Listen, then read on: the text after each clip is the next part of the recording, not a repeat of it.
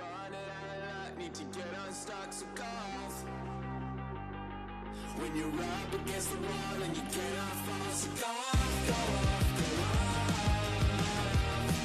go off, so go off, go off, go off, go off. When you're running out of luck, need to get unstuck, so go off. When you're up against the wall and you cannot fall, so go off, go off, go off.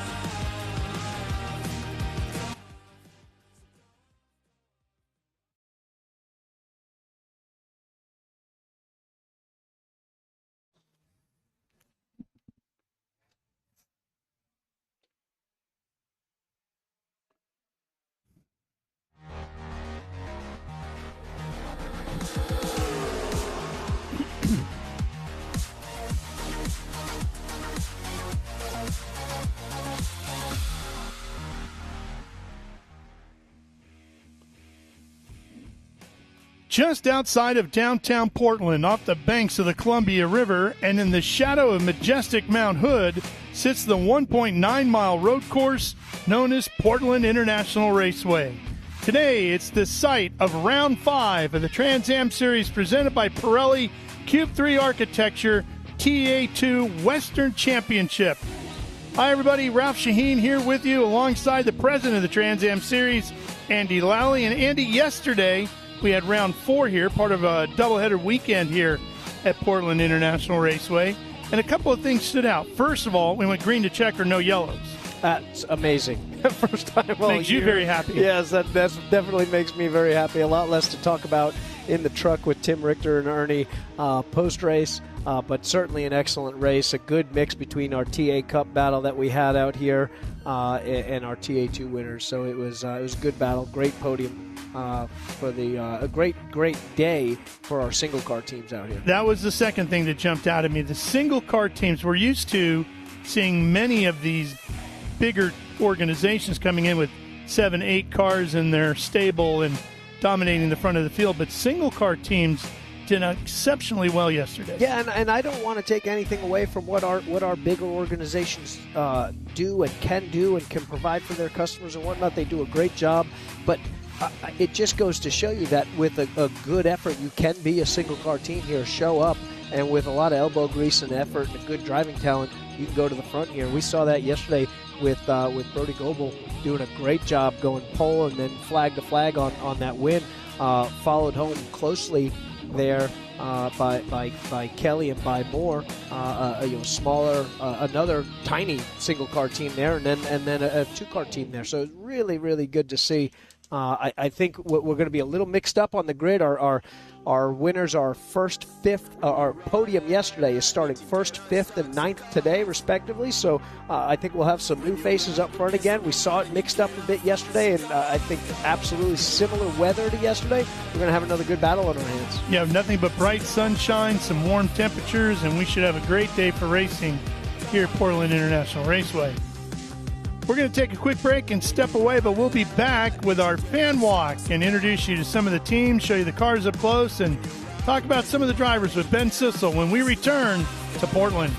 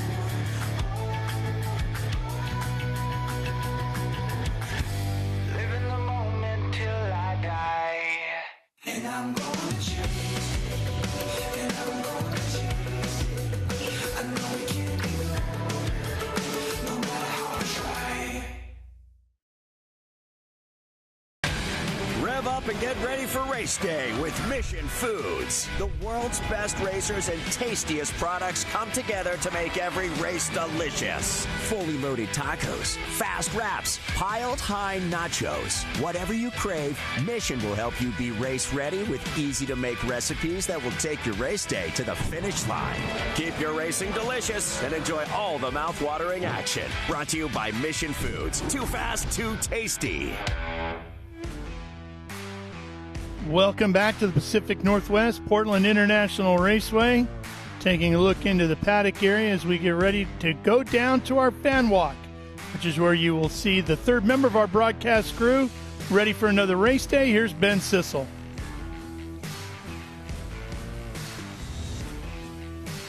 Tell me when. Okay. Are they on? Oh. Well, here we are at the PIR Speed Tour for the fan walk with the Cube 3 Architecture TA2 Series, but also TA Cup, an XGT car. We had a race yesterday, so basically the qualifying that you see here is based on everybody's fastest lap yesterday. Most everybody should be on these Pirelli P0 sticker tires. So the winner of the race in Cube 3 Architecture TA2 Series and fastest lap, Brody Goebel, his home track. How you feeling? Perfect weather. You couldn't ask for anything better than this. I mean, everything's go right now, right? So everything's perfect. Weather's great. Feeling good. Obviously, you can't predict what's going to happen mechanically, but everything that we can control, I think the boys have been on the car all late last night. We actually didn't go out for practice this morning just to make sure that everything was tight, perfect, and had a little bit extra time with the car. So hopefully all good, and yeah, put my head down and hopefully do it all over again. Nice. Hopes to do it all over again. Then we come over here, Jack Perkins, all the way from Melbourne, Australia. And Jack has had a rough weekend. Obviously very fast, qualified P2 with his fastest times, but had basically a melted wiring loom yesterday. So how you feeling about today? Yeah, well, it's a new day, so obviously we got the second fastest lap of the race, which has given us a front row starting spot. So we're put yesterday and Friday behind us, and we'll just put our best foot forward in this one and see if we can run good. I know it was a big effort to get you here. I've made the flight from here to Melbourne. So you want to talk about some sponsors and thank them for bringing you here? Yeah, I mean, obviously coming all the way from Melbourne, it's a long trip. And I was just telling the guys from the team it's a long trip home out of LA tonight. But obviously really grateful for the opportunities that have been presented to me from my sponsors, starting with Shaw and Partners Financial Services, obviously the main sponsor. Thanks to Earl and the team. Earl's in Singapore at the moment, hopefully tuning in. So thank you, buddy. We'll hopefully put on a good show today. And then the rest of our sponsor group's been fantastic. Express Fleet, Southern Cross Truck Rentals, Castrol. Who else have we got on the car? TLC Auto Centre, Fits and Performance Gearboxes. ACL Engine Bearings, an Australian-made product. They're actually in these engines, which is pretty cool. So thanks to all my sponsors for getting us here. We're looking forward to today's race. Nice. Well, there you go. Jack going out there in this Toyota Camry with Nitro Motorsports. That should be a lot of fun to watch. Last year's champion, qualifying a little bit better than he did yesterday. Michael LaPaglia, are you starting fourth right now? I am, yeah, fourth place, fourth quickest yesterday in race one, so that's how they grade us today. Nice. And how are you feeling about today? I feel good. I got a little bit more time, obviously completing race one yesterday, so a lot of laps under my belt. I kind of seem to get a little quicker as the weekend goes on. I'm not one that has a whole lot of laps around really any track, especially this one, being pretty far from our house. But, yeah, looking forward to today. Made some changes on the car, so hopefully it's an improvement, and we get to, finish a little bit higher and maybe get on the podium. Nice. I love it. Well, Michael LaPaglia. So 3 of the top 4 different chassis manufacturers. Brody Goebel, of course, in an M1. And then Perkins, Jade are in Cope cars, and then Michael LaPaglia in a Howe. So Jade, Avidician, so impressed with what I saw yesterday. Unfortunate, I know the car came in hot. They had to clear some grass. So what is the strategy today? Well, just not to run it in the grass today. We have a really good car, so thanks to everyone at Nitro and Mobile One and Toyota for believing in me. So, yeah, another long race today. Just got to keep it on the racetrack. Kind of just put myself in a bad situation, and I couldn't see. And obviously, I kind of missed a corner yesterday. So, yeah, just excited to have another shot at it today. And I have a very fast race car, so we're excited to go. Nice.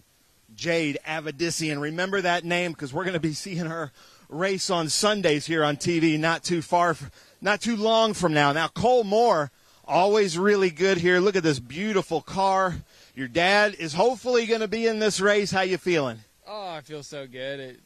Feeling great after second place finish yesterday. It's my best finish in Trans Am. So we were third at the Rose Cup, second yesterday, hopefully first today. Yeah. Hoping it becomes a pattern, right? Yeah, exactly. No, thanks to the sponsors, JM Environmental, my dad, everybody at JM that works hard to help us get here to the track, and friends and family watching. Thank you. Nice. And JM Environmental is going to be doing our driver start command as well with Shannon, so that should be really good. Now, we didn't get to talk to Seamus McKendry yesterday, and that's my fault, Seamus. I apologize for that, but here I am now. How are you enjoying Portland so far? I love the track. It's just hot. I'm sweating already, but it's an amazing track. I'm having a lot of fun. It's good. This track is crazy because on paper it looks so simple. It's flat. But, man, if you go off, as you unfortunately learn, as some of your teammates learn, it just collects a lot of grass, a lot of dust, and that could take you out of it. Mm-hmm. Yeah, over in turn 10 and 11 over here, you kind of have to cut the curbs a little bit, and that puts a lot of dirt on the track, and it kind of catches you out. Every lap is unpredictable with the grip, so it caught us out, unfortunately, but today will hopefully be better. Yeah, I've heard it's a 100-mile race, 51 laps, but I've heard that every lap the conditions change on the track just from dirt coming up or where people are putting their tires down and the rubbers down. So are you finding that to be true? Yeah, it's definitely true. It changes every lap. It's a little difficult, but it'll be fun. Difficult, but it will be fun. So we love that. We're going to come over here. Mia Lovell, who qualified in the top 3 yesterday. Didn't get to speak to you too long, Mia, but we've got a lot of Mia fans here. How do you like being here at Portland? Oh, I'm having so much fun. We're rolling off 8th today, but we've got a really fast car, so I'm really excited to race forward, and that's what it's all about, is just racing. So excited to go through the pack. So I know, like any good race car driver, you're hard on yourself. I'm sure you were watching yesterday's video. Anything that you learned that you're okay with putting out there? Yeah, yesterday I made a mistake early in the race, drove off the track. But, yeah, we kind of had a recovery. We ended up finishing 6th yesterday. But, yeah, just took what I learned from yesterday and going to apply that today in today's race. Nice. I love it. Well, Mia Lovell, good luck out there representing Nitro Motorsports and this Toyota Camry. Always has so much fun at the track. Love having her in the paddock. As a skateboard fan, I love having her in the paddock. I'm going to interrupt right here. We've got one of our great marketing partners, sponsors here, Michael with Next Gen. So are you enjoying Portland International Raceway? I'm telling you, I didn't realize that Portland International Raceway is actually a city park. The people that live in Portland are actually supporting racing in a way that no other city I think we've ever been in has. And, man, what a beautiful day, what great weather, and what a great day for a race. Nice. How about that? So tell us a little bit about Next Gen. So, obviously, when you have a great day like this, you want to have a great-looking car, and that's what Next Gen does. We sell the most powerful detailing products on earth. So every one of these cars out here, you'll not only see our logo down on the rocker panel, but we make sure that every team is stocked with our products so that their cars look good and maybe even shave a little bit of time off that lap by having an ultra-hydrophobic slick finish on the vehicle. Nice. Well, you just said words that I don't even know what they mean. So hopefully you do. You're the scientist. Kyle Kelly in this new, what I call Barbie car. How you feeling? Feeling pretty good. So the sun's come out, so I think it's going to be a good day, good track. So we'll see what happens. You going to put some next-gen products on your car so they can hyperbolically go faster? I tell you what, I already use them on all my street cars. Nice. So, it works out real well, and love all the touchless sprays and all that stuff. So, yeah, why not? Walked up on us while we've been talking. You're going to notice the front of Kyle's car, it's missing something. There's no logo on that hood. COTA, keep an eye out. It's going to be a next-gen vehicle. Nice. I like that. Well, that's fun. Yeah, that's right. Little inside news there. So, welcome to the party. I love it. I love it. So, no fan walk would be complete without talking to Paula about this Barbie car. And give us the first taste of this really weird noise that you make. Oh, my God. I can't. I'm not ready. You got to be professional. Come on, give it to us. Got some fans here. Oh, no. Okay. We are live, Paula. Yeah, I know. That's the problem. There we go. We finally got it. Just a little bicycle horn. That was a lot of anticipation for almost nothing. So that was underwhelming, Paula. Tim Carroll in this orange car.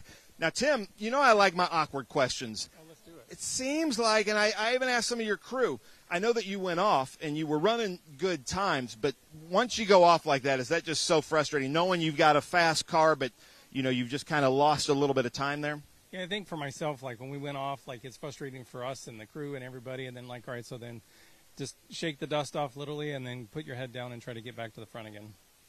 Nice. Is that tough to do? That's got to be tough to do when the heat is on high in your head to not kind of overdrive the car. Yeah, because that's actually what we did yesterday. We got in our own way a little bit with the brakes and kept fighting brake challenges all day. But once we got through the brake challenges at the end of the race, when somebody said stop with the brakes, and then we started doing better with the brakes. All right. Well, that's good. See? I love it when drivers give me that kind of insight there. Then Aker, all the way from Norway, and we were talking earlier, he said, don't ask me a lot of questions because, English is his second language. So let's talk to all the Swedish-speaking fans out there and tell them how you're liking, in your own language, how you're liking Portland International Raceway. Det fantastisk fint. Veldig, veldig bra. Og det veldig moro å være her. Og det jævlig kule folk her. Det alt egentlig jævlig bra. I love that. Now, what did you say? Everything is nice.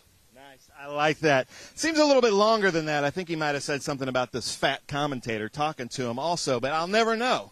So this is Ken Twait's car, the Franklin Road Apparel. Not sure where he went, but we'll come over here to the top of the TA Cup. But before we do that, looking for Tim Lynn. I don't see him again. But we'll come and talk to Ken Sutherland.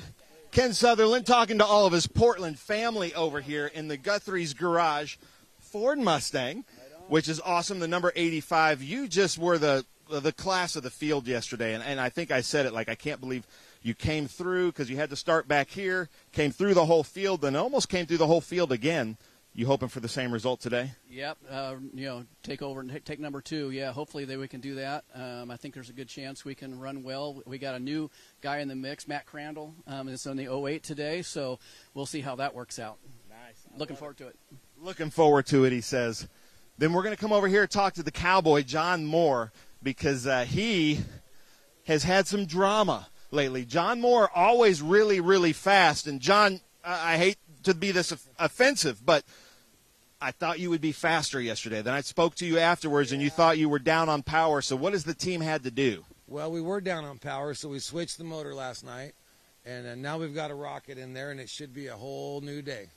And in our practice this morning, were you able to put some laps on it and make sure everything's there?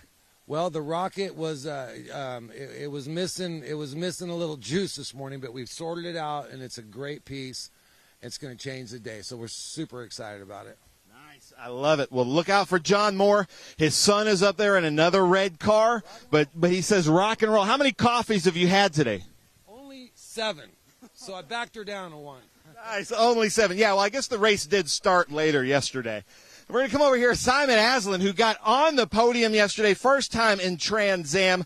Are you having fun out here? Yeah, man. I mean, it's been great to run with these TA2 guys. Like, really appreciate them sort of letting us go in there. And great bunch of racers. Like, I was really impressed with the fitness also. Like, I was totally, like, spent after that race. It was pretty intense. Green to checkers was great to see. And we just put fuel in the car and, we're going again, same tires and so on. So we're, good to go. You're on yesterday's tires? Same tires, yeah. We're going to sort of, like, do an experiment, see, like, if there's, like, good stable deck. These are the new Pirellis that just came out, DHGs.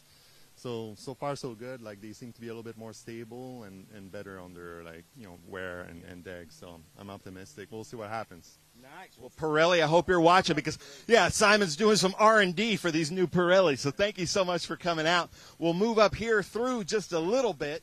Try to find Ken Twaits. Maybe Tim Lynn is by his car right now. But hold on, Crandall here. This is one we got to talk about. Crandall, come over here by your car because we've had you on the podium with us at COTA in these cars. We've had you there with NOLA.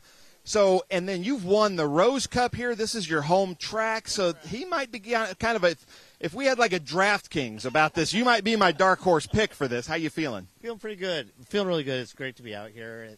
These Chris Evans cars are fabulous. I drove one. The last one I drove was like in 2023 at Road Atlanta, and we were fast, and the cars they're just a bullet, and just such a great value for the grid, and it's so cool to see the grid growing with these Evans cars. Yeah, unbelievable. And then you're actually in Chris Evans' car. Chris's car. Yeah, Chris asked me yesterday, hey, why don't you jump back in that thing? And so here we are. Nice. I love it. Well, good luck out there at his home track. So watch for he and John Moore to really move up through the field. Ken Thwaites brought another driver suit with him, so that's pretty smart. How you feeling about your second race at Portland? I'm feeling pretty good. We kind of had a transmission problem in race 1, and we got that fixed. And went out on the track this morning, and, hey, we're all good to go. So who knows? Maybe we'll win one today. Let's go. Nice. How about that? So Ken Thwaites with Franklin Road Apparel, franklinroad.com. This is going to be a really fun race. Now, unfortunately, Patrick Paul, who was very good yesterday in the white number 34, got a call from work that he's got to be at work Monday. He's not here. Cole Boudreau in the number 88 TA car, who had so much fun his first time, he also had to leave, so not sure what happened there. But, ladies and gentlemen, we're about to do the invocation here with Bill Knox. We've got Tim Lynn over here in this beautiful Hoonicorn car, and Bill Knox, if we'll get you to come on over here to deliver our invocation. So Bill Knox with Road Race Ministries, he's been all over the place all weekend, bringing the cars in. He's one of our grid officials. I think you need me to hold your clipboard. You okay? So you got 2 mics there. So Bill Knox, Road Race Ministries, take it away for our invocation, please. If you'll join me in prayer. Heavenly Father, as we come to you today in prayer, Father, we give you all the praise for this glorious day that you provided for us and our ability to be here doing what we truly, truly love. And Father, now we ask that you wrap your almighty hands around this facility, Father, that you keep everyone here, keep them all safe. The drivers, the crews, the officials, the corner workers, the EMS. Hold them tight, Father, and keep them safe.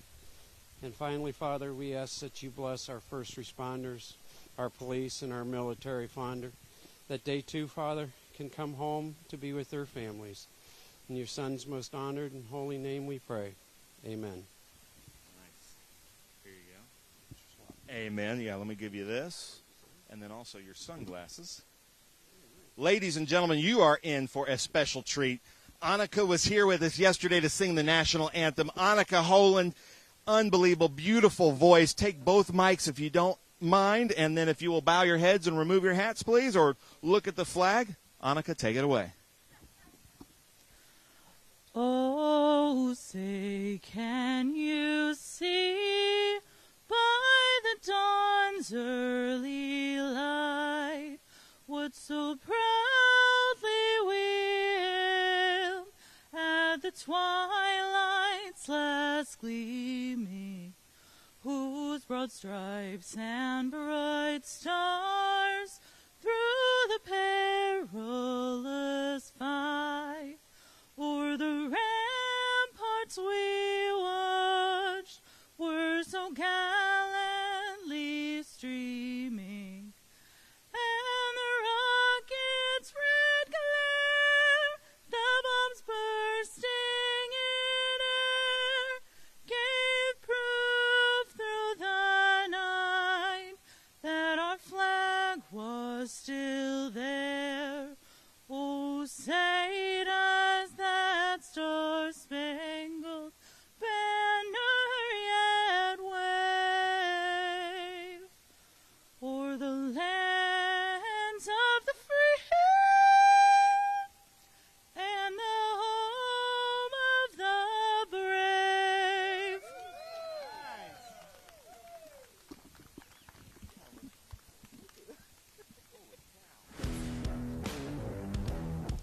All right, well done. Beautiful sunny day here on this Sunday afternoon here in Portland. We are that much closer to firing up the engines and going racing here with round 5, the Trans Am Series presented by Pirelli Western Championship. So stay with us. We'll be right back to fire up the engines.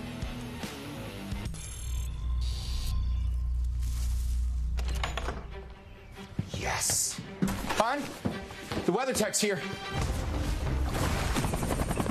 WeatherTech is the ultimate protection for your vehicle. Laser measured floor liners, no drill mud flaps, cargo liner, bump step, seat protector, and cup phone. What about my car? WeatherTech.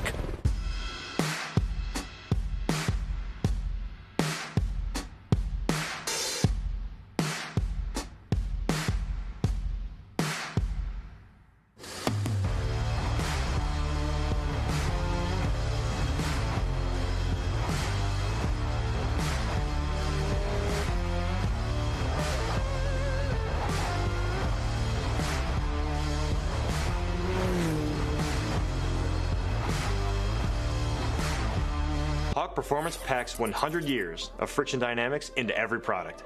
Backed by Carlisle Brake and Friction, the world's premier innovator of industrial brake and friction components, Hawk leverages R&D tools and motorsports experience to deliver uncompromising performance on the street. There's no reason to settle for less. Choose pads that are race-proven and street-legal. Find the Hawk Performance brake dealer near you at hawkperformance.com.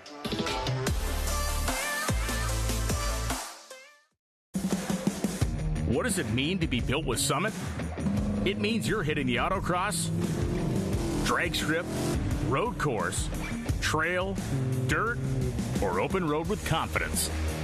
Because built with Summit means you're using parts from the top names in performance. Priced to make your project affordable. And it's all backed by trusted tech expertise and blazing fast shipping. Summit Racing Equipment. Let's build it together. SummitRacing.com. How good is this? Look at this view from Losowski. It brings all my fans, it brings the audience into the car with me. Speed turn, 140 mile an hour entry speeds. The quickest and most efficient way for me to get information to my drivers is from using the V-Box HD2 system.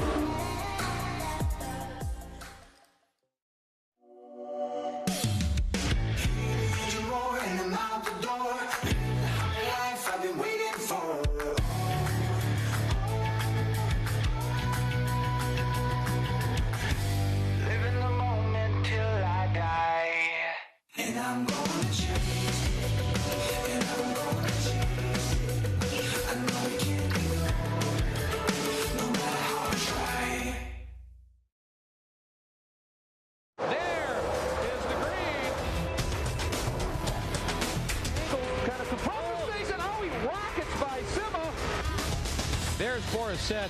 One of the ways you overtake here at Sebring is really good in the braking zones, like this one right here.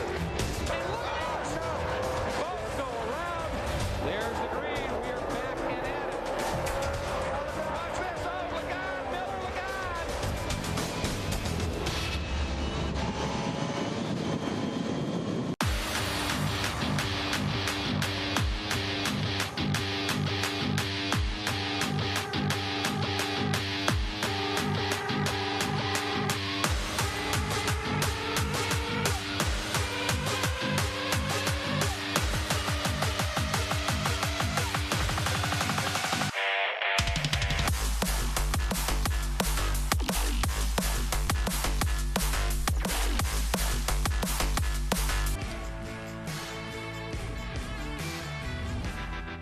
Back here at Portland, getting ready to go racing here. Just have to fire the engines up and get a pace lap or two in, and we will be ready to go green. And we have multiple classes here too, Andy, that we're going to be running. Yeah, we've got a good mix here. We've got our TA2's our biggest field, our TA Cup, which is very, very.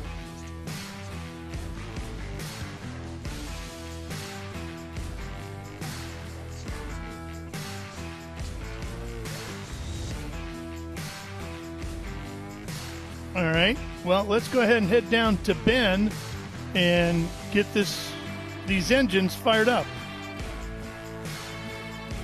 Well, thank you so much. We're back here. I have the honor of being with a representative of one of our great marketing partners, JM Environmental, who's on the Cole Moore and John Moore cars, also a series sponsor. But Shannon Sharp, are you having fun here at Portland International Raceway so far? It's been an incredible weekend so far. Nice. I love it. Anybody you're rooting for in this field? John and Cole Moore. Nice. I love that. Well, take it away for the most famous words in motorsports. Shannon Sharp with JM Environmental. Take it. Drivers, Start your engines. Nice job, nice job. Here, we'll come over here. All right, nice job, Shannon. Those engines have come to life, and we are getting ready to go now. So let's go ahead and take one more quick break so we can get some more business handled, and we can show you all the green flag racing once we get underway. So we'll be right back for more here at Portland. Rev up and get ready for race day with Mission Foods. The world's best racers and tastiest products come together to make every race delicious. Fully loaded tacos, fast wraps, piled high nachos. Whatever you crave, Mission will help you be race ready with easy-to-make recipes that will take your race day to the finish line. Keep your racing delicious and enjoy all the mouth-watering action. Brought to you by Mission Foods. Too fast, too tasty.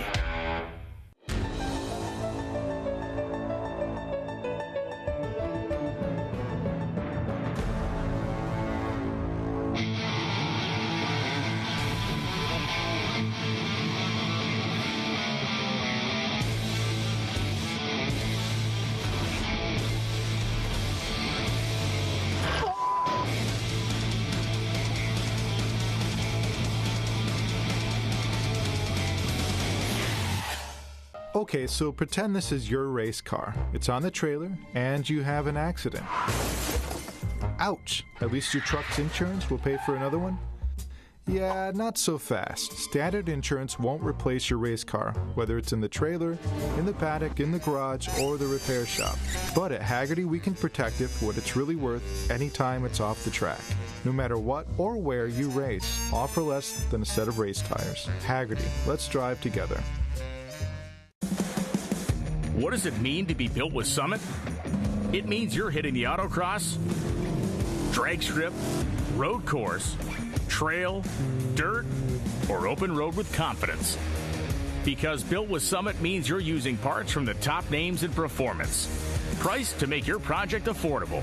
And it's all backed by trusted tech expertise and blazing fast shipping. Summit Racing Equipment. Let's build it together. SummitRacing.com.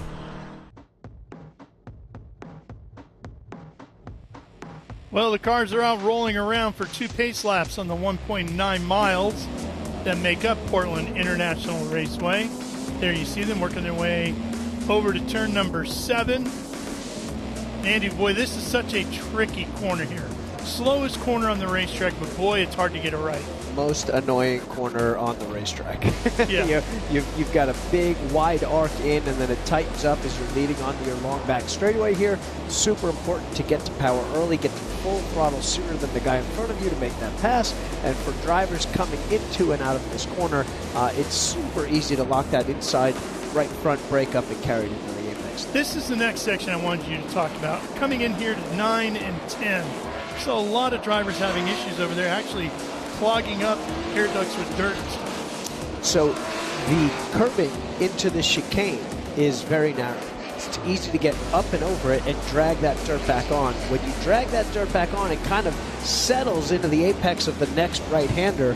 And for the person trailing behind you, when they come through their full chat and they run through that dust, it's easy for them to then continue on that diagonal motion and not make the entry to turn 12. So we saw a lot of that yesterday, and it's not so much the dirt that jams up the radiators there, but you slide through the dirt and then catch some of those blades of grass, clog up that radiator, and then you've got 1, maybe 2 laps of driving before we're seeing 225, 230, and these drivers have to hit pit lane and get the crew to clean off that grill here. Yeah, that was a problem for Mia Lovell yesterday, and for Jade Evadisian. She had issues with it as well. The other thing that was interesting about all that is Ken Thwaites, when he got out of the car, looked like he was a dirt late model driver. He was covered head to toe. Ken had a brand new bright white suit on before that race. And it had the Franklin Road logos on it. It had the Racer logo on it. And it was mud. It was full of mixed, but his sweat and that dust, it was an absolute mess. He'll be wearing a different suit today as we check out our lineup for this race, our TA2. Yesterday, our pole sitter went flag to flag, but our podium, our second, third, yesterday came from 5th and 6th spots. So can we see that again today from Cole Moore, who's starting 5th, and it was Kyle Kelly yesterday also on that podium. 5th and 6th today, John Moore. Tim Lynn trying to make a comeback here. Had a rough one yesterday. Going to be coming back through the field here again, and then we see 14th, 15th, 16th, and 17th. Those are our TA Cup cars. They're going to be fast, and they're going to be coming through. We start them behind the TA2 field. That's a longer story. Cole Boudreau in our black TA car, and then Simon Asselin in our lone XGT Porsche Cup car. Today's field set by the fastest laps from yesterday's race. Brody Goebel set his on lap 4, best time of a 1:14.702. Jack Perkins set his on lap 5. This is Nitro Motorsports Camry. Jade, who will start inside of row 3, set hers on lap 8.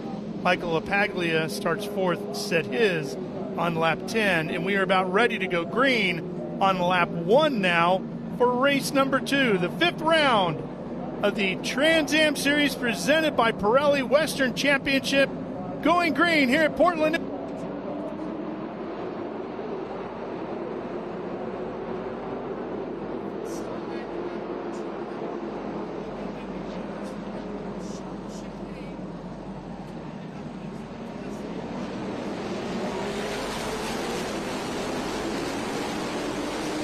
LaPaglia jumping from 4th to 3rd there over Jade. Field doing a good job. Very close, but keeping the donuts off the doors here for the first few corners.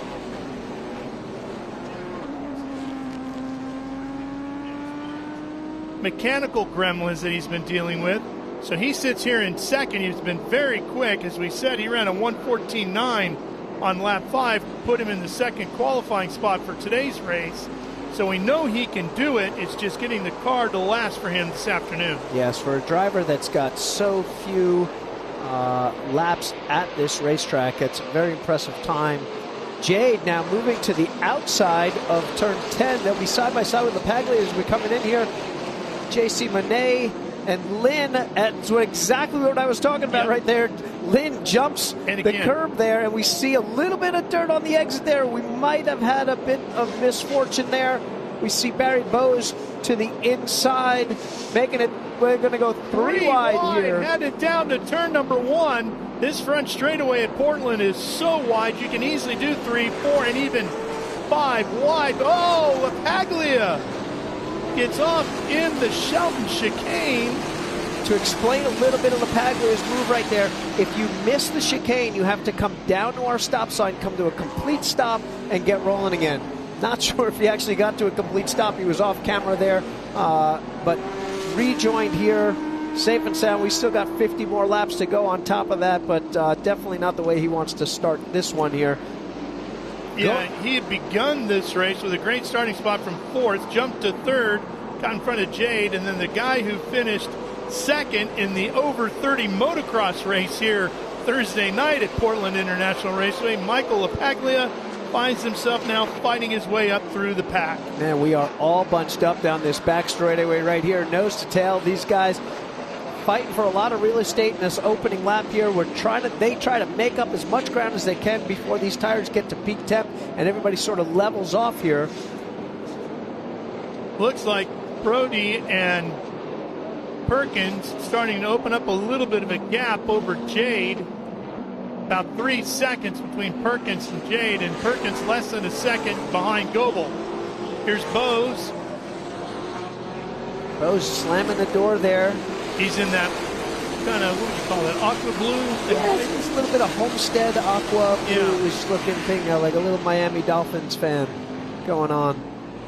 Nose to tail with Seamus there. They're getting aggressive very early there. Both of those drivers very aggressive. And Mia, also not one that's afraid to mix it up here. No. The 3 of these drivers could easily turn this into an exciting show just on their own. That's 5th, 6th, and 7th with Mia Lovell in the bright red Nitro Motorsports machine. And then she's got Kelly behind her. Kelly, one of those single-car teams that ran very well yesterday. Yeah, really solid podium finish for Kelly yesterday in third. It's a great run, great show by one of our smaller teams here, showing that they can come out here, be successful in Trans Am. Barry Bowes kicking up dirt on each side. Well, and he needs a really good run here today because he had a horrific day yesterday mechanically, and that cost him a lot of points. He's second in the Western Championship coming into the weekend. Mia was just, I think it was 15 points behind him when we started the day yesterday. She had her issues, but she finished sixth in the points. Bowes didn't really score anything, so she was able to close the gap on him. So if she can have another good day here today, she might be able to even overtake him in the points. We're seeing something a little bit different from yesterday. Goebel was able to put the power down, fire off, and open up a big gap early. Perkins is doing a great job of holding on here, and Avedisian has set fast laps so far already. So once Jade got sorted and solidly into third, she's actually closing the gap here a good bit. So we've got a good three-way battle for the lead here as we see the rest of the field, 4th, 5th, 6th on back in a freight train on their way down to the chicane. 10, 11, 12 here to finish off lap 3. Still 48 laps remaining in this race. And don't forget, this is Jade Avedisian.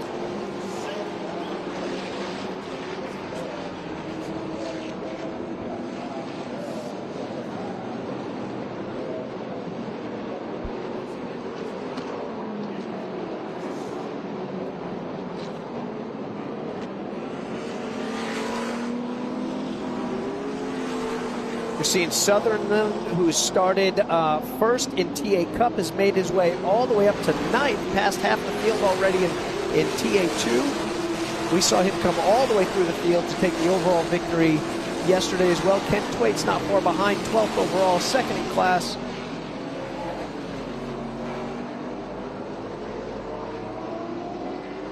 Brody putting a fight for second right there with Jade closing in on Perkins. And you know the interesting thing about Jack Perkins, his dad Larry is arguably a national hero in Australia with 6 wins at the Bathurst 1000. Second all-time in wins at Bathurst, ran some Formula One races, did a wide variety of racing throughout his career, and now young Jack here taking the family name back hopefully onto the top step of the podium. Very solid here. Jack was telling me that he's looking to do his 20th 1,000 this coming year. Obviously, family history at that amazing track in Australia. And venturing here is he's got some NASCAR goals in the future here. Yeah, he's racing for Joe Gibbs Racing, competed Chicago street race a couple of weeks ago, and he will be right back here at Portland for the Xfinity Series event coming up. I think that's in August. Yeah, coming up here soon. Yeah, he's here to get some track time, have some fun in TA2 cars. These cars do run in Australia, something very, very, very similar, mainly the Howe chassis down there. But so he's familiar with this series and this kind of racing here, wanting to get to Portland. And the most similar thing that you can put yourself in as a driver to get ready for some NASCAR road racing are these TA2 cars. And another driver that hopes to be very active on Saturdays, giving him fits from third right there, Jade Avedisian, who's in the Toyota Driver Development Program, an outstanding midget racer, first female to win a midget national championship when she won the Extreme Outlaws Midget Championship. She's had great success at the famed Chili Bowl, had a nasty wreck a year or so ago that she recovered from. Now she's back behind the wheel doing some racing. She's doing it with us here in the Trans Am Series. Side by side into one, we see Sutherland, that is the TA Cup leader, moving to 4th overall as he passes Moore. We've got a good battle with Goebel, Perkins, and Avedisian, and then Moore sort of on his own little island right there in 4th with a good gap to Bowes and McKendry. And of the two Moores, that's Cole Moore in the 99 out of Orangeville, California, in that Moore Motorsport JME Environmental Mustang. He started the race in 6th and ran his fastest lap on lap 11 yesterday. Yeah, up 2 spots already. He was one of the drivers that took advantage of LaPaglia having the issue in turn 1. Coming to a stop there, made another pass on Bose before that to put himself in the fight to get that final podium spot there. McKendry still on the tail of Bose. Bose really chopping big time. They're making ground on Moore. They're making ground on Cole Moore here as we're going to see a battle for 4th. Cole will be added to that battle between Bose, McKendry, and Lovell. Okay, so yesterday we saw cars dipping wheels like that. Jade and Mia having overheating issues. Bose pretty far off of it right there. How long before, if he keeps doing that, before somebody like Bose starts having those heating problems? I don't think you're going to see the leading car have issues dropping the wheels like that. It's when you get the other car behind it to kind of suck some of that dust up, and even that will be relatively minimal. It's when you cause the car behind you to go sliding off and pick up the grass that's on the outside of, on the entry or the outside of turn 12 right there. Jade again giving our 19 car of Perkins all he can handle here, hanging in the draft through this long sweeping right-hand corner leading onto our back straightaway. Big top speed here. Really cool look at these cars. This is not the widest straightaway in motorsport. We've got a big wide front straightaway and a very narrow back straightaway. So this is definitely a tricky spot to pass. Kind of single groove here. You have to force the issue a bit. See Cole Moore losing his spot. Bose right behind him. Looks like Ken Thwaites has moved his way up. Ken Thwaites is going to find himself in 5th now. Ken having a very good run here today.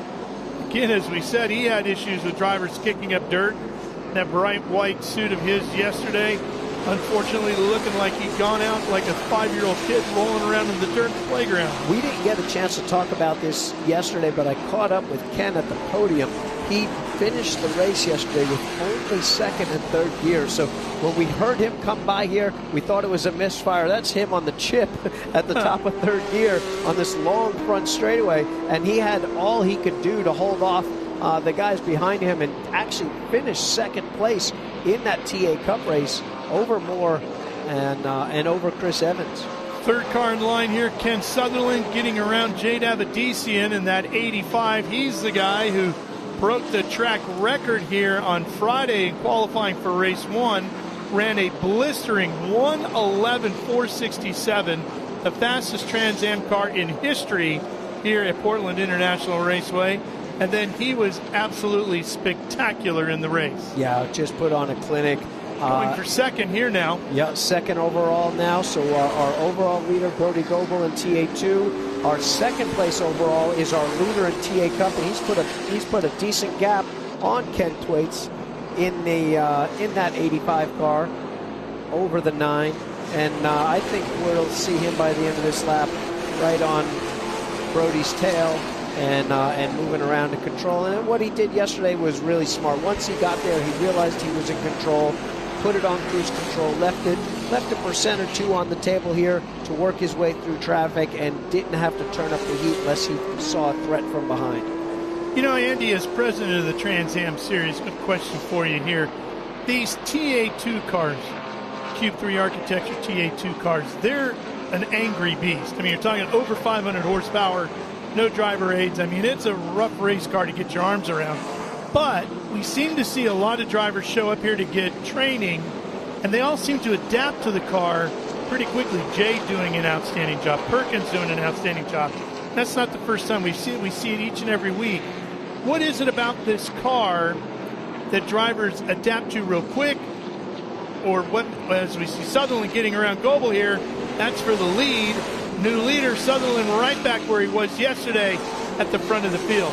So what is it about this car that works so well for these guys and gals? This is just old school. You know, we've got a great Pirelli tire. It stays consistent through the race, and we've got an H pattern here. And like you said, the drivers that get in here that are adapting, we definitely have some that come in and they struggle and whatnot.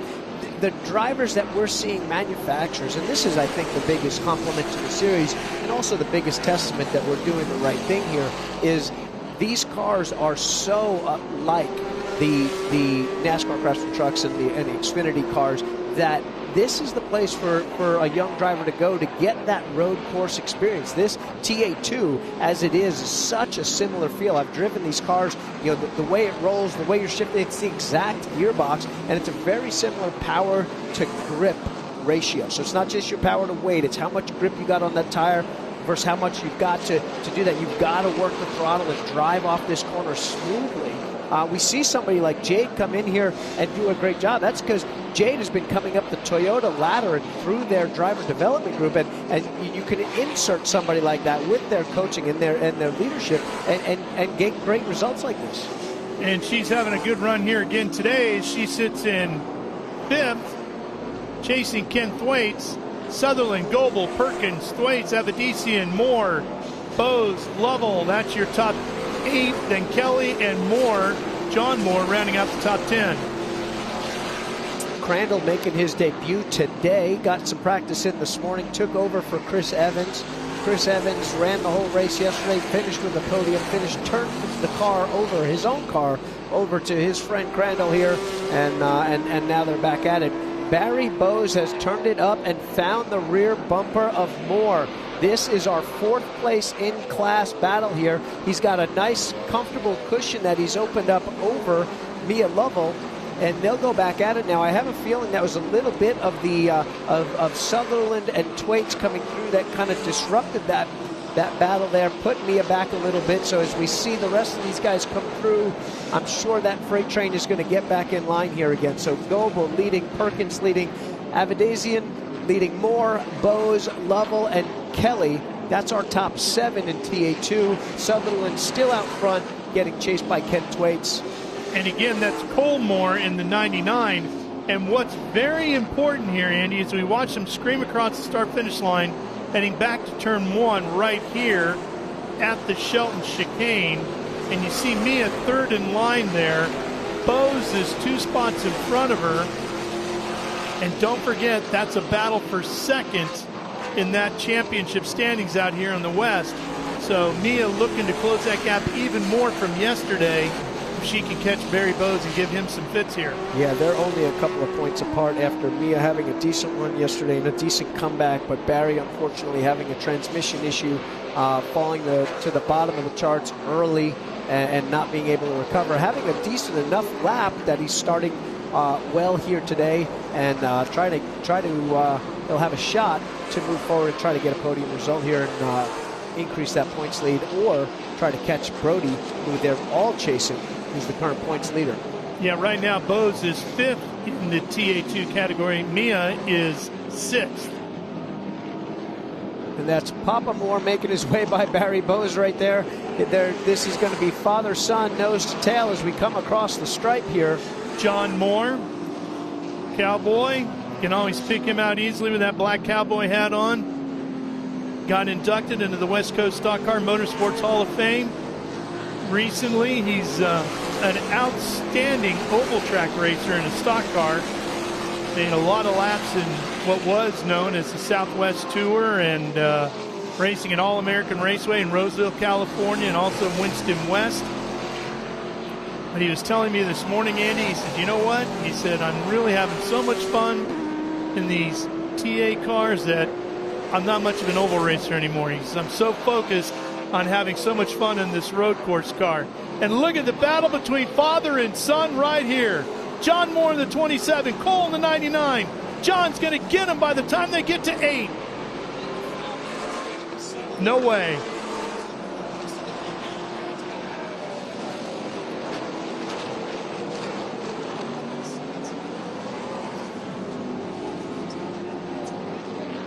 Yeah.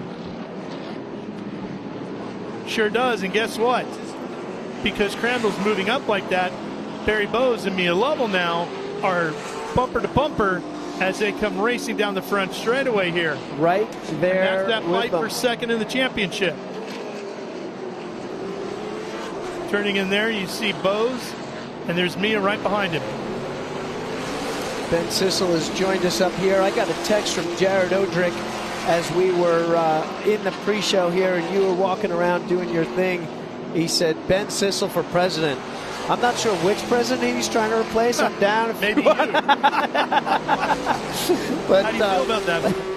Ben, I don't know if Ben's up for it, but we can certainly talk about it, brother. You've been doing a great job out there. We appreciate you. Everybody appreciates your candor and your personality on pit lane there. It's been a good show as we rejoin here. Barry Bowes trying to make up that ground on Mr. Moore. Lovell in tow. Kelly not far behind here, trying to make up and get to another amazing race as we had yesterday.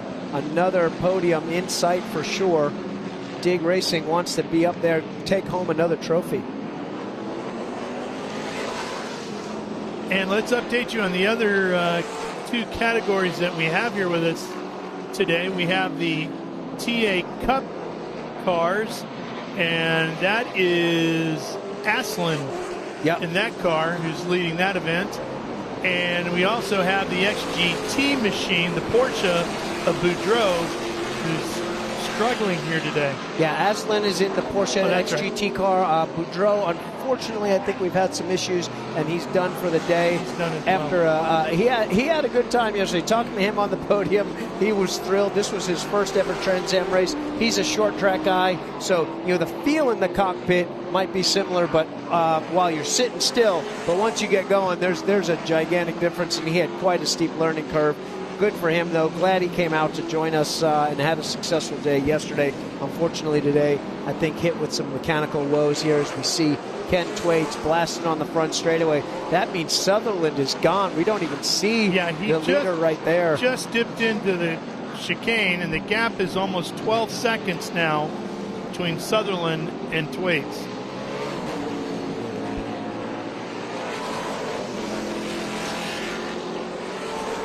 Brody Goebel still leading here, 3 seconds over Perkins. The decent gap now to Jade.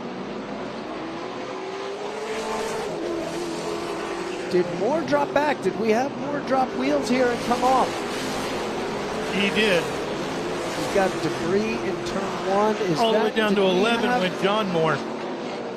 John Moore dropped all the way to 11th. As Crandall taking advantage of that after just getting practice in this morning. That'll put him into a podium position as he tries to fight his way into top 3 overall. 35 laps remaining. We're only a third of the way into this race.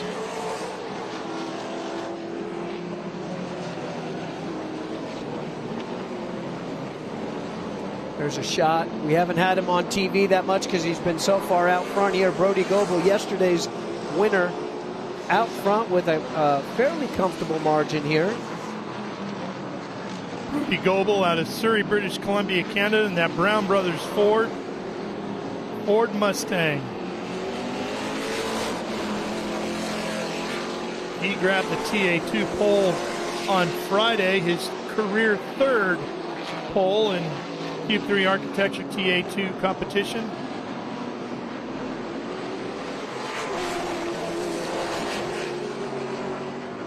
Perkins just about a football field back there, about 100, 150 yards there maybe, so keeping him in sight, keeping him honest.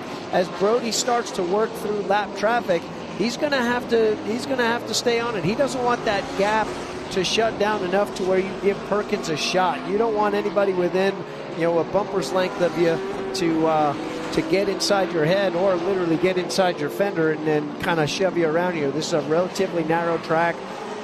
You don't want him taking chances. He's throwing a little dust at him as we see Papa Moore coming out of the pit lane after making some repairs.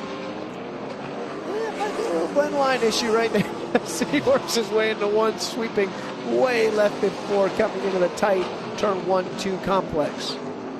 Sutherland increasing that gap over Twaits up to 13 seconds now. Here's a look at our friend from down under, Perkins.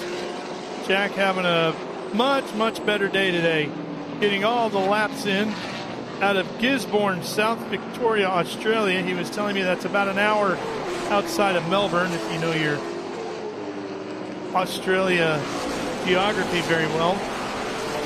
great place down there. I've been fortunate to visit that area once before. Yep. Castrol on board with him there. Shaw and partners helping him get all the way here. He's trying to do his homework to get ready for some NASCAR racing coming up here. As he's coming up on Lynn. He also works as a broadcaster for the Supercar Series for Channel 7 down there. Channel 7, a huge network throughout Australia, similar to our big four here of ABC, CBS, NBC, and Fox.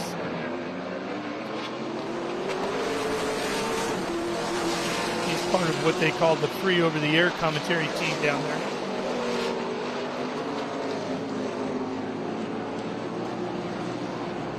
There's Lynn in the 17.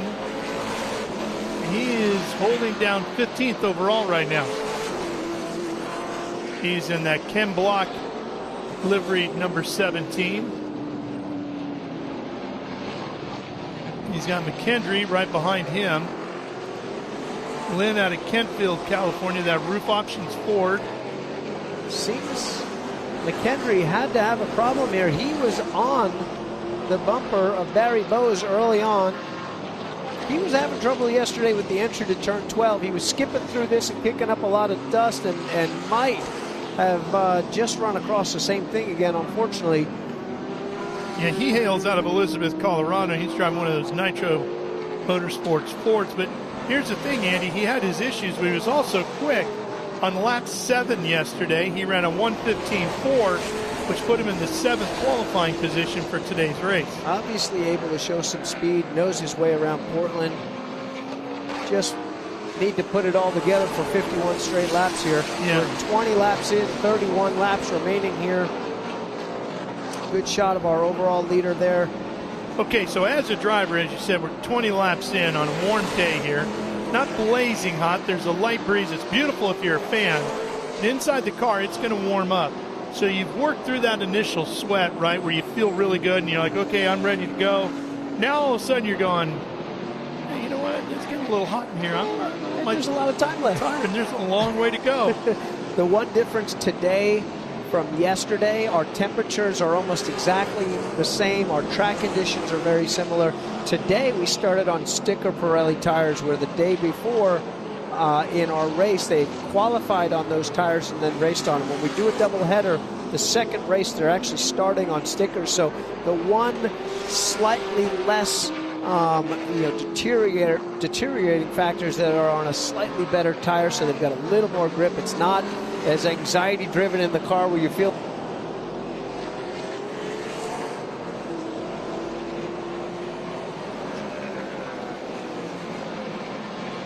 How many laps is that going to buy you?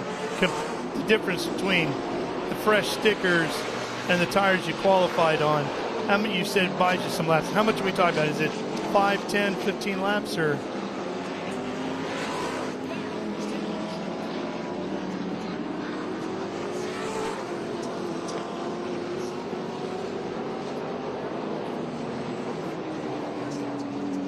But boy, that'll shake things up in the points there. He's going to pit lane, and that should allow Mia to go by, and it does. There she is, headed into turn number 1.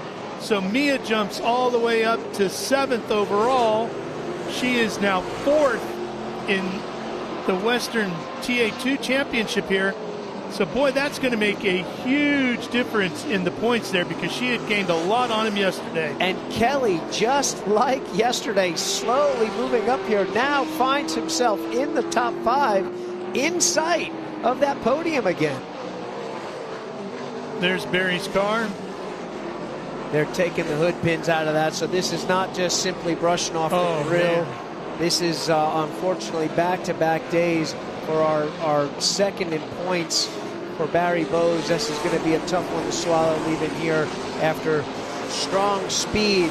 Unfortunately, a couple of issues that brought him to the back. We'll keep you posted as we see work getting done as I look down pit lane here on the 32 of Barry Bowes. Well, that's the thing, right? It's minimizing your bad days. Mia had one bad day at Laguna Seca.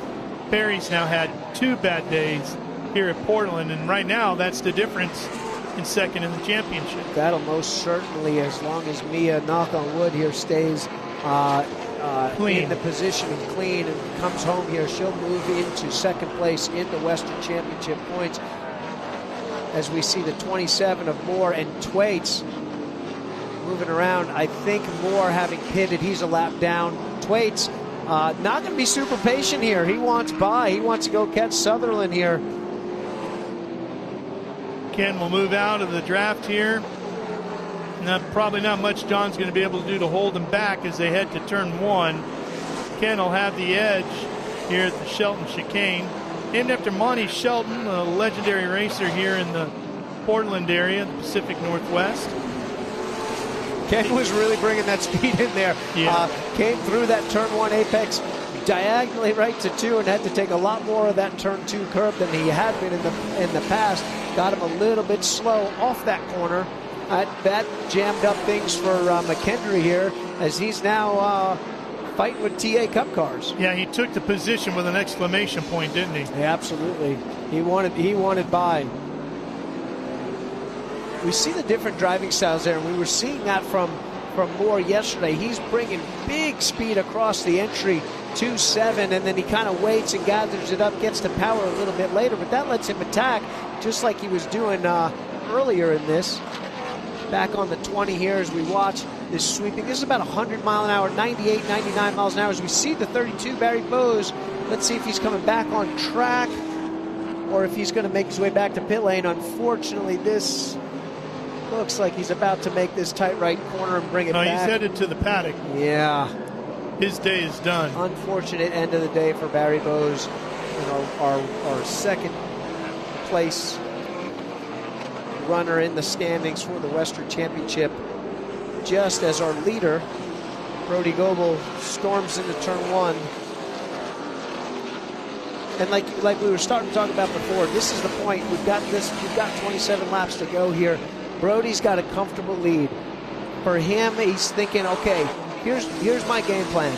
I've got this lead. I don't need to be 100%. I don't want to be 100% because I don't want to burn these tires down in case we get a yellow. I want to have something left in store. So I'm going to leave 1%, 1.5%. Maybe that's 0.3, 0.4, 0.5 of a second on the table so that if we do get that yellow and they do come to me, I have not burned these Pirellis off. And I've got something for these guys when I've got to fire up again on this restart. So he's kind of in cruise control right now. Perkins still on the go, trying to catch up. Brody, of course, the points leader out here with the Western Championship as well. And this is the first doubleheader for these competitors this year in 2025 for the Western Championship. They've got one more coming up down at Thunder Hill in Northern California a little later in the year. But a doubleheader takes a different mindset as well as physical preparation for the drivers and the teams with the car. Especially for day one, it does. You know, you cannot do so much damage that you just send it home with your guys and they get 2 or 3 weeks to clean that thing up. You've got to bring one home for day one and then get at it in day 2 here. We watch Jade come through here, a solid P3 in the TA2 class. Then Lovell and Kelly getting back at it, only 9/10 apart as they cross start finish here. And we could have a great battle brewing here. Mia Lovell sits in 7th overall. Jade Avedisian is 6th overall. They are 3rd and 4th in the Q3 Architecture TA2 category here today. Those are the first 2 women in the history of Trans Am to qualify in the top 3 for a Trans Am race, and they did that on Friday for the start of yesterday's event. And now we might see them go nose to nose here in a fight for a spot on the podium.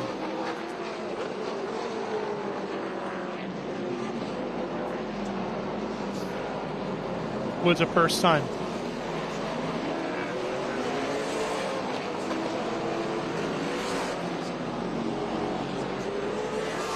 Yeah. Yeah, of course, the great Amy Ruman has won races and championships and multiple things. Look forward to seeing Amy back behind the wheel when we get to Canadian Tire Motorsports Park for the National Championship Tour. Car sweeping onto the front straightaway, looking strong here. And her and Jade are teammates this weekend, too, in the Nitro paddock. So there's a lot going on here between those two go-fast young ladies. Absolutely. Kelly trying his best to reel it in. Has come from 9th on the grid in TA2 up to 5th. One of our hard chargers here. Getting to the bumper now of Mia. I think we've got two different kind of cars here, where we've got Kelly really strong out of the turn 1-2 chicane and in through 3, 4, 5, obviously 2 here, and then Mia's been very strong. I was watching video of her early on in the weekend, really strong out of 7 and then through the 10, 11, 12 complex here. Yeah, you can see she got a great drive out of 7. So important to get onto this fast back section of the racetrack, sweeping through 8. Headed over here towards 9, and this is where everybody's been dipping wheels. Let's see if she keeps it clean. Here's 9. Smooth there. 10, no problems. Now you got the double apex here at 11 and 12 and onto the front straightaway. And I tell you, Kelly's been going to school on Mia's line in here. He's very good on the brakes, isn't he? Very strong on the brakes. We see the Nitro car pulling off here, getting the power down, sweeping out of the last corner, getting that important gap that she's going to need if she's going to fend off any drivers on entry into 1 here. Kelly, though, has been able to go to school, see where he's strong, but then also take a look and go, man, you know, she's beat me out of this corner, beat me out of that, and then make his adaptations, as any good driver's going to do, and go to school on whatever notes you can take and see if he can close that up. Combo his driving with where he's strong, with what he's learning from Mia's line, put that together and see if he can mount an attack going forward. And again, you see Mia so much quicker through here. Here's that tricky turn 7. She has a nice turn in there, gets onto that power, and opens up a little bit more of a gap. Yeah, very strong coming off there. We might have just had a little slip up or something that we didn't catch on camera right before we went to this battle here, where Kelly was able to close up. Cars look good.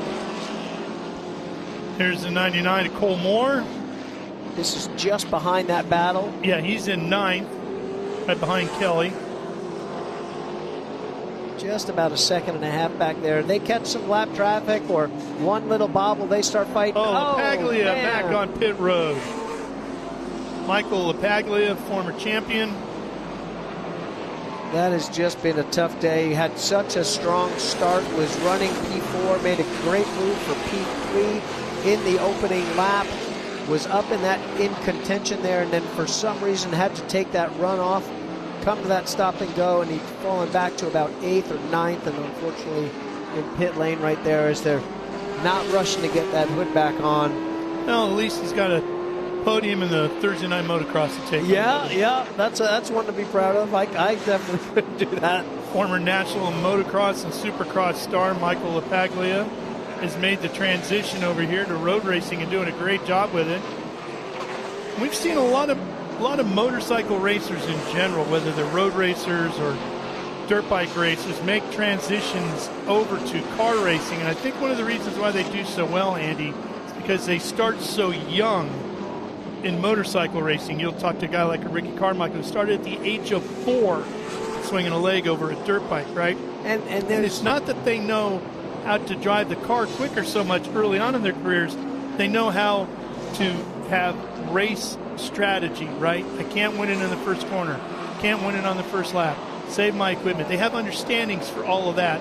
Enough seat time, they figure out how to drive the car. Yeah, plus, I mean, those guys are crazy, period. Yeah, well, there's that, so too. There's probably a bit of a safer role to push it even harder when you got a cage and seat belts and all sorts of stuff, and you're not worried about road rash or anything crazy like that going on. Those guys are, insane. Unfortunately, we're seeing Paglia's issues continuing. Tricky days. Jacking up that left side, looking for some sort of problem. We see Mia miss that apex just a tiny bit. I was just about to comment how perfect she'd been through one of the trickiest corners there, probably the most consistent of any of the other drivers. One of our TA Cup cars making his way around. Moore back there. Yeah, that's John Moore, the 27. You'll see that battle right there, coming into 11. That's 11th and 12th. Or 10th and 11th, I should say. We haven't seen that Porsche of the number 81 that was selling yet. He is running 10th overall there. Not sure where he's at on I've track. seen him come by our booth. Here he is, right now. Come by our booth right now in the Gilles Villeneuve helmet livery, headed into turn number 1 at the Shelton chicane. All right, Andy, I got 20 laps to go. I've been racing hard. I've had my elbows up all afternoon long. What have I got left in my car? What's gone away from me by this point? Right now, you're starting to lose in the really tight corners on entry. You're starting to lose that front end. You're also starting to have trouble getting the power down coming out of these tight corners.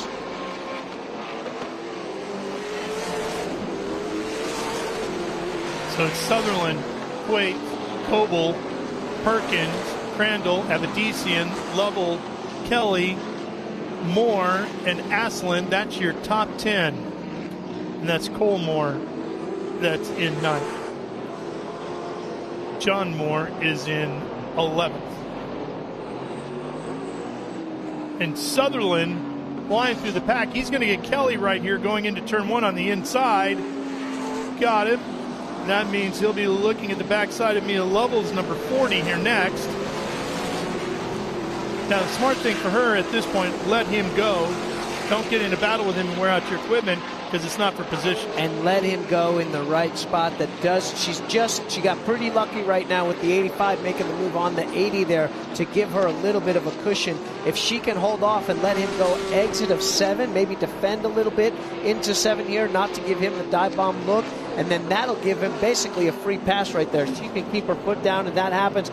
Once you clear that and he can get far enough ahead into that chicane, she can run full tilt and now enjoy a 20-car length lead. That's, the maturity and the, yes. Some of it's luck, some of it's strategy, some of it's a maturity of how you let these things happen. Well done by Mia there. And that allows her to keep focus on trying to catch Jade in that battle for a podium spot here in our Cube 3 Architecture TA2 series. It might not seem like a lot, but when you can build that little gap, that's probably half a second right there, but that's an extra 10 car lengths than what you had. You are now 95% out the front windshield instead of looking in that mirror, waiting for that dive bomb. If you're unsure, Mia doesn't race Kelly that much on the national side, so this is somebody that you're not totally aware of how they're driving, what they're going to do, and that lets her focus now 90+% out the front windshield, work on her line, and like you said, head over, try to go get that 10 car. Well, the one thing about these cars, Andy, as great as they look, they sound even better. So let's go ahead and give you a couple of seconds of great sound. The Trans Am from Portland.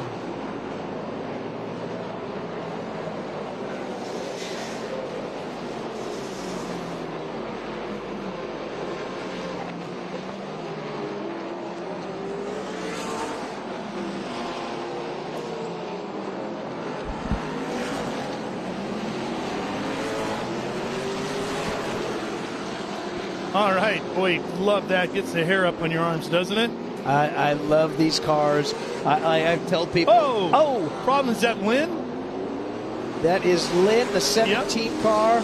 Little hiccup as he bounced his way through turn 1 and 2. Probably a little hot into 1. Tried to keep it going through 2. Jumped over that apex curb there. Got it going though. No problem. We're good to go. And LaPaglia back out on the track.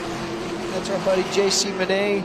Knows that LaPaglia is probably a spotter, says that 31's a couple laps down. Yeah. Not a fight. Let him go. Monet is in 14th overall. LaPaglia showing in 16th. As you said, laps down. Yeah, and that's Monet. That's 9th in class for Monet. Another top 10 run. Really good. He's been deserving of some good luck here lately. Staying in one piece. Had a good run yesterday. Another good run going today. As we close in on the 15 to go mark, what did you like to hear from your spotter at this point to get you encouraged enough? What did you like to hear from your spotter at this point in the race? So I want to hear what my pace is relative to the guys way in front and way behind me. If I'm not directly involved in a battle, if I'm in a battle, leave me the heck alone. Just tell me if the guy's coming or if he's taking a look. But if this is a spot, especially if you're a driver that can easily lose their focus, I need to hear, and for anybody that knows me, they'll laugh about this, I want intervals. I want them down to the 10th. I want to know what's going on with my ride. And when I'm pushing and pushing and pushing, I want to know what I'm gaining. Right down to the tiniest little fraction of a second, I want to know what kind of progress I'm making or how much time I'm losing. That's what spurred you on. Oh, absolutely. I get motivated. If I'm gaining, I want to know every inch of how much I'm gaining every lap. That lets me do the math in my head, knowing if I've got 16 laps to go and I'm 1.6 seconds behind, I just need to get a 10 a lap to get to that bumper. You know, it's one of those deals where, for me, I'm an information junkie. I want more. I want to understand it. It's not going to mess me up. You give it to me on the straightaways, I'll do the math. In the back of my head, it turns my anxiety down and I can focus on exactly and know exactly what I need to do. That helps me out a ton as we watch Jade Avedisian flow through 10-11 here on her way through turn 12 in that Mobile 1 number 10 Toyota Camry. Looking solid here with a second place run so far. Had a podium run going yesterday, a little bit of bad luck in that exact chicane that we were watching her run through here. Definitely not a driver to lay off. You know, You're never going to get this one. Jade, you'll watch her, what she's run in the past before. It's one of those situations there, and I love a driver like this. I would way rather have to reel someone in than push them off the cliff and say, trust me, you can fly.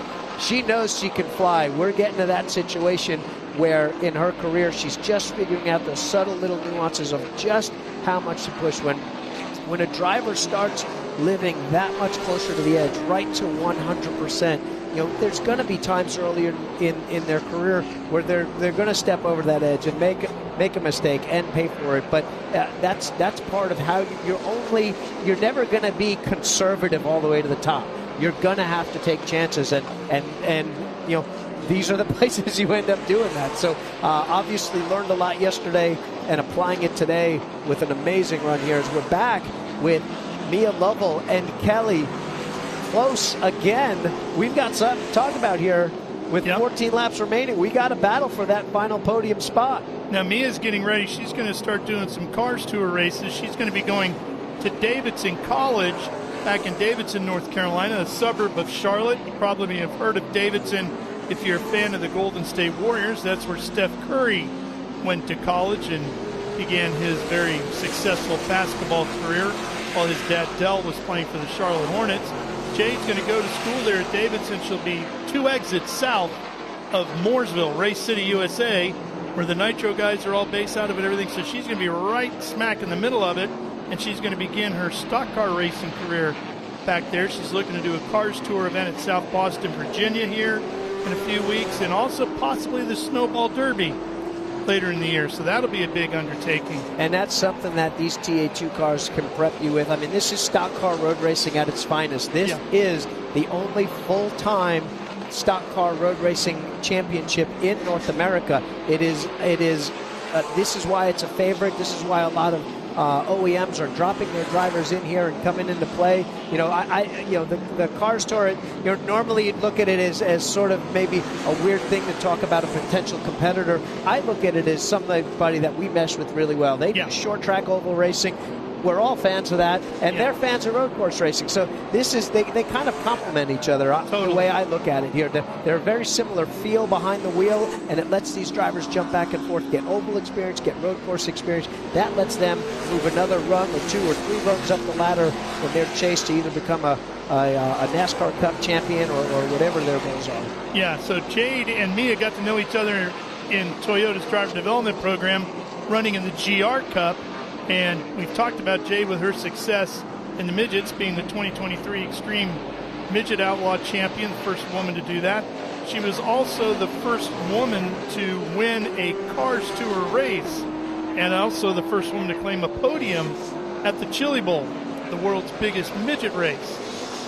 So those two are going to be seeing each other quite a bit on their travels up the ladder to the NASCAR ranks. Yeah, that's something that I talk to a lot of young drivers about in this series at this point. You know, having experienced this where I was an up-and-coming driver and whatnot, you almost look at every single driver as adversarial. But you got to think that if you're decent and you're moving up the ladder, there's going to be a smaller and smaller group that you continue to move that up that ladder with. And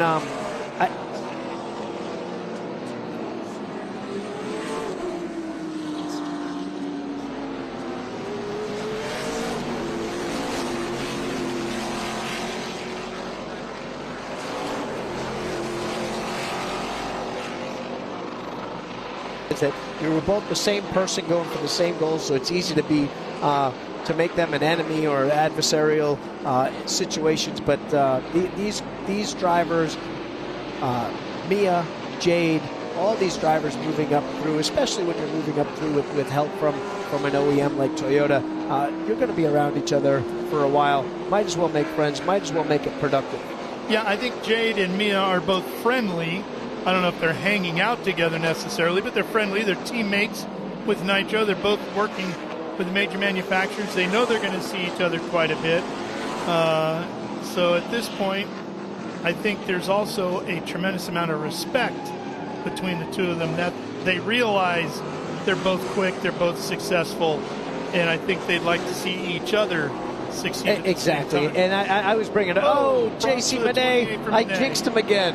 Sure, I told him how good of a job that he was running here. Let's get it rolling. Get that curb. Good. Come on, buddy. That 28 car, those guys have been working so hard to get him going in the right direction. There we go. We're good to go. Come on, JC. He's going to bring it to a stop right here. That's our stop sign. Almost. Everybody thinks that's... They don't know you're 5 miles watching. an hour with 0 miles an hour. You think you're stopped. When you're out here doing 150 miles an hour and you slow it down to 2 miles an hour. There's our Porsche in the background that you were looking for, too. Yep. And back to Jade here, just to get back to that. I wasn't implying that they're enemies or anything like that. It was actually quite the contrary. They coexist and get along here and are very friendly with each other, especially as they're both working for the same OEM and both under the same tent at Nitro Motorsports over there. Jade having a good run, those Mobile 1 colors, and Mia doing the same. Her Vans logoed machine.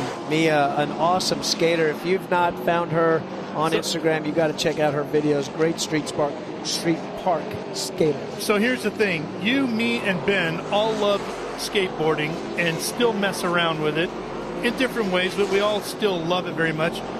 Do we ask Mia to teach the 3 old knuckleheads a trick? I want to do a special with Mia, especially if she's coming back next year, and we can really amp up our social as we are planning to do here. I'd love to do something where we get her out to a park. I think she's in Arizona. She's got some cool stuff out there.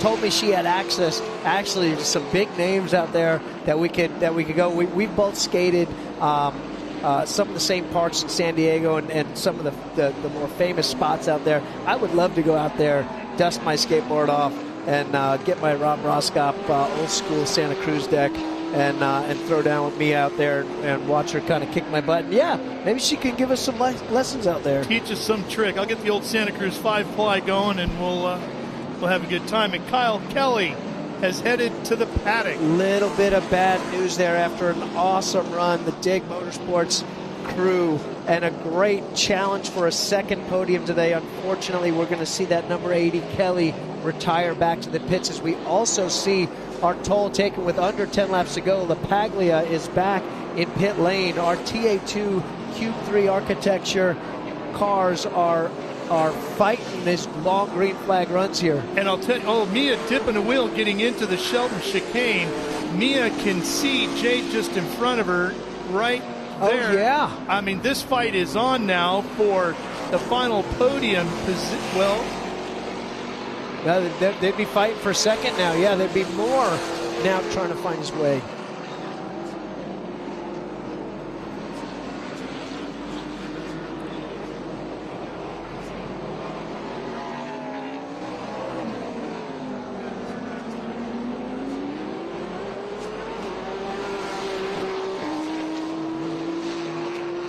Laps to go. Jade had an 8-second lead on Mia. She's worked it now down to 2.6 seconds with 9 laps remaining.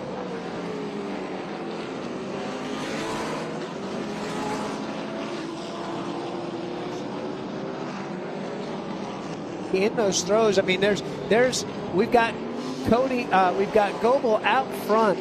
Brody is out front, but when this comes down to it, now this is kind of inter-team honor here that we were talking about. Remember that friendliness that we were talking about? Out the window, didn't it? As soon as they get within a car length of each other and only single digits remaining, especially as potentially we've got some lap traffic that Jade is going to have to deal with here.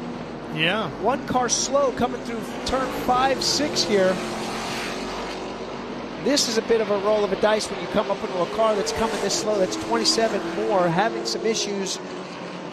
Might be limping around there, not on all 8 cylinders. Yeah, Jade's going to look to dispose of him as fast as she can in that Mobil 1 machine, number 10, because she doesn't want to give Mia a good run down this very long section of racetrack and have a shot at her. This is the important part. If Jade can get by here before the chicane and not get slowed up, that'll be huge, because that may mean that now Mia might be facing the same issue.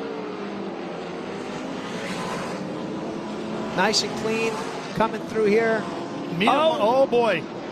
Jade definitely got hung up by Moore, and Mia is closing. Moore goes to pit lane. Jade goes to the outside. She'll get by. Mia has no issues. That completely benefited Mia Lovell and not Jade Avedisian. We went from 2.6 seconds last lap to 0.9. Right now with 7 to go, it is on. Here's our battle for second place. How much is this for Mia based on the fact that she's got more laps in these cars than Jade, that she's got that experience to feed off of how the car It's the tire. It's how that tire is degrading. I mean, there's a reason that Mia has closed this much in that lap. I'm guessing there's a little bit of a handling thing there. I don't think Jade would back off that much intentionally to give someone a shot. That is Mia figuring something out on the track or knowing what these tires do on that long run. When you've only got 2 Trans Am races under your belt compared to Mia, who's still pretty new to this series, she's still got a lot more miles on her now. Practice laps and testing laps and everything that Mia's done, just showing the difference here to Jade. Not to take anything away from Jade's performance here today. Another incredible run for her in just her second Cube 3 Architecture TA2 race. Let's see what the gap is this time across the finish line. Here they come swinging out onto the front straightaway.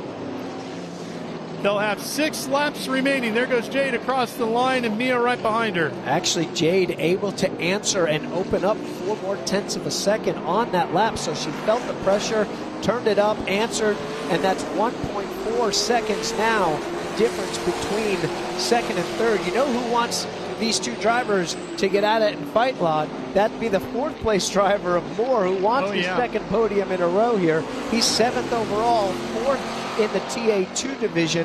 Our Cube 3 cars are once again putting on a great show here. Round 5 for the Trans Am Series presented by Pirelli Western Championship. And we're watching the battle here for second in our Cube 3 Architecture TA2 Series.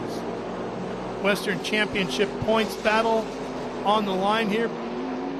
Goebel having a great day, the points leader on the West. And Brody right now leading here in our Cube 3 Architecture TA2 category. Mia Lovell should be second in the championship by the end of the day today, with Barry Bose having his issues once again. We see Lynn in the 17, a cool Hoonigan throwback paint scheme there with his roof sponsorship coming by start finish. He is the next car in front of that battle that we're seeing for second place here. So Jade is going to have a few cars to fight her way through and try to get through at the right time to keep that gap to Mia with just 5 to go. Do you see any place on the racetrack where either one of these 2 drivers has an advantage? We're going to need...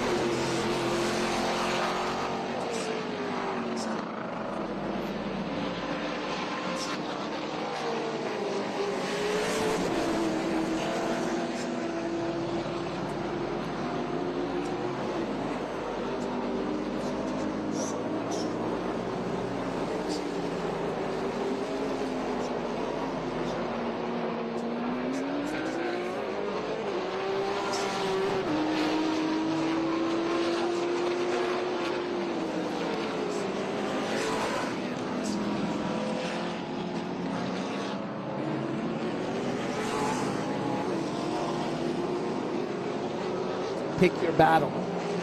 With 4 to go, coming by the line this time here, this is going to be a bit of a trick. Yeah, it's definitely, there'll be 2 cars. Yeah, that's a lot of traffic there.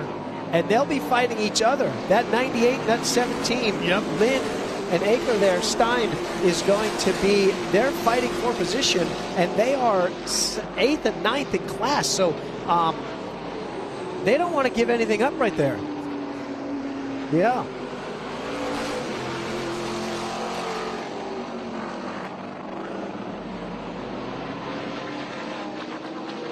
Stein Frederick.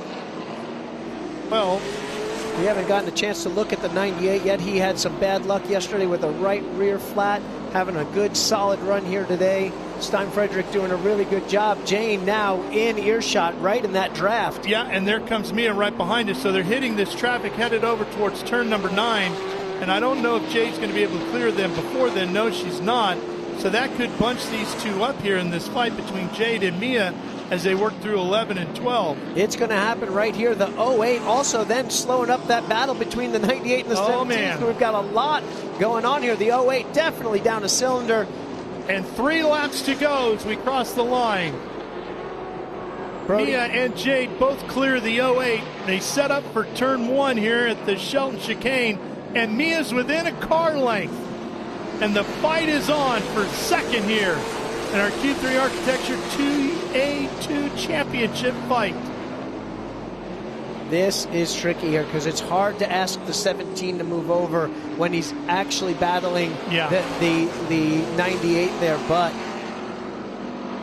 we've got to see, oh man, really, really tough. I mean, this is tough decisions on Jade's part because Mia's going to be on her bumper momentarily, probably before we get to the chicane here. Okay, Spotter, what would you tell Jade to do right now? Man, it looks like Lynn Bobble coming out of 7. She's going to have a break here, I think. Yes, she got Lynn. Now Mia's right on Lynn. Here goes Mia sweeping outside. Can she get him by 9? Oh, she's going to go deep. Oh, she thought about it.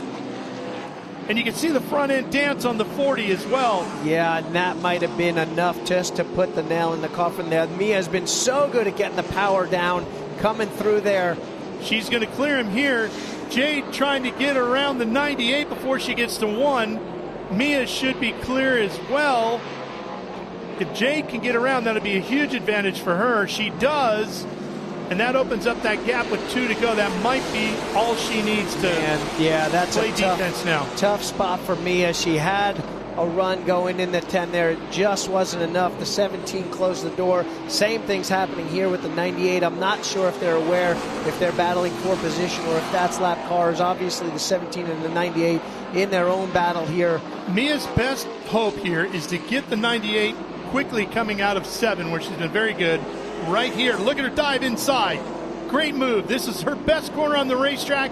She takes full advantage of it. Now she can get that drive and go hunt for Jade once again. She'll have a lap and a half to make something happen. And that's a big gap to close down in such a short amount of time, but she's done it before. White flag is out this time.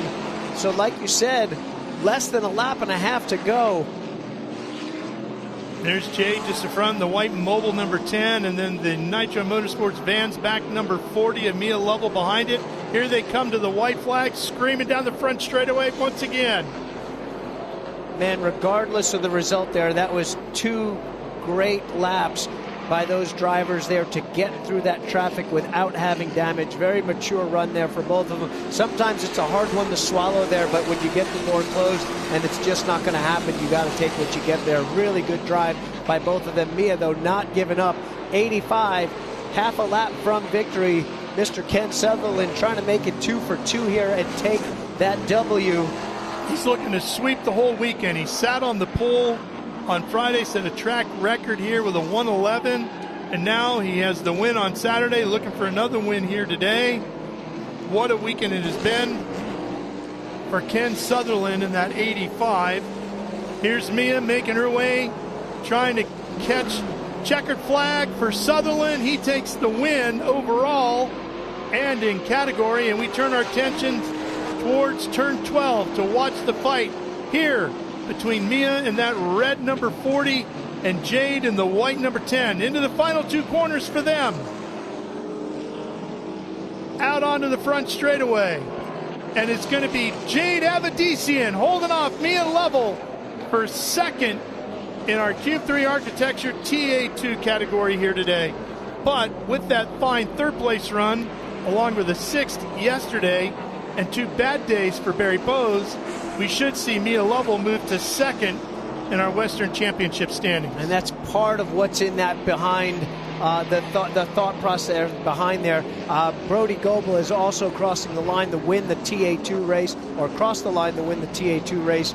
That'll be Brody Goebel winning, Jade in second, Mia third, Moore crossing the line for fourth, and McKendry will round out the top 5. So yesterday, it was a back-to-back single-car team winners with Goebel, but a big turnaround from Nitro Motorsports today that didn't have a car in the top 10, went second, third, fourth, second and third and fifth here today with another single car team of the 99 of Moore coming home P4 here. So good run for these guys again. Yeah, we just saw Goebel come across, and just before that we saw Ken Thwaites come through as well to take second overall and second in class behind Sutherland. So guess what, Andy? Mr. President, back-to-back. 2 back-to-back green to checker Look runs. Look at that. Hey, national guys watching this at home, take note. Give me some of this up in Canada next month as we close out our season with 4 to go in the Cube 3 Architecture TA2 series. Our TA Cup guys also doing a great job this weekend. Really good to see. This is a tough track to have that tight of a racing, but those good decisions by all these drivers all race long. That was excellent. That was a great show. Super proud of these guys. Here's our race results for race 2 at Portland International Raceway. There you go. Sutherland and Thwaites 1 and 2. Brody Goebel gets his second win of the weekend as well in the Cube 3 Architecture TA2 category. Jade Avedisian and Mia Lovell will round out the top 3 there as well and finish 4th and 5th overall. Cole Moore with another good run here today. He's 6th. Simon Asselin will take the win in his category in XGT. Seamus McKendry, Tim Lynn, Stein-Frederick Akery will also have a good run here today after struggling yesterday. As we work our way back through the rest of the field, Michael LaPaglia unfortunately struggles here. Barry Bowes, rough weekend for him.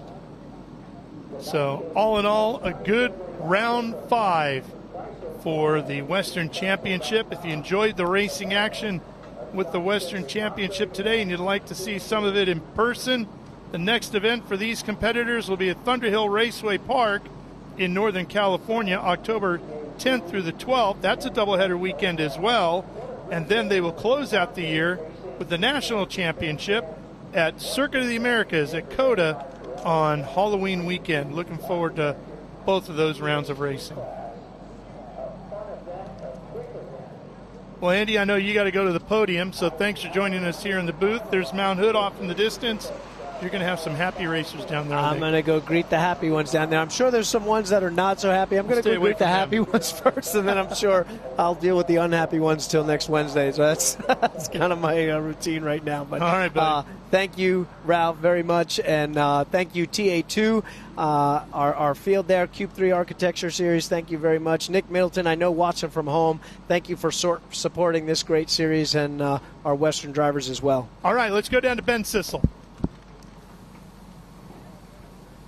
Well, my goodness, ladies and gentlemen, a little bit of rinse and repeat from yesterday from our top steps, but it's mixed up from there.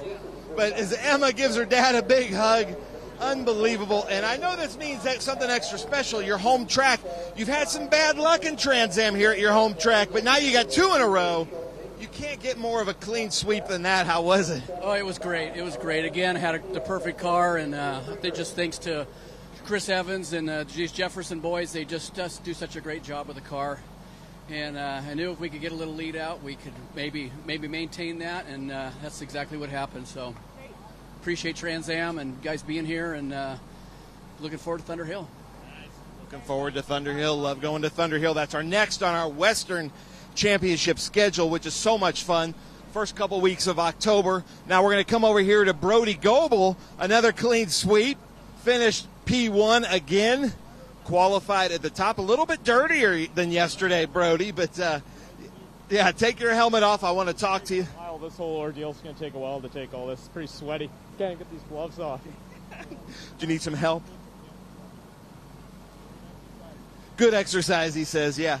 So Brody Goebel and the Brown Brothers Racing Ford Mustang just put on an absolute clinic all weekend long. Really, the only car you saw in your mirrors was Ken Sutherland. Both races as he comes up through. How was it for you? Yeah, it was awesome. It was cool racing against Jack on the start there. We actually got into it a fair bit. Aussie V8 supercars guys, so we're rubbing fenders coming to the line like he was trying to do all the old school Aussie V8 supercars trick that you would think, right? So we had a good battle there, and I was able to get enough gap from Tony Morse Jr.'s and Miura's spotting, and he said, okay, you got enough gap, so just look forward, and did that for the next hour. So nice job. Another Western Championship race with no full course cautions. National Championship. It can be done. We've done it 2 days in a row here. Mia Lovell, what a race. I got to ask you about this. I saw this as you were coming in, but on the podium, how's it feel? Oh, it feels super great. We've had a couple of rough races recently, so this one feels extra good. Nitro always brings me such a fast car, so I'm super proud to bring this podium back to them. You were on the podium with round 1 of the Western at Buttonwillow, is that correct? That is correct, so I finished second then. Well, this is a good points day for Mia Lovell out there in this beautiful car. Do you remember what happened here? Oh, yeah, that happened on the start. You can do that in at Portland. All right, well, look at that little front splitter.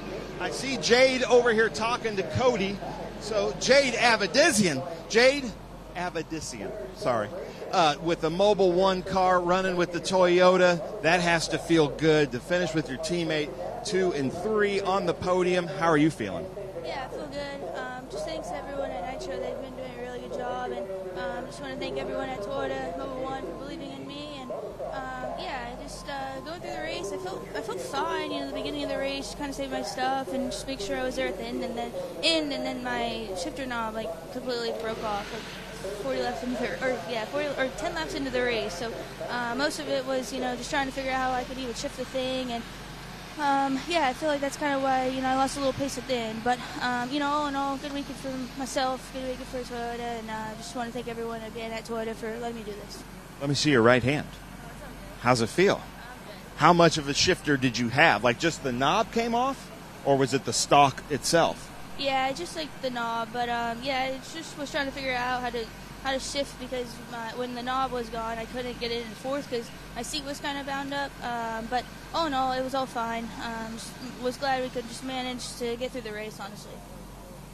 Unbelievable. How about that, ladies and gentlemen? Jade Avedissian finishing second without a shifter knob, and that's hard to do because it changes the total feel of everything that you're doing, and also it tends to dig into the gloves and cause a huge blister.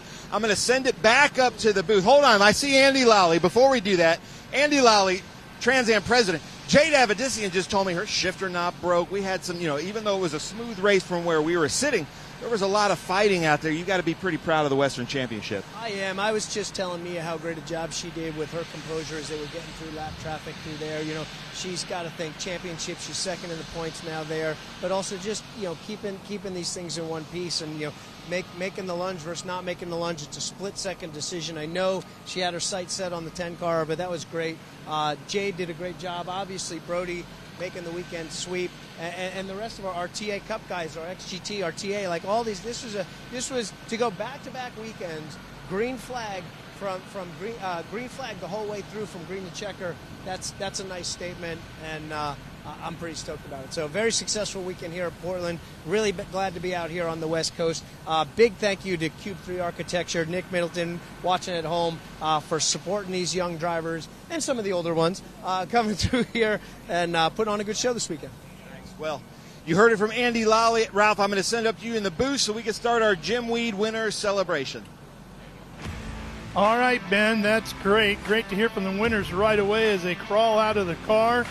Some folks over there playing golf, hopefully they're having a nice day. I can tell you what, I had a great time watching that Western Championship race. Some great fighting going on there. Incredible battle with Jade and Mia.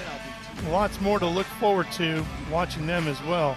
All right, we're going to be right back here to Portland. We'll have more activity from the podium when we return to PIR.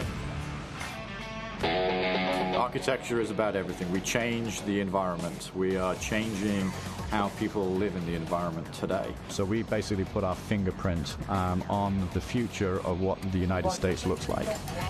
My overall business philosophy is that I'm engaged with my company from top to bottom, and I think the racing world and helping out the next generation and younger drivers is a passion of mine, and is getting stronger and stronger every year. With that, that's why I want to be involved.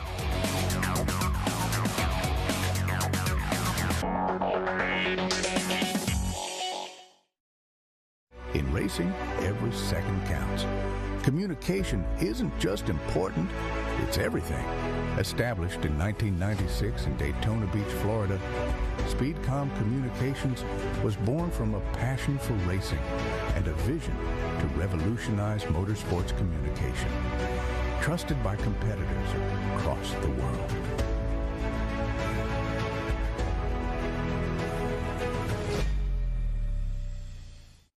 Okay, so pretend this is your race car. It's on the trailer, and you have an accident.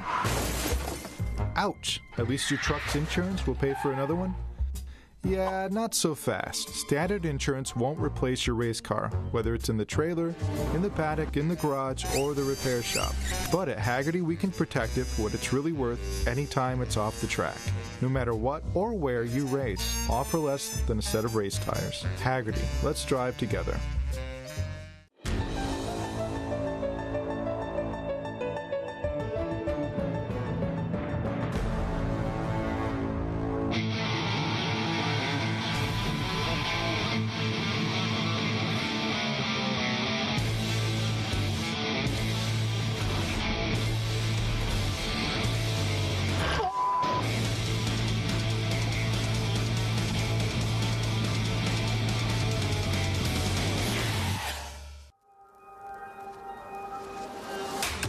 Good is this? Look at this view from Losowski. It brings all my fans, it brings the audience into the car with me. Speed turn, 140 mile an hour entry speeds. The quickest and most efficient way for me to get information to my drivers is from using the V-Box HD2 system.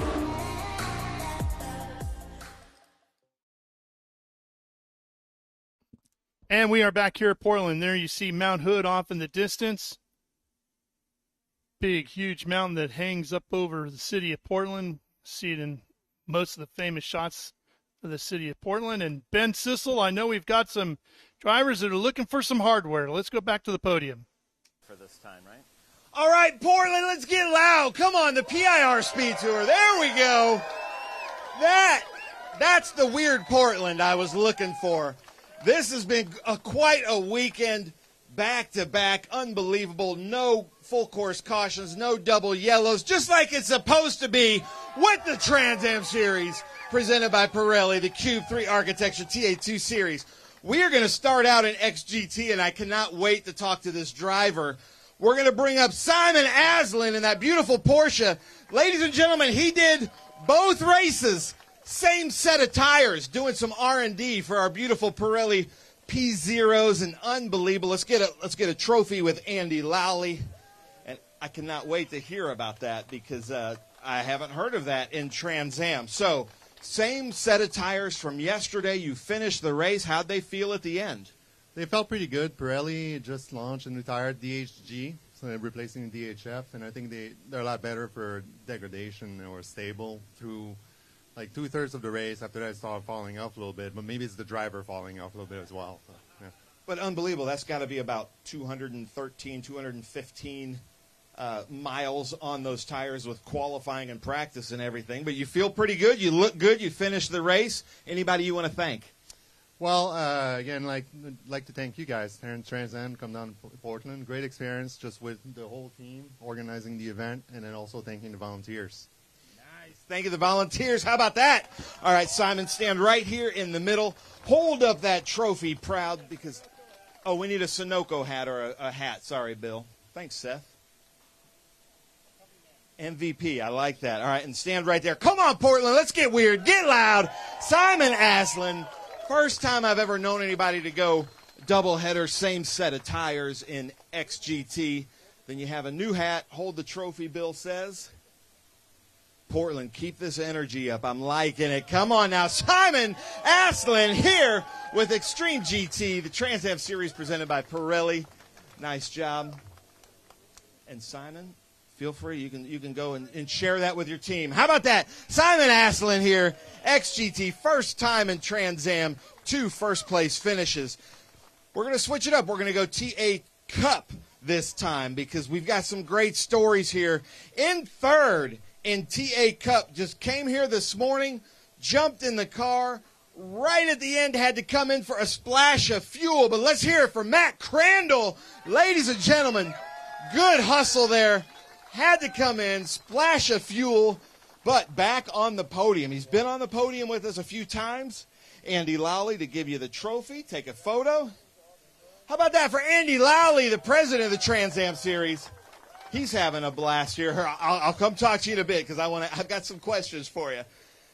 In second place, was on the podium with us yesterday. Got a little bit dirty. Woke up in a new race suit. Let's hear it. Ken Twaits, Franklin Road Apparel. How about that? But Ken, I don't know if you've noticed this, but always the competitor, he's trying to snake your spot. You're supposed to be over there, Crandall. Ken's got to be over there. But see, look at that. Yeah, just a drive. They'll always do anything to try to get photos backwards. And then, ladies and gentlemen, I don't know how he did it, but he actually passed more cars. An absolute clean sweep for the weekend. He was on the pole, but started from the back because of our split start situation for safety reasons. Worked his way all the way through and almost all the way through again. Let's hear it. Sherwood, Oregon, Ken Sutherland, ladies and gentlemen. Maybe the best mustache in motorsports with Guthrie's Garage. Yes, Portland, keep up this energy. I love it. Maybe one of the best crowds here. All right, guys, kind of get together. Act like we like each other. Crandall, unbelievable, some great speed. Unfortunately, you had to come in the end.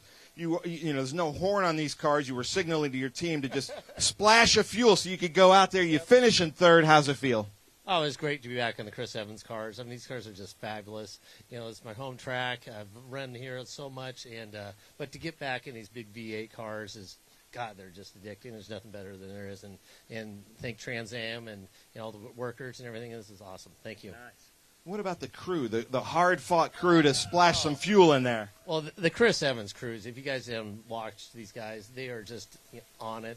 They're working all the time. There's the hardest working crew there is. Nice. How about that? Matt Crandall, ladies and gentlemen. Now, Ken Twaits, that looked like a lot of fun out there. You seem a little bit cleaner than you were yesterday. Tell us about your race. You know, it was good. We start behind the TA2 cars, you know, and it's pretty exciting because you're working your way through all that traffic and trying not to screw their race up, but trying not to screw your race up. So it's fun, you know. You get to practice at running through traffic, and got through clean. Big thank you to the Jeff Jefferson crew and Chris Evans for giving us a great race car. Nice, nice. Now, Ken, did you have all 4 gears today? I had all 4. It's kind of nice, you know. I love it. Well, don't spoil him. You know, he's going to be asking for cruise control here in a little bit. All right, Ken Sutherland, man, clean sweep. I don't think I've ever seen anything like this before. Big smile on your face because I know you've had some bad luck here at Portland lately with the Trans Am Series. How you feeling? I'm feeling great. This is exactly what we'd hoped for, but you know, you can't count on it. So it is our home track, and I feel like we should do good every time we come here, and just some things that work against you sometimes. But not this weekend. It was great. I'll second what these guys, or third what these guys said about Jeff Jefferson's guys. They're all out here in this mix, and those guys take care of these cars and work their tails off. But also to my crew chief, my friend, crew chief and friend. Pat McFall, thank you. Close friends. I was thinking, my friend Will Schrader, yeah, real close friends. My friends Will Schrader, my wife and daughter Emma Cora Photography, and Trans Am for being here, but most of all, my Lord and Savior Jesus Christ for such a safe race, and yeah, just great to be here. Nice. How about that, ladies and gentlemen? All right, guys, get together. I know you're all friends here. Let's hear it, Portland. Get loud. You got some Portlandias here. Matt Crandall, Ken Twaits, Ken Sutherland, and TA Cup. And you're free to throw those hats out to the crowd if you guys want to. Let's see who's got it. Who's it? Oh, that I don't know. Uh-oh. Oh, there we go. Oh, but that's a John Moore fan. I like that. All right, Portland, let's get loud for this trophy presentation. Matt Crandall, Ken Twaits, Ken Sutherland here. 2 of the 3 call Portland home.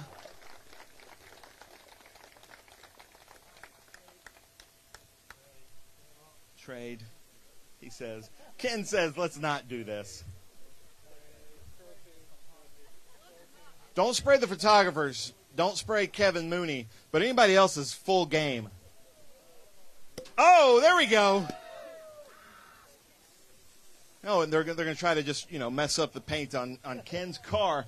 All right, how about that? One last time for the TA Cup. Matt Crandall, Ken Twaits, Ken Sutherland. What a great show. Thank you guys so much for coming out. Jeff Jefferson, Chris Evans, the whole crew, thank you guys so much. Best coffee in the paddock this weekend as well. Thank you guys. Who wants a cork? Ooh, look out. They weren't paying attention. Almost hit Tyler Casera right in the face. Ladies and gentlemen, the Cube 3 Architecture TA2 Series. This was such a cool race. Yes is right. How about that? I want to have a big shout out to Nick Middleton, the whole Cube 3 team, some fabulous sponsors, title sponsors of the series. But man, this was quite a race. In 3rd place, doing so well in the Western Championship in points. Let's hear it for Mia Lovell in that beautiful Nitro Toyota Camry. Mia was on the podium with us at Button Willow. Here, get a picture with Andy Lowley. But man, hard fought for Mia Lovell. How about that? Then in 2nd place, ladies and gentlemen, her teammate. Let's hear it. First time in Portland. First time really in a TA2 car. Let's hear it for Jade Avedissian. Ladies and gentlemen, running with Mobile One and Toyota. Getting a big congratulations from Andy Lowley. And then rinse and repeat from yesterday. This is his home track from Vancouver, British Columbia. Running with Brown Brothers Racing, Brown Brothers Ford Lincoln. Let's hear it. Brody Goebel, ladies and gentlemen.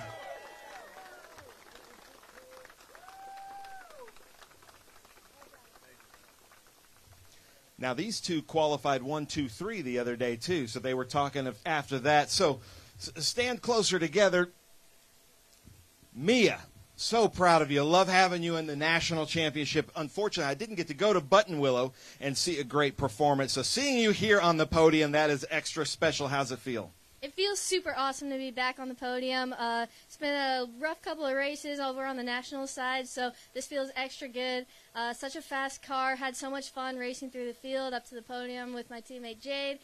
We've had some really fast nitro cars all weekend. Nice. How about that? Ladies and gentlemen, Mia Lovell, professional skateboarder, professional race car driver. We're going to see some great things out of her. Talking about great things, Jade Avedissian, I feel like in 5-6 years, I'm going to be bragging that I knew these race car drivers. So it's so cool, just like I do with Connor Zilish or Brent Cruz. Jade, running with the Mobile One and Toyota. You've just been fast all weekend. How was your race? Yeah, it was good. Just want to thank everyone at Nitro. They've been doing a really good job, all year and especially the past 2 days. So cool to kind of race with them again after I did a few stuff with them last year. But I just want to thank, everyone at Toyota, Trent Rodriguez for believing in me and Mobile One and also Philip. I hope he's watching from Peels. And, it just takes a big group effort. So cool to have my first weekend under my belt. A lot of goods to take away from this weekend and just keep building on myself. Do you enjoy running these Cube 3 Architecture TA2 Series cars? Yeah, it's for sure. I'm going to be honest, I wasn't too big of a fan of road course stuff, but, after this weekend, I feel like, it's changed. So, these are a blast. I really like, high horsepower stuff, and I feel like it, fits me, as a driver a lot better than, maybe a few other things. But, had a blast. So, everyone at Trans Am did a really good job. So it was my first weekend, and, I had a lot of fun doing it. So I hope I get to come back and do it again. Nice. Yeah, you're kind of hinting first weekend, but hopefully not your last. Is that right? Yeah, hopefully. I just kind of take it week by week, but yeah, I would love to get back in it and just work on myself, make me a better race car driver, and then just go from there. Nice. How about that? Ladies and gentlemen, Jade Avedissian. And then Brody, our 2023 champion in the Western TA2 Series. Doing really well in points, but you've got your contenders right here with you. So it wasn't a fantastic points day because she's staying right there with you, but how was your race? Everything went to plan this entire weekend. We unloaded the Brown Bros Racing Ford Mustang from SLR and M1, and we really didn't make a ton of changes all weekend long. It just was fine-tuning on the Friday and felt like we were in a good spot. And just each race, raced the Nitro guys and gals pretty hard on those first few laps and just kept our head down and didn't drive it off or do anything dumb. So it was an awesome weekend. And, yeah, thank you to – we have a huge crew of guys down here. So this is our home away from home, essentially. We're 5 hours away up in Canada, so not too far. And, Tim Brown, and there's a massive group. I can't name them all. We got 15-plus people down here. I don't even know. And it's so cool to do the doubleheader and get both of them. And, hats off to my team for putting me in a reliable car. So. Nice. How about that? Ladies and gentlemen, Brody Goebel. Stand together there, ladies and gentlemen. Get together. Act like we like each other.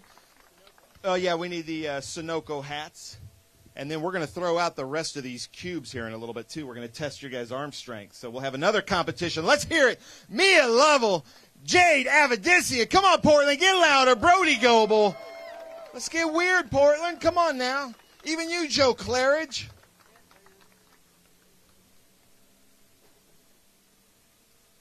All right, so and then on this one, if you guys will grab one of these Cube 3 cubes also and hold up with the trophy, and then you can throw it out and throw all of these out to whoever's loud if you guys want to be loud for one of these. There we go. Nice catch.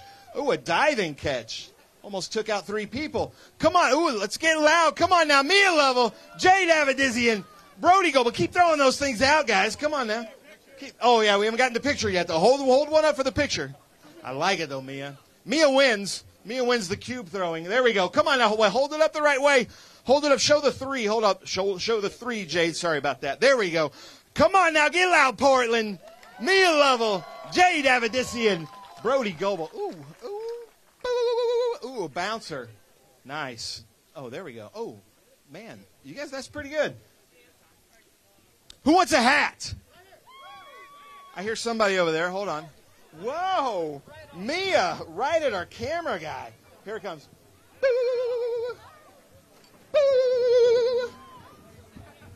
All right, as they put on these Pirelli hats. All right, one more time, Portland. Oh, wait, we need that one back, I guess. Okay. We'll give it to you, though.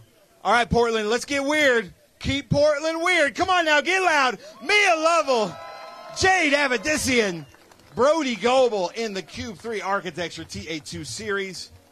And now, Brody, you've got a little bit of an advantage here because you're going to be drinking with having some sprayable stuff. I'm not sure about these other 2. Uh-oh, here we go. Come on, Chris Green. There we go. Are they ready? Come on now, Portland, get loud. Mia Lovell, Brody Goebel, Jade Avedissian. Nice job. Actually, that stuff sprays pretty good. What is that? Oh, apple juice. How about that? Come on now, get loud one more time. Mia Lovell, Jade Avedissian, and Brody Goebel, Q3 Architecture TA2 Series. Portland, thank you guys so much for coming out. We love coming to the Portland International Raceway with the Trans Am Series presented by Pirelli and the Cube 3 Architecture TA2 Series. Thank you guys for coming out, but we got a bunch of SVRA racing coming up, so stay tuned for that. All right, Ben, thank you. That's going to wrap up our coverage of the Trans Am Series presented by Pirelli Western Championship round number 5 here at Portland International Raceway today. We're going to take a quick break, but we're coming back to Portland with SVRA Racing on their YouTube channels. So stay tuned in for all of that as we wrap up a spectacular weekend here in the shadows of Mount Hood in Portland. Stay with us.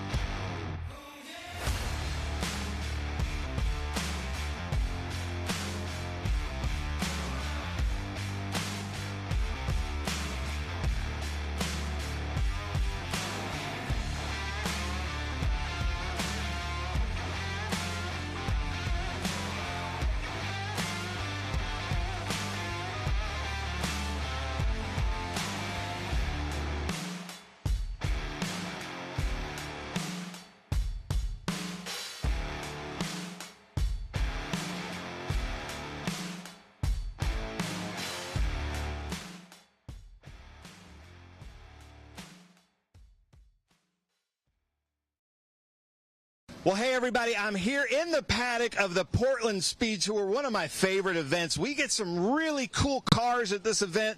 We've got SVRA, we've got Trans Am, we've got the Hoosier 2.5 Challenge with B sedans. But in my opinion, I think the most special car here is this Luigi BMW, driven by my friend Steve Walker, who drives just some of the coolest cars at all these events. But this car is the car. This is not a tribute, and it is just how it raced back in the day. Steve, tell us about this wonderful car. This car was run by Luigi Cimorasti, who was a displaced Italian that moved up to Belgium and opened a shop and started racing cars.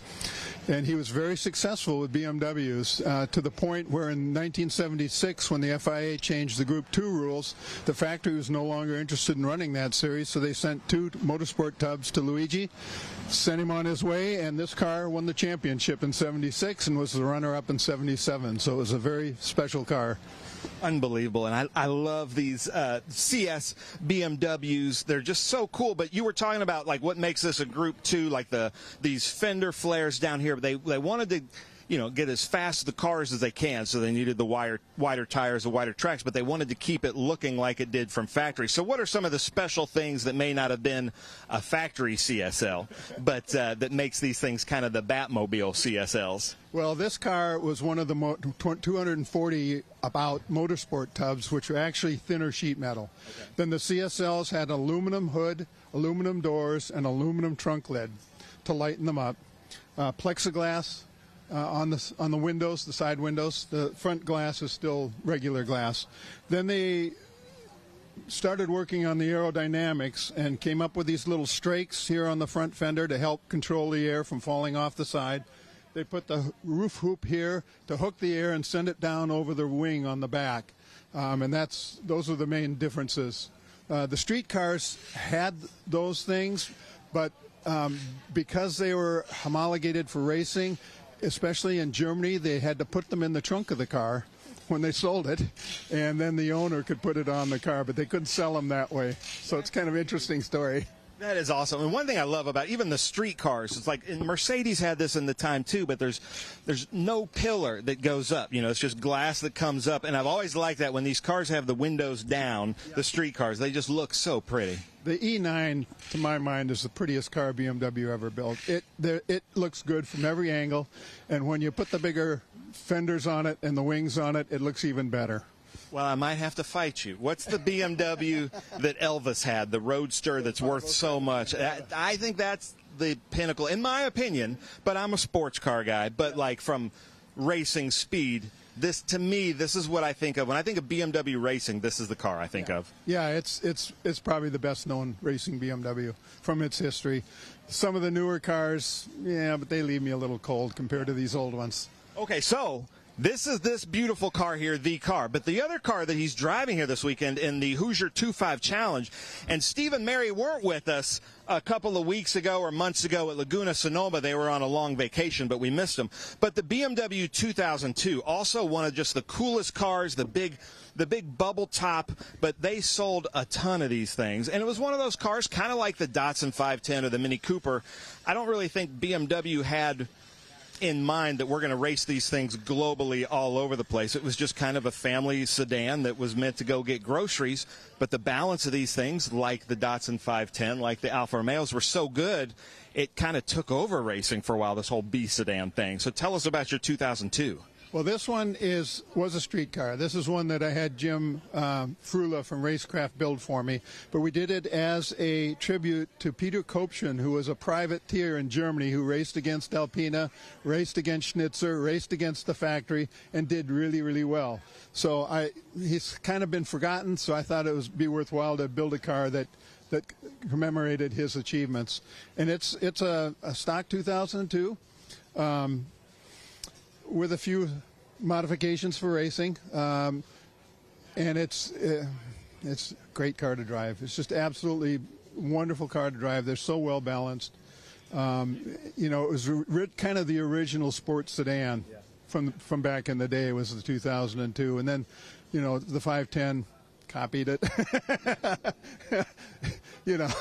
But this was the original sports sedan. The BMW 2002. Well, we'll show.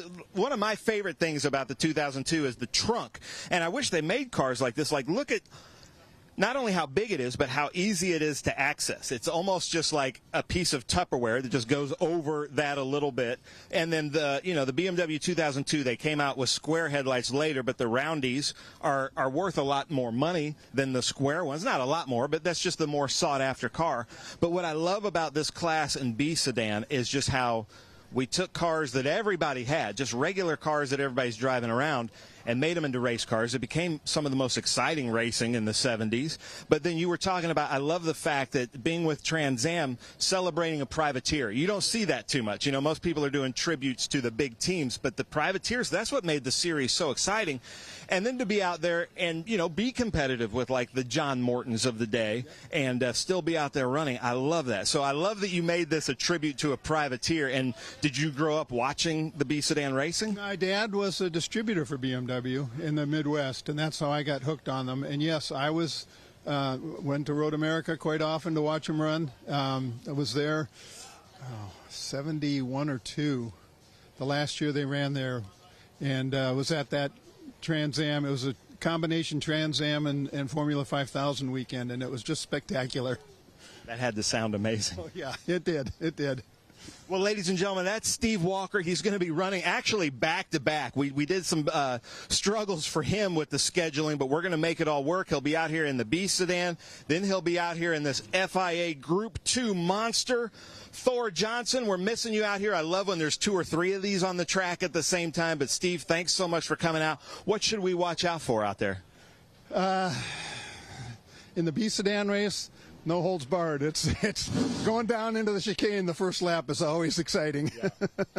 Well, that's awesome. Well, thank you for joining us here, and thank you for bringing these 2 wonderful cars. Thank you. All right, so Ben Sissel here, the Portland Speed Tour. This is such a fun event, but we're going to talk about the Trans Am Western Championship, and I thought no better person than somebody who competed in the National Championship at every race last year, every event here in the Western Championship. So, Barry, explain the Western Championship to anybody out there that may not be familiar. Yeah, so the Western Championship, as was explained to me before I got into it, was that it was a little bit more grassroots, right? People were showing up sometimes with their car on a trailer, right? Not necessarily the full professional support. These were incredibly good drivers, but maybe just didn't have the funding to run the national series. And so the West Coast Series was a place where they could go and be very, very competitive, right? With perhaps maybe some hand-me-down equipment. I decided I was going to run in the West Coast Championship for extra time in the car, right? And I got here, and I wasn't sure how people were going to react to, the National Championship guys showing up in the Western Championship. Everybody welcomed me with open arms. They said, you know what? We'd like to really know, how do we stack up against the national guys? We know where you're at in the National Championship. Let's see how you do here. This is going to be fun. And what I found out is there are some incredibly good drivers here with some incredibly good prepared cars. Right? These are fantastic race car drivers. Most of them are over on the West Coast just because their schedule and their work doesn't allow them to do the whole national series. But what it came over is I found a whole lot of competition on some really, really cool, iconic tracks in the West Coast. It's been growth for me, and getting to know the guys here. Right? Everybody is friendly. They're excited I'm here. I'm excited they're here. And I love the fact that Trans Am has the opportunity, for people on the West Coast to have a full championship and make it work. Yeah, and I love the camaraderie here with the Western Championship, but then also the seat time. So I know you're working with Scott, your instructor at all the events, but the seat time that you've gotten is what's putting you qualifying third at Mid-Ohio, and you are really moving up. And I've seen Barry Bowes just get so much better year after year, and I think a lot of that would just be attributed to just more and more seat time. A lot of that is seat time. My team is incredibly important too, right? Tristan McKee and I get along really well together. We push each other. Funny to say when he's so much better than I am, right? But still, we push each other and we get better together. But the seat time is big. And in the Western Championship, a lot of these races are double headers. It's less expensive to do more races when you come do 2 races in a weekend. And when we're going to come over here, that's also true. So I really love. Now, last year, like I had hopes for winning the Western Championship. And then on a Saturday at Sonoma, I had to blow up, put the car on the wall, and I had to miss a Saturday and Sunday race. That's the disadvantage of a doubleheader, right? But you get a lot more racing time, and I really love that about the West Coast Championship, right? If I could do a few races, I'd do the West Coast races because you're going to get a lot more quality race time here. I love that. Well, Barry Bowes currently second in points in our Western Championship in the Cube 3 TA2 Series. Thank you so much for filling us in on the Western Championship. All right, so now I am with our 2024 champion who just pretty much dominated all last year in the Western Championship, Michael LaPaglia with Papini's Garage, always one of the most well-put-together cars, always looks really good in the paddock. But, Michael, running for a championship and being runner-up in 2023, winning the championship in 2024, how do you describe the Western Championship, like, as opposed to the National Championship? Well, it's completely different. We get a lot of green flag laps on the Western Championship. You know, the car count might be anywhere from as low as 14 to as high as 25, 30. But for whatever reason, we get a lot of green flag laps, which is great. You know, we've been to a couple of national races like Sonoma this year where there's just a lot of caution. So the competition's good up front. I always feel like there's, 4 or 5 cars that can win the race. Which makes it super competitive. You've got Brody Goebel, Barry Bowes, Tim Carroll. Last year we had Tim Barber, who was super fast. So, it's really competitive. We've all raced with a lot of respect with each other. We try to keep the cars together and get it to the finish line. But, I don't know if it's better or worse, but it's good racing. It is very good racing. But you came actually from the SGT side of it, ran a road car that looked just like this, and then you've had now a few Howe chassis TA2 cars. This is, beginning of the season, this was a brand new car. And could you feel the differences in your older chassis and going into the new car? Yeah, it's funny because it's apples for apples, right? Chassis manufacturer, TA2 car. I describe it's like getting a brand new truck, right? You got 100,000 miles on your old pickup truck, you get a brand new truck. It might be the same, a couple more features here and there. But it just feels a little bit tighter, feels like a little bit more responsive, and all the parts, all the components on it are new. The chassis might not be totally different, but you really feel the tightness of all the new components, so we're really happy with it. So, but also, Michael, I heard rumors that you pulled kind of a double duty this weekend. They always, Thursday nights here, they always have a huge motocross, thousands of fans. Were you out there? Yeah, we came up last year. We obviously moved into the paddock on Thursday, so we went over because we heard they were having this motocross event. Little did we know, it's been going on for 59 years straight. It's like this summer motocross series. I've got a long background in motocross. That's my background. I didn't do go-karts. I didn't, race cars. I raced motocross. So last year, it was such this cool community event. I'm like, I'm bringing my dirt bike next year for sure. And sure enough, we did. And Ernie Becker from Trans Am joined me. He brought his dirt bike. And he's right here. He just happens to be right here. So Ernie, who's kind of like a driver coach and helps out on the Trans Am staff, he had one of our competitors, I think JC Monet, brought your bike up here. That is correct. Yeah, Michael talked me in to bring a bike up. I worked with Motocross Action Magazine. They provided me a bike. Came up, we had a lot of fun, and, hey, it was a good, fun family event and a great way to enjoy Thursday night. Yeah, how'd you do? I got second in what's called the 30-plus class because I'm 36, and then I raced the pro class, and I got second overall in that. I went 3-2, I think. So it was a pretty fun night. Not a whole lot of competition for us, but there was what do you think? Probably 50 kids there, 50 different kids there racing, which is what you want to see, right? You want to see the youth coming in, but not a lot of fun. The track crew does a great job. Their promoter does just puts on a great event. Like Ernie said, it's like this really cool community feeling, and it was just fun to be a part of it and fun to come back up here and race. Michael LaPaglia running for this year's championship, trying to go back-to-back with Papini's Garage in the Western Championship, so stay tuned. All right, I'm back at the PIR Speed Tour talking to our 2023 Western Championship winner, Brody Goebel. But it's funny, he won the 2023 championship, did all the races, then disappeared in 2024, except as a crew and to help out with Michael LaPaglia, who won last year. But he's back in full force, our points leader. Now, Brody from Vancouver, BC, Canada, How do you explain the Western Championship? I know you've raced all over, you have all kinds of experience, but how do you explain this championship to your friends? Yeah, of course we want to race, west to east and everything in between. But for us, being up in Vancouver, Canada, it's always been challenging just geographically to get back east. And I definitely have a lot of bucket list tracks back there. That's always been my goal, is to get back racing in the east a little bit more than what we have done. But I'm pretty proud of our West group. I ran 23 as my first season, in Trans Am period. So we obviously ran the West Coast stuff because it was closer home for us. And from 23 up until now, we have really tightened the gap between the national guys. And I feel like when we do go run against the national guys, I know the last race was at Laguna Seca. And there's, I technically stood second on the national overall podium there in that race. And we had other West guys right with me, right behind me. So I know that gap's closing. And I don't really want to look at it anymore as hey, this is the feeder to the national series. It truly is Western Series and the national guys, and we both have competitive drivers in both, and if you can win in the West Series, I would hope that you could win in the national series. So we're getting closer. There's certainly been a gap previously, but as we keep pushing towards it, the fields are tightening. So.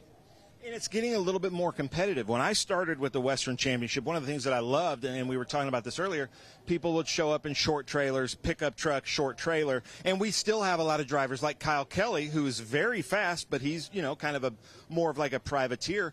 But look behind you, we've got Nitro Motorsports, we've got this huge Tim Lynn and the JM Racing crew. It's a full-on, it looks a lot more of a professional series than it did just 3-4 years ago. Yeah, absolutely. And even for us, too, is, we've gone everything from little pickup trucks and flat deck trailers to go racing in the past. And, we have a nice rig now and stuff, and I run for the Brown Bros Ford racing team. But, you got Nitro, and we have Scott Legacy with M1 and SLR, and they're sending, Alex Brennan out this weekend to help us out, and I'm on the phone with Scotty after every session. And so we do have some of that national knowledge that's getting passed down to these teams. I know LePaglia, he's on the Howe chassis. Chaz is here. So all three brands are very well represented and supported in the West races, and everyone's taking it serious. They want to beat each other, whether it be here or back east, it's all the same to them. So it's cool. Nice. I love it. Well, the Western Championship of the Cube 3 Architecture TA2 Series getting more and more competitive. And I've said this before publicly, but I actually favor the Western Championship. I just like the attitude in the paddock. Everybody likes to help each other out. It's just a little bit more fun and still the elements of privateer racing here. But, man, this is cutthroat. And right now, our 2023 champion and our points leader.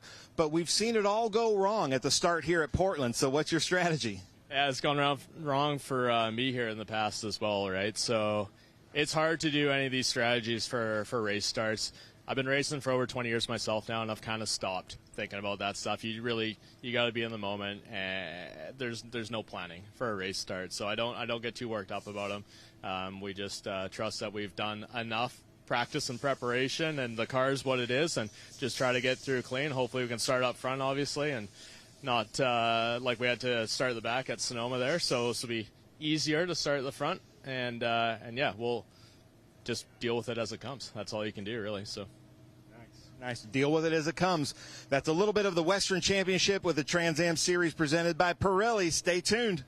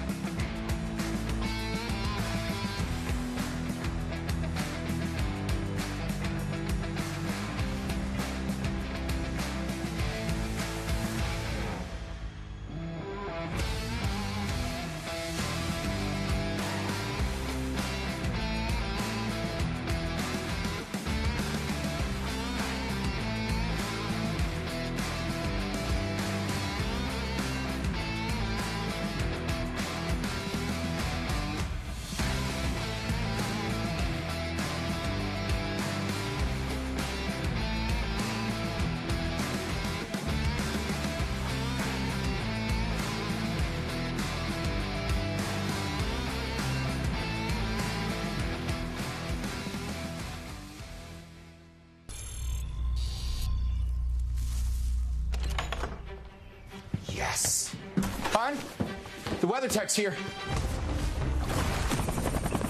WeatherTech is the ultimate protection for your vehicle. Laser measured floor liners, no drill mud flaps, cargo liner, bump step, seat protector, and cup phone. What about my car? WeatherTech.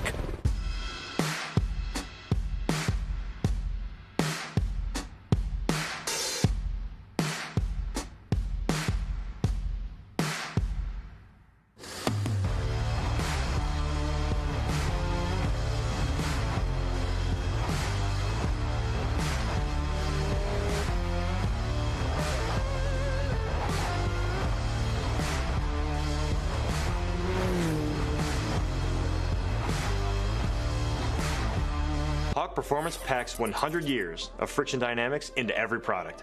Backed by Carlisle Brake and Friction, the world's premier innovator of industrial brake and friction components, Hawk leverages R&D tools and motorsports experience to deliver uncompromising performance on the street. There's no reason to settle for less. Choose pads that are race-proven and street-legal. Find the Hawk Performance brake dealer near you at hawkperformance.com.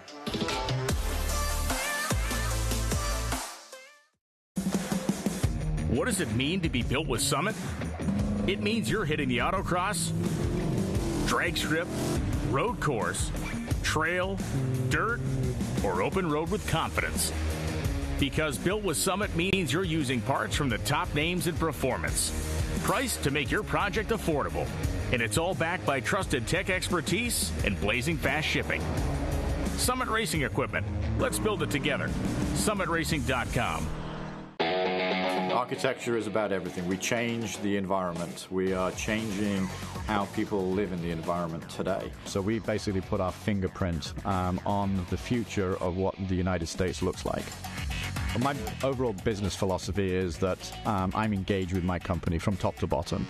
And I think the racing world and helping out the next generation and younger drivers is a passion of mine, and is getting stronger and stronger every year. With that, that's why I want to be involved.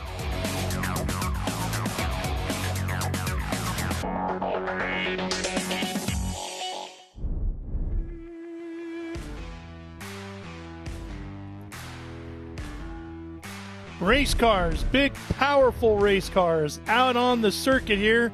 1.9 mile Portland International Raceway. Ralph Shaheen and Ben Sissel with you. We've got some great SVRA action coming your way this afternoon. Is what has been a tremendous doubleheader weekend, Ben. Yeah, so much fun to watch. This is our crowd favorite group, the big muscle cars, the ground pounders, the earth shakers. There's Paul Menard's car. I was talking actually earlier today with Mark Berardi, and he was telling us, somebody asked if this guy could sit in his car, and he kept looking over there, and this guy kept sitting in his car, and he gets out and introduces himself as Paul, and then he said, thanks for letting me sit in your car that used to be my car. And that was the first time he realized that was Paul Menard sitting in the Paul Menard car. And I talked to Paul Menard about that, and he said it was like getting into a time machine. He drove that car for 3 years. So, and then we did some homework. So the Daytona, Studebaker Daytona, driven by Jeff Taylor, it's got Easley Motors on the side of it, and then the name of the driver is Rex Easley, which I think is pretty funny.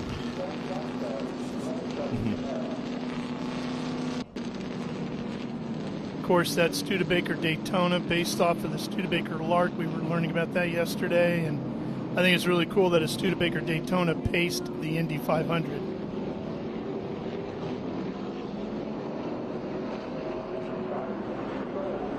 Here we go, waiting for that green. There it is. We're underway. Well, Chris Pauling. Well, once again, my favorite car didn't make the call, the big Camaro, but my second favorite car, that blue and white Corvette, did. So we'll keep some eyes on that. That's James Buskirk in that Group 6 AP Chevrolet Corvette. Yeah, and unfortunately, also later today, the Luigi BMW that you and I both drool a lot over, not able to make it out. No. He got a hole in the radiator yesterday. Yeah, but here we go. Pauling, Chris Pauling up there in that gas. I just found this out actually talking to some of the drivers this morning. The Great American Stock Car Series, we have 3 or 4 of those out there today, was started by Chris Evans. This Dodge here also in that, so that's really cool. Finding out information that I probably should have known beforehand. But as they come around here, and look at this, we've got Dominic Martinelich in that Chevrolet Corvette and Chris Pauling going at it. I do also like that Corvette.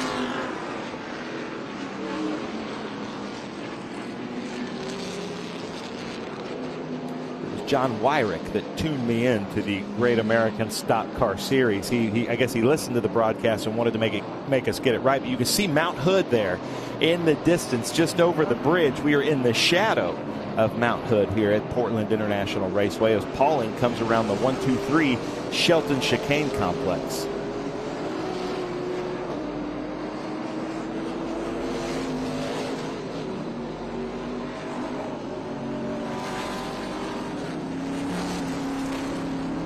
This is kind of the gas stock car, late model car with the big engine with a TA GT1 car just behind. That is our last year's Western Championship of Steve Goldman's car. Steve Goldman now is in a Chevrolet Camaro.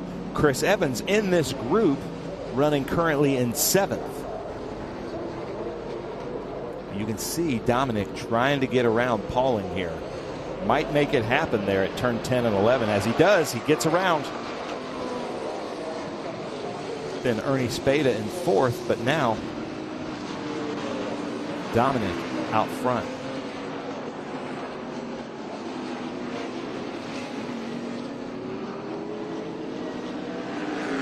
I'm not sure if Pauling's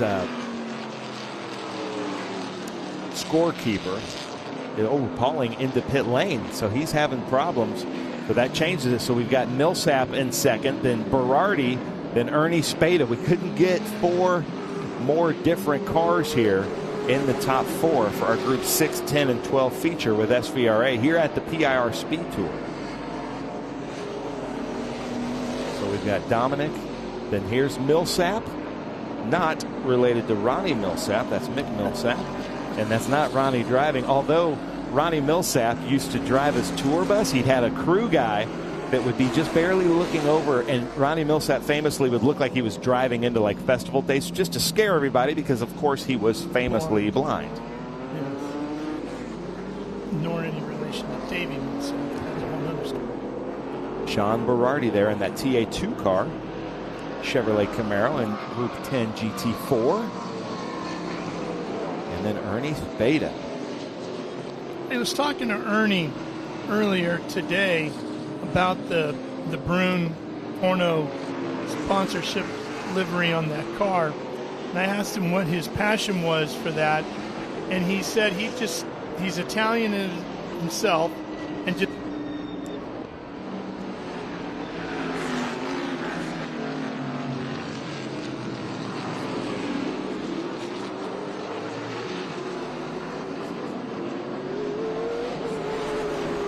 decided to paint his cars in representative livery of those Brune race cars. Now, to make the story even better, he actually owns a Brune Porsche 962. Has it in his collection. He showed me pictures of his collection, and I'm an extremely jealous man over that right now. That's awesome. I gotta tell you, his collection is pretty outstanding. But he lives here in the Pacific Northwest, and he said he almost brought the 962 out here this weekend just to have it on display, even though he wasn't going to run it. He said because it's such a cool car, he knew people would want to see it. But he said it's a big thing, so it's a bit of a nightmare moving it around. They are tough to push out of trailers and things like that. But I got to give it up for Ernie Spada, the United Salad Company. Couldn't happen to a better person. So nice. He provides every year. It's kind of a tradition. Fresh strawberry shortcake for the whole paddock. It's kind of the highlight of the weekend. Some would even say the vintage racing season. So thank you, Ernie Spada, his whole family, and the United Salad Company for doing that. I will definitely agree with you on that. It was the highlight of the weekend for sure when it comes to our astronomical exploration of the Northwest. Huh? Yes. Yeah. That's Mark Adams there in that E-Type, followed by Gunther Pichler and his Jaguar E-Type. So, Ben, here's one more thing about Ernie's 962. So if you know much about the history of the 962s, there was the IMSA version and the World Endurance Championship version. There was 962 that ran over here, and then there was 962C, which ran in the other championship. Most cars, if you buy one and you get it for vintage racing, is one or the other. Ernie's car started life as a 962C chassis 107 and then was crashed and converted to a 962.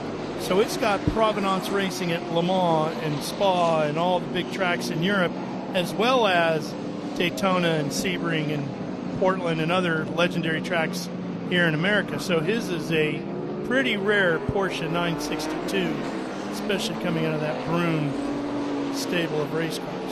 And ladies and gentlemen, that is Del Hardy in that 8X. And if you ever want to impress almost no ladies at a car show, if you ever see a split window Corvette, what year would that be, Ralph? 63. 63, the only year they made a split window. And almost nobody is impressed with that, but it still makes you feel good sharing those little trivial facts, right? And it raises the question once again, why?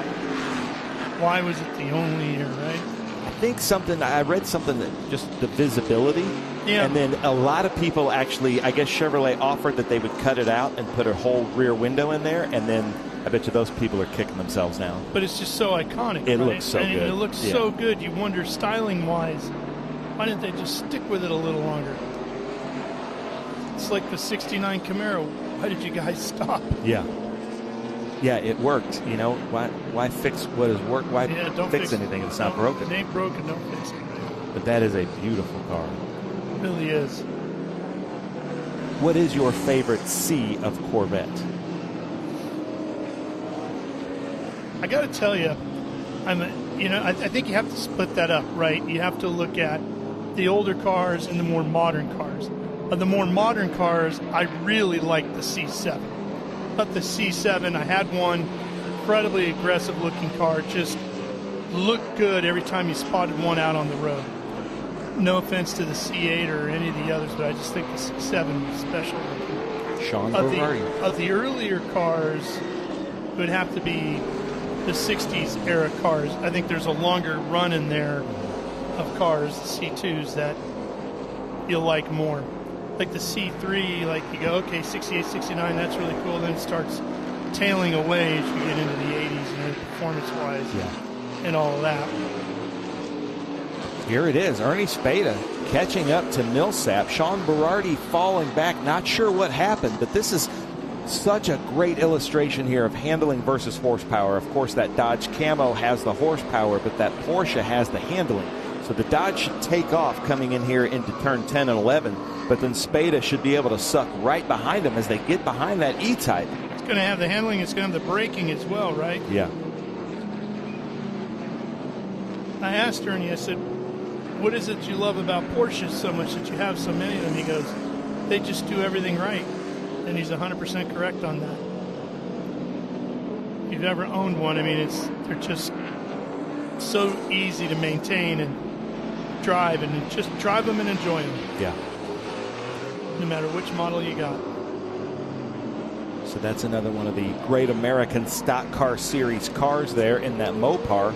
Ernie Spada with United Salad Company coming up right behind him as they go from that turn 3 to turn 4 complex. And this track is very deceiving. You know, I've done it setting up signs and banners and things around in like rental cars. I've never done it at speed, but it's increasing and decreasing radiuses all around. So even though there isn't a huge elevation change, I think about 18 inches in the whole track, about a 2-mile track, but it is a very difficult track, especially this turn here that sets you up for almost half of the circuit. Yeah, turn 7 right there. Very technical. It'll give drivers fits and nightmares. Not because it's scary, it's the slowest corner on the racetrack, but because making the corner right technically is so difficult to do. And this is frustrating for somebody like Ernie, who could probably hit his brakes at the 1 or the 2 marker, but the Millsap car has to hit probably around the 4 or the 5, but it's just a 1 lane through there. So even though he can outbrake him easily, You can't really make a good dive bomb in there because then you're set up for the completely wrong side for the next corner. You see Wyrick there just in front of these two drivers. Spada getting right behind him, a little bit too close. Coming through the Shelton chicane. And another beautiful day here at Portland International Raceway. Like I said, you could see Mount Hood over the main straight. But let's see what Spada can do here. It's all about, like what you said, Ralph, of just setting yourself out of turn 7. Now they've got this car, see if he can set a pick. But Sean Berardi now has gotten up right behind him in that TA2 car. So watch out for that as well. He's usually pretty quick in that car, too. So Spada fell back a little bit, putting Sean Berardi. Berardi dipping the wheel or two there. They do that a lot all season long, but for some reason here at Portland, it's dusty. It makes for an even better show here. You know, you mentioned Ernie Spada as he was going into the Shelton chicane. One of the cars in Ernie's collection is a Monty Shelton Porsche that he campaigned throughout the Pacific Northwest back in the 80s. Boy, Berardi's going everywhere. He is, dipping wheels all over the place. And there's the Dick Trickle car. Yes, if my wife is still watching, that is the actual name of a NASCAR driver. Dick Trickle, very famous. Oh, man, that could have been ugly. Great job by Ernie Spada to avoid that. Yeah. Man. Mick Millsap goes around in that Dodge stock car. That's just looking in your mirrors, that's a lot of weight to carry around with that very nimble, quick and nimble Porsche behind him. So Ernie Spada played that very well, just getting into his mirrors. That could have been very expensive. Yeah.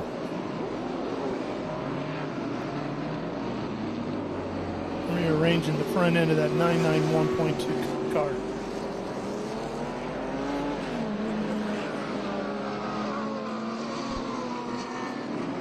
So Sean Berardi, who joined us last year in the Cube 3 Architecture TA2 Series and TA2, running in the SVRA Group 10 this weekend, which he did, I think, at Sonoma and Laguna with us as well. His dad is out there in the Paul Menard's car. That's a beautiful looking TA2 car, though. Yeah, it is cool. Not afraid to dip his wheels as Sean.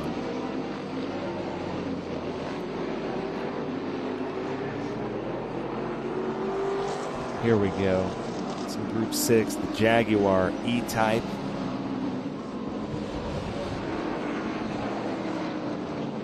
It's the number 38 of Gunter Pitchler.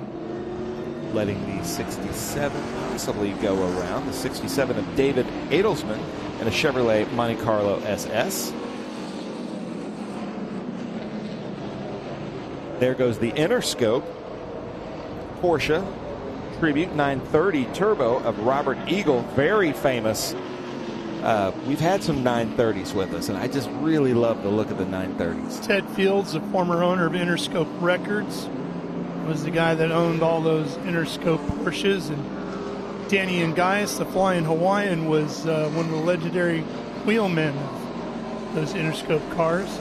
He also ended up getting out of the Porsches and into GTPs. In fact, he used to run a Lola when they first hit the GTP era of IMSA competition in Interscope colors. So here comes our leader, Dominic Martinelich, in that gold or that orange Corvette from last year. There's the Interscope 930 of Robert Eagle.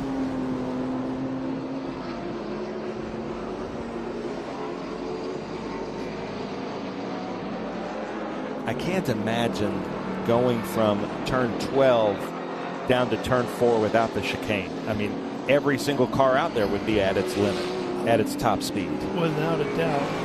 And at the limits of your brakes when you got to the other end. Yeah. First couple of trips down would be okay. You might be getting a little nervous around lap 6, right? Look at how beautiful that car is. Yeah, it's a gorgeous race car. So are we making a Porsche fan out of you, Ralph?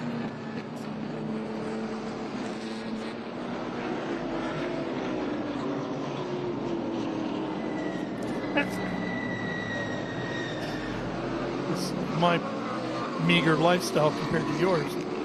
Yeah, right. Well, there is Steve Goldman in that Chevrolet Camaro. Steve Goldman was last year's TA champion in the Trans Am Series Western Championship, And now he's here trying out this new car. His car that he won the championship with last year is leading the race. So he's kind of winning twice here in one race. And maybe thinking he made a bad business decision? No, I think he's just having fun. I think he's wanting to work his way, get comfortable with these TA Cup cars, and work his way back into Trans Am, the TA Cup route. And I applaud that. Actually, I met him here. He brought that car to race in Group 10. And I said, hey, just so you know, Steve, that car would qualify to run in Trans Am. And he said, really? And so he did.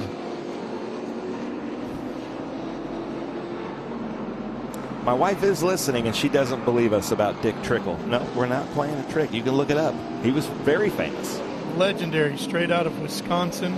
Cole Trickle from Days of Thunder is kind of an homage to that. The White Knight was his nickname. He ran the white 99. Used to run 99 everywhere he went. That was his number. Kind of like the King with 43. Yeah. And here comes the Paul Menard car. Like we were saying, Paul Menard ran that car in NASCAR for 3 years. Loved it. That was the era that he absolutely loved in NASCAR. Then they went to that kind of car of tomorrow, which he wasn't very fond of. But he sat in there for 30 minutes just because he said it felt like a time machine. Just had a ton of fun. Not many people were a fan of the car of tomorrow. Now this is Ralph's favorite car out there. Beautiful. That number 71, James Buskirk. Yeah, and you know, this car has been through a handful of owners. It's a 1968. Bill Leonard out of East Haven, Connecticut was the original owner. It came British green with a saddle tan interior, the 327. Bill caught the racing bug and decided to go racing in SCCA B production starting in 1974. He was self-sponsored and had a lot of fun racing against the big names of the day like Bob Leitzinger, Jim Fitzgerald, and of course Paul Newman. He eventually sold the car off to David Levertu of Pennsylvania in 1994, who began vintage racing the car in SVRA. And he also had some success with the car in Mid-Ohio, Pocono, Roebling Road, and a wide variety of other places, and eventually sat in Mr. Levertu's Auto Museum. Colby Hillman out of Ohio bought the car, commissioned the Duntov Motor Corp of Dallas to completely... That's how I know the car. Okay, restore the car, top to bottom, and then they got busy playing with the car, and it showed up for the first time at Circuit of the Americas in 2018.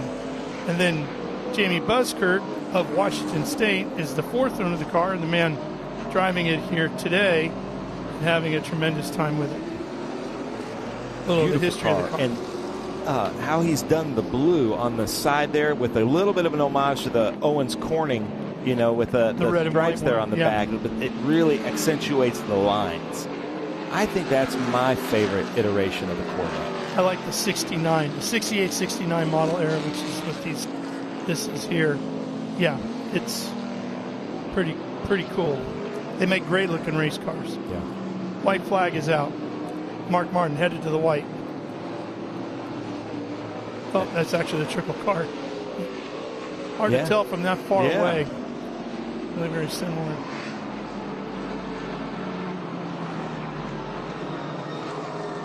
Oh, look at the Corvette getting loose under braking going into... He wisely doesn't try to attack the corner.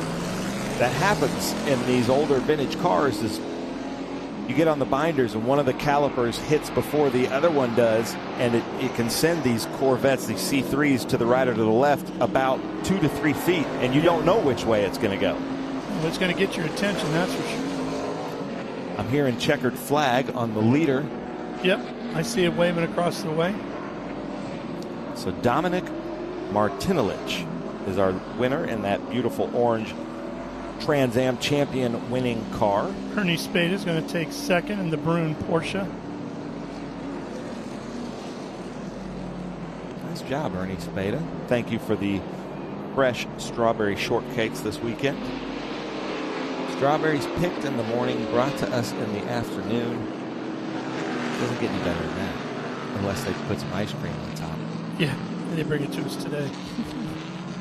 So there is our leader, winner, Dominic Martinelich, then Ernie Spade, then Sean Berardi, and then Steve Goldman, who that car used to belong to.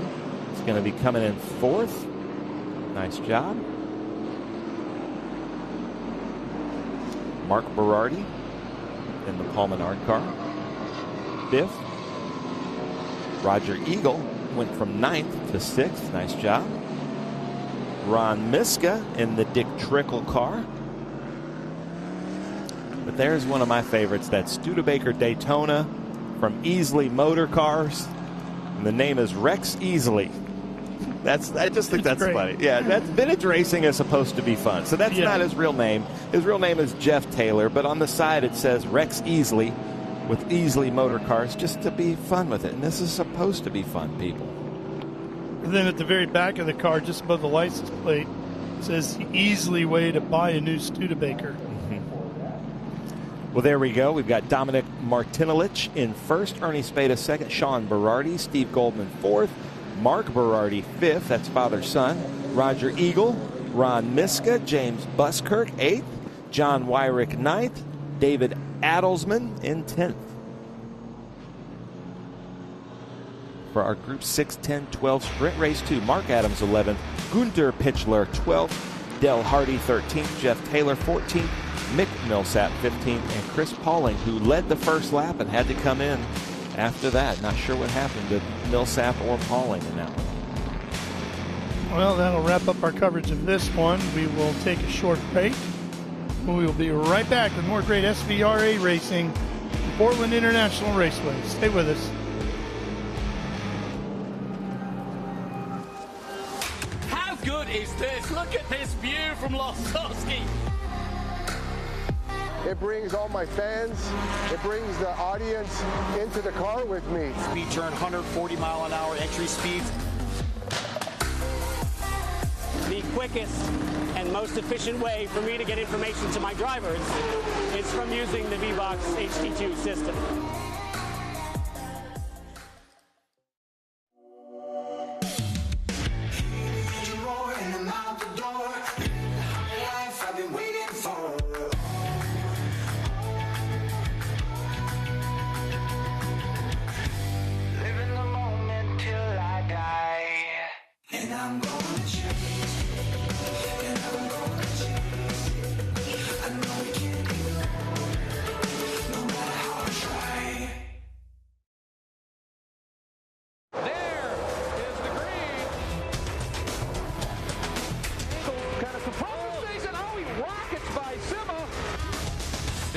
Said. One of the ways you overtake here at Sebring is really good in the braking zone, like this one right here.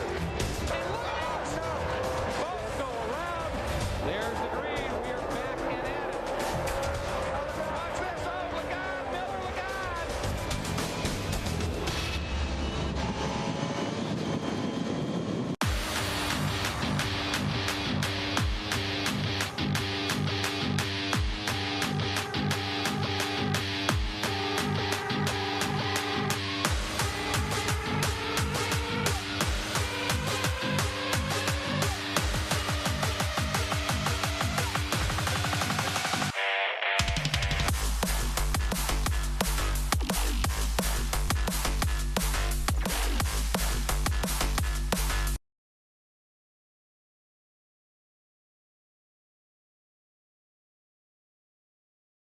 All right, so Ben Sissel here, the Portland Speed Tour. This is such a fun event, but we're going to talk about the Trans Am Western Championship, and I thought no better person than somebody who competed in the National Championship at every race last year, every event here in the Western Championship. So, Barry, explain the Western Championship to anybody out there that may not be familiar. Yeah, so the Western Championship, as was explained to me before I got into it, was that it was a little bit more grassroots, right? People were showing up sometimes with their car on a trailer, right? Not necessarily the full professional support. These were incredibly good drivers, but maybe just didn't have the funding to run the national series. And so the West Coast Series was a place where they could go and be very, very competitive, right, with perhaps maybe some hand-me-down equipment.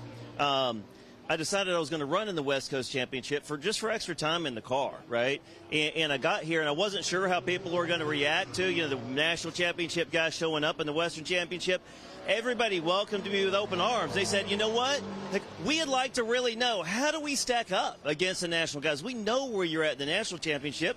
Like, let's see how you do here. This is going to be fun. And what I found out is there are some incredibly good drivers here with some incredibly good prepared cars. Right? These are fantastic race car drivers. Most of them are over on the West Coast just because their schedule and their work doesn't allow them to do the whole national series. But what it came over is I found a whole lot of competition on some really, really cool, iconic tracks in the West Coast. It's been growth for me, and getting to know the guys here. Right? Everybody is friendly.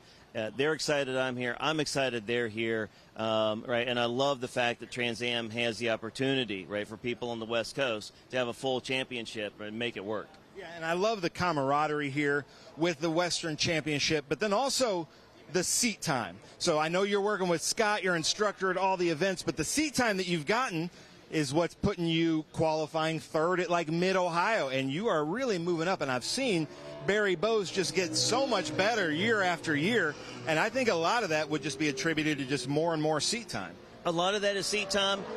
My team is incredibly important too, right? Tristan McKee and I get along really well together. We push each other. Funny to say when he's so much better than I am, right? But still, we push each other and we get better together. But the seat time is big. And in the Western Championship, a lot of these races are double headers. It's less expensive to do more races when you come do 2 races in a weekend. And when we're going to come over here, that's also true. So I really love. Now, last year, I had hopes for winning the Western Championship.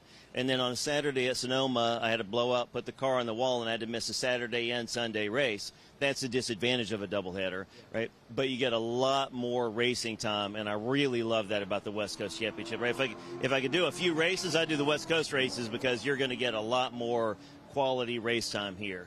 I love that. Well, Barry Bowes currently second in points in our Western Championship in the Cube 3 TA2 Series. Thank you so much for filling us in on the Western Championship. Thank you.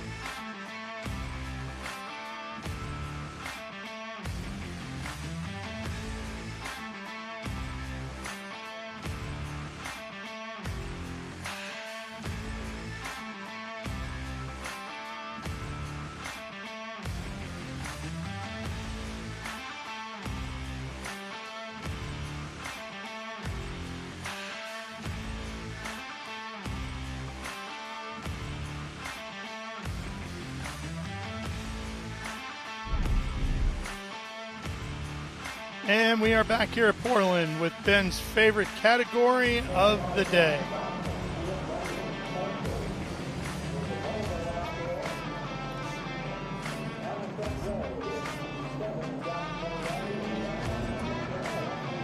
Which is quickly becoming my favorite. It's just really good racing. My favorite cars are the 1, 2, 3, 4, 5. My favorite racing is the B sedan, the Hoosier 2.5 Challenge, but the crowd favorite is what we just saw with Group 6, 10, and 12. But this is Group 8, kind of a medium bore production cars. We've got some Datsun 510s, BMW 2002, Datsun 240Zs, a Porsche 912, a Volvo 142. Got about 800 pounds on all the other cars out there. A Datsun 260Z, beautiful car. And then a Devon 295. And Ralph, you taught me about the whole 295 thing. I think that's a cool story. That's amazing. Yeah. Yeah, and they clipped right onto MGAs, Austin Healey's, Jaguars. So if you just wanted a different look, you could just basically lift the body off of your MG and put that little sporty or more Ferrari-looking body on there.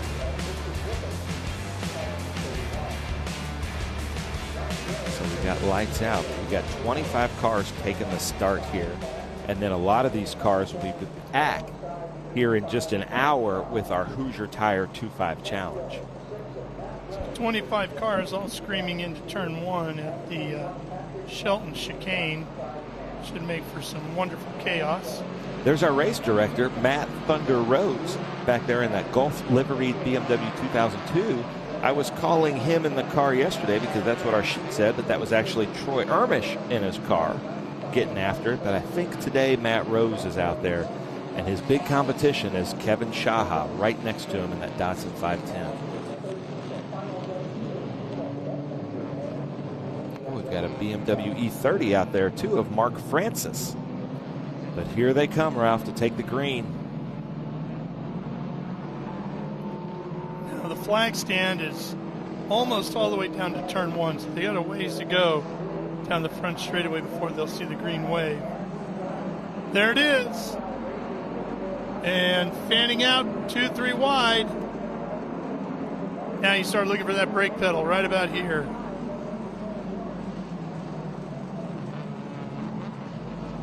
Three wide going into the corner. That's not going to work.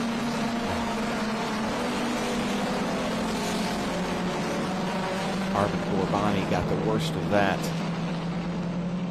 But Paul Gaudio, what a great start for him in that Porsche 912. It's actually a Porsche 911. It's got a Porsche 911 motor with a Porsche 912 body. Ara Malkassian in second place right behind Moriarty, and then Rob Bellevue, who gave me some fantastic shrimp here last night in that Datsun 240, just going after it with Jeff Mosing, both of them kind of running the Datsun BRE colors. There's that 260Z of Izzy Lepitz. Look at Mosing and Rob Bellevue side by side.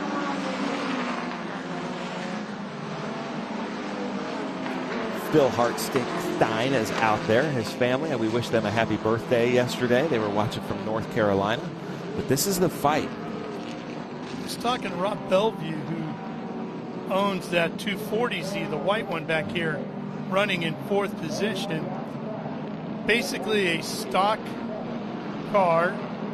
Guys at DSR did the engine work on it.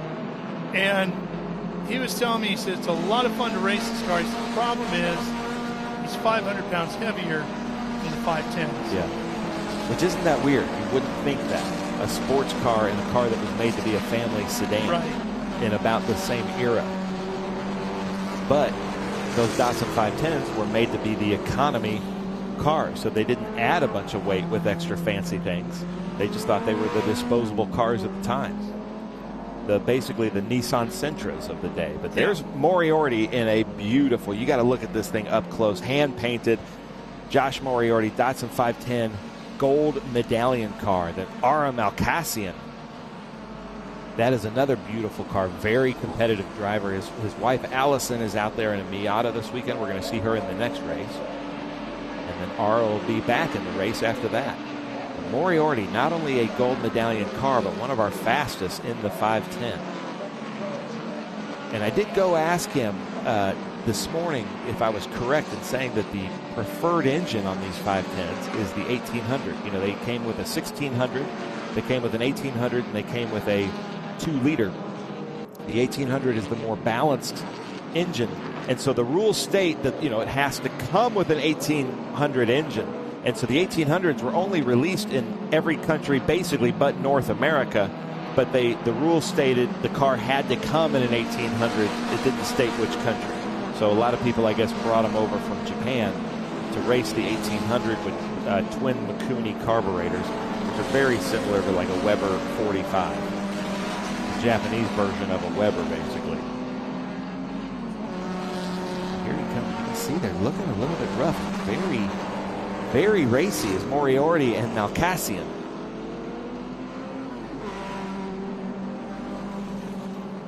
So these were the family sedans of the day. Ooh, oh, look at this. He locked it up, gave Malkassian the room. but just wasn't able to make it happen. But maybe lost some momentum there as they come down this long back straight into turn 10 and 11.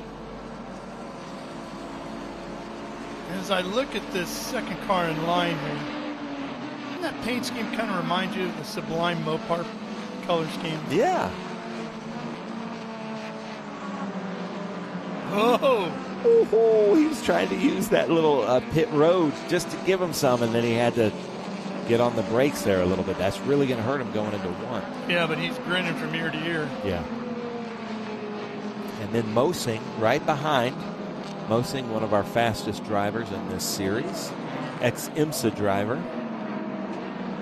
I was giving him a hard time when we were talking in the paddock, because usually Jeff Mosing brings with him 3 or 4 very good-looking women. And I was looking for that in the paddock, and he said, yeah, they weren't able to come this weekend. So we were both disappointed.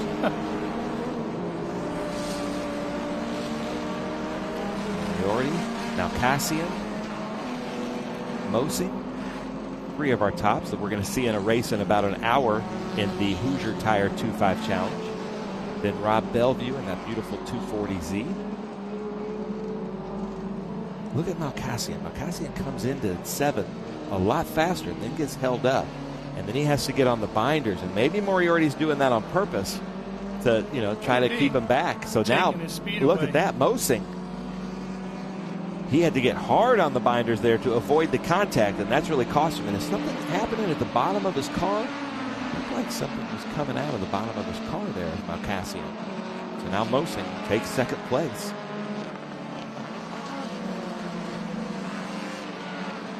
He takes a little bit more timid line this time. He's probably just trying to catch up, let the tires come back to him. I think most of the 510 drivers are running a Hoosier Speedster tire. Then we've got Rob Bellevue, Armin Gorbani, who was last year, 2 years ago, champion in the Hoosier 2.5 Challenge. And then Tony Delane, we haven't mentioned him too much, but Tony Delane in that beautiful red, white, and blue BMW 2002. Gaudio in that 911. Then Tim Probert and Penny. There's my Volvo, Hans Gutmann. It's a great name for a Volvo driver. Then Daniel Wu, the movie star right there. And the number 74, not just a movie star, but producer, director, is Daniel Wu. Can he get you a cameo appearance in? I would love it. Yeah, let's see. I have a friend that produces and directs Hallmark movies, and I just want to be a person in the background buying a Christmas tree in a Hallmark Christmas movie, because, little known fact about me, I love Hallmark Christmas movies. Do you really? I watch them all. Every single one. Really? Yes. My wife and I love them. The worse, the better. All right. So Ashley, our PR director, and Jessica Trippy will sometimes text each other starting about Thanksgiving on, hey, have you seen this new Hallmark movie? It's really good, or it's really bad. You got to watch it.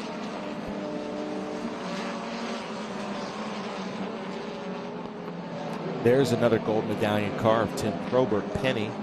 It's called that because of the copper penny. But look at this. Mosing, Moriarty, side by side. New leader. Yeah, headed down to the Shelton chicane.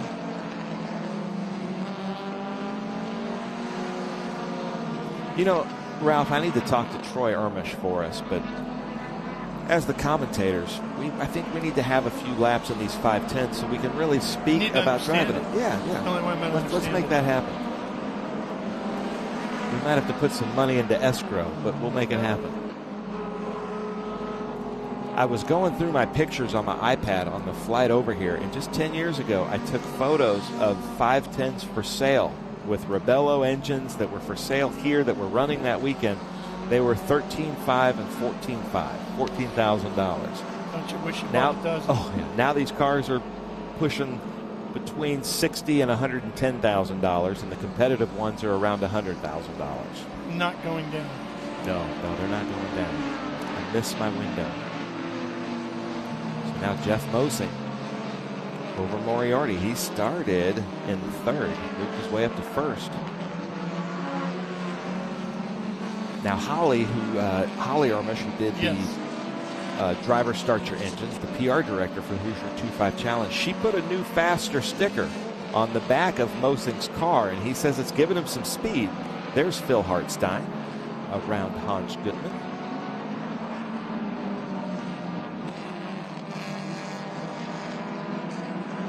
I do believe Hans was telling me that Volvo has about 800 pounds over these 510s and BMWs.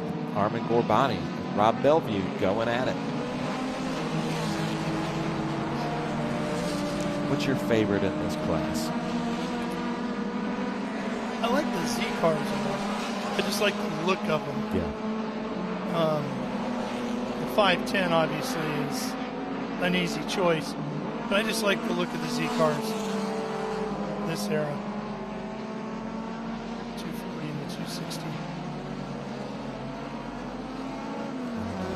Green 911. Well, yeah, That's tough you too. can never go wrong with that. So the body is a 912. The engine is a 911. And there he's side by side with Tony Delane. Yeah, the 912 was more of a touring luxury level. And it had a 356 engine in it. Yeah. And then they went up to that 911. So it had like a air-cooled, Volkswagen Beetle engine in it, basically, a 356. This should have, what is it, a flat 6 in the 911? It's the smaller flat 6.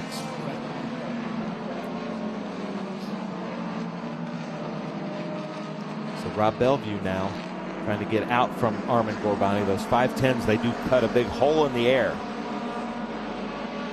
Using the draft, and now Rob Bellevue out front. I believe that car used to belong to our head of tech, John Wilkins.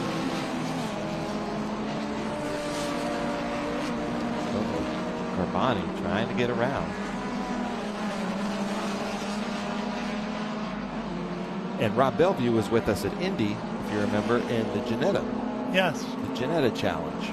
He brought that 240, but I think he had mechanical, and he didn't want to go home, so he rented a Ginetta street car, basically, and raced in the race. It had street tires on it. Armin Gorbani, like I said, champion 2 years ago. I haven't seen Brian O'Shaughnessy out there. They had a flat tire on that Z this morning. Weren't sure how it got that way, but it was when they got to the track. Yeah, Brian O'Shaughnessy is down 5 laps. I didn't see him come in. Not sure what's happening there. He's back out on track, though.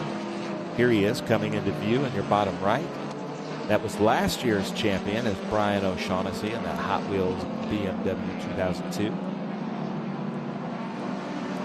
And now here come the leaders. Have you looked at this car up close? I did. Isn't that cool? Yeah, it's a great hand painted. It's a lost art form, isn't it? Yeah. There's our leader in that BRE kind of tribute livery. I was thinking we've got to be getting close to the end of this one, too.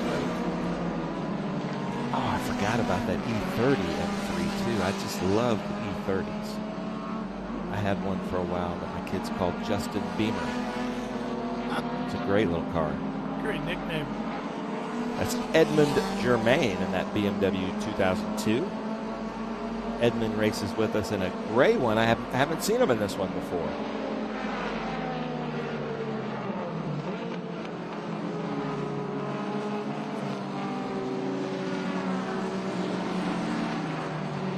Personally, I prefer the look of the BMW 2002 or even the Alfa Romeo or the Cortina over the 510s. But if I was racing, I think I'd want a 510. Yeah. If I was trying to impress the ladies, maybe an Alfa Romeo.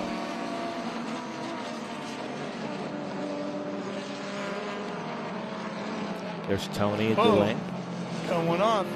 I think that was our actor there. I think that's Gorbani. Is it Gorbani? I can't tell because Daniel Wu's is red and silver. That looks like that Gorbani. was the black and red. And Gorbani lost a wheel yesterday in the 1, 2, and 3, so he's having some bad luck.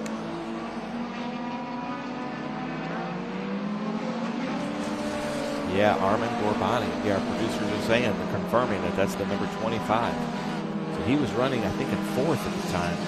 There's that BMW E30, and you can see how it went from the 2002 to the E30. Very similar lines. And now here come the leaders. Whoa. Woo-hoo. The thing about this, the leaders in this group, the Hoosier 2.5 Challenge, the B sedans, they hang it all out there. You know, you don't see that usually from the leaders, but that's just kind of, you have to kind of throw these cars around because you get so much body roll. Those have just skyrocketed in price, those M3 E30s. E30s have, but then the M3s 10 times over just a regular E30. And now here comes Jeff Mosing. Put the car a lap down. Mark Francis in that beautiful E30. I see Brian O'Shaughnessy coming back into the pits, so that car is just not running right. He's really more worried about the Hoosier 2.5 Challenge. So they're going to go try to fix that.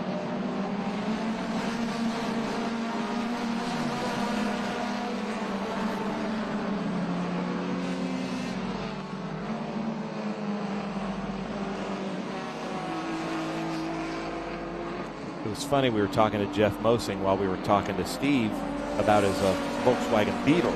And Jeff Mosing, big car dealer, but the first car he ever sold was a Bahama Blue 66 Volkswagen Beetle. So he was looking at Steve's, which is the same thing. A Bahama Blue, 1 year they offered that car. Everybody's got stories about these cars, but look at this, side by side, Ralph. Yeah, and it might be your dad had one as his daily driver, or that's what mom took you to school in every day, or the neighbor next door had one, whatever it is. But everybody knows the story of one of those cars.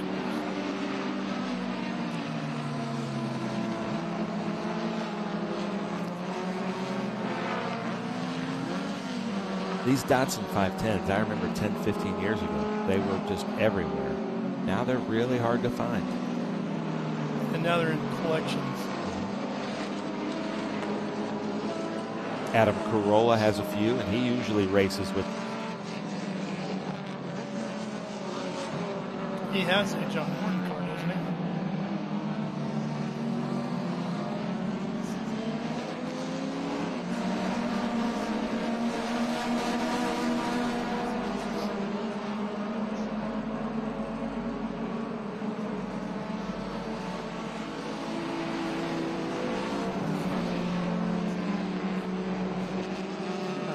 Can you imagine George Fulmer and Donahue and those guys screaming around the track and passing these guys at the same time? Yeah. I mean, it's a lot like what we see in the modern Trans Am and the TA and the XGT and GT classes. But man, Ara Malkassian really trying to get around, trying to get his car to rotate there through turn 7 to try to set Moriarty up, but Mosing is just taken off.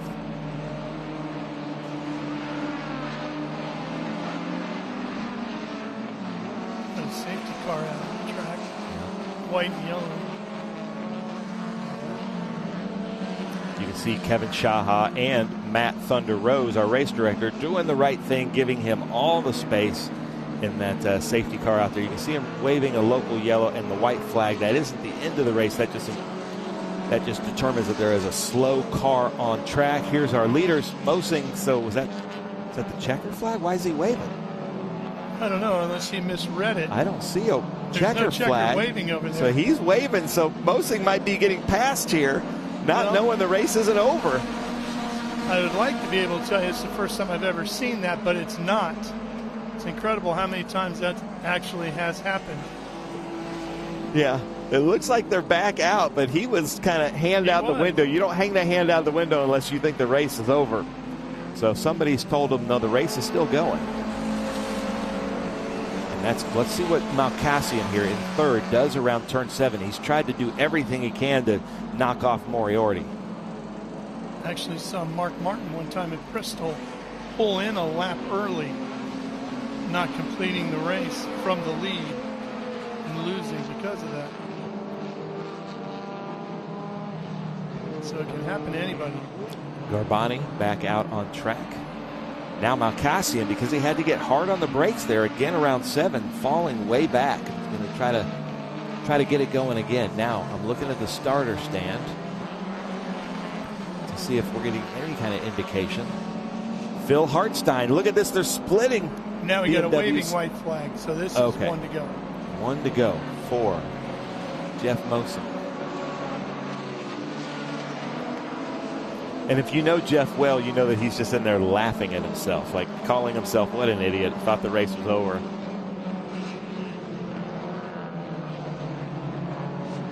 Jeff Mosen just hopping over these curves. Missed his line there a little bit. Let's see if Moriarty can take advantage.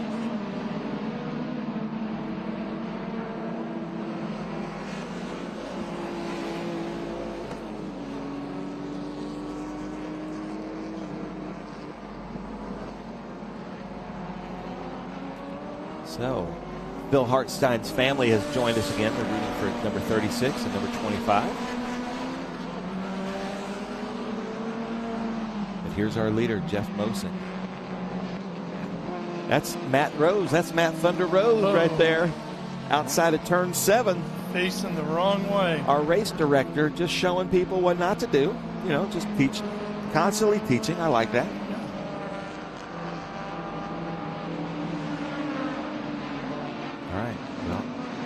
Moriarty, bring us home, Ralph. Moriarty's just got a few corners to do it.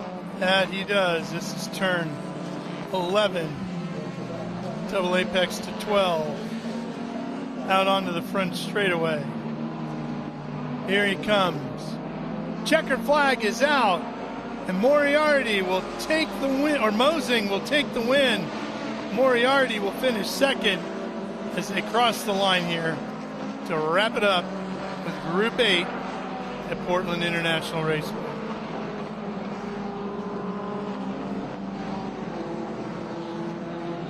Well, now, Ben, these guys have to hustle back and get ready, as they'll be back for the 2.5 challenge coming up. 2 more races to go here today. Here comes that 260C. Now, it was funny because behind us there was Tim Richter, the race director for Trans Am, and he got a kick out of seeing Matt Rose because all of us work together in this company. We're all one company. We're all very good friends. We were all having dinner this week, just having a blast. But it was funny because Tim Richter's face when he saw Matt Rose around there was pretty funny.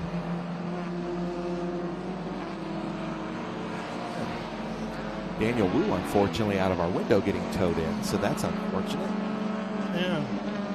But he should be out for the Hoosier 2.5 challenge, and there are the results, ladies and gentlemen.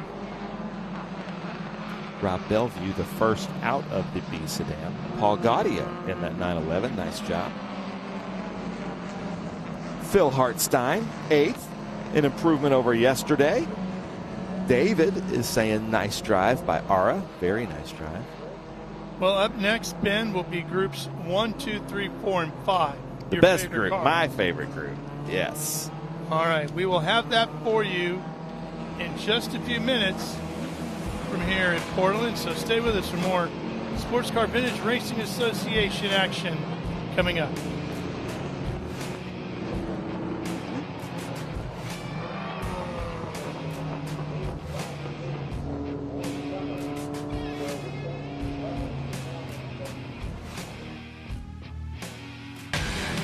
Up and get ready for race day with Mission Foods. The world's best racers and tastiest products come together to make every race delicious. Fully loaded tacos, fast wraps, piled high nachos. Whatever you crave, Mission will help you be race ready with easy to make recipes that will take your race day to the finish line.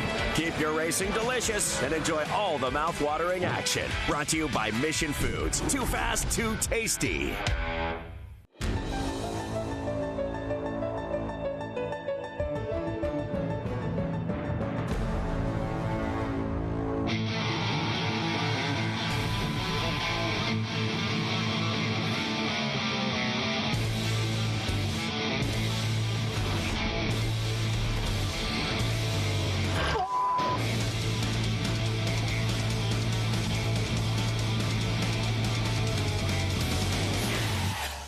Okay, so pretend this is your race car. It's on the trailer, and you have an accident.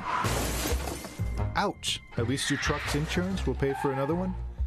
Yeah, not so fast. Standard insurance won't replace your race car, whether it's in the trailer, in the paddock, in the garage, or the repair shop. But at Haggerty, we can protect it for what it's really worth anytime it's off the track. No matter what or where you race, offer less than a set of race tires. Haggerty, let's drive together. What does it mean to be built with Summit? It means you're hitting the autocross, drag strip, road course, trail, dirt, or open road with confidence. Because built with Summit means you're using parts from the top names in performance. Priced to make your project affordable. And it's all backed by trusted tech expertise and blazing fast shipping. Summit Racing Equipment. Let's build it together. SummitRacing.com. In racing, every second counts. Communication isn't just important, it's everything. Established in 1996 in Daytona Beach, Florida, Speedcom Communications was born from a passion for racing and a vision to revolutionize motorsports communication. Trusted by competitors across the world.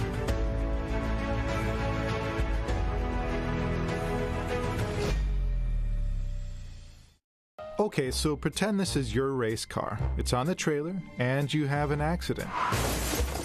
Ouch! At least your truck's insurance will pay for another one? Yeah, not so fast. Standard insurance won't replace your race car, whether it's in the trailer, in the paddock, in the garage, or the repair shop. But at Haggerty, we can protect it for what it's really worth anytime it's off the track. No matter what or where you race, offer less than a set of race tires. Haggerty, let's drive together.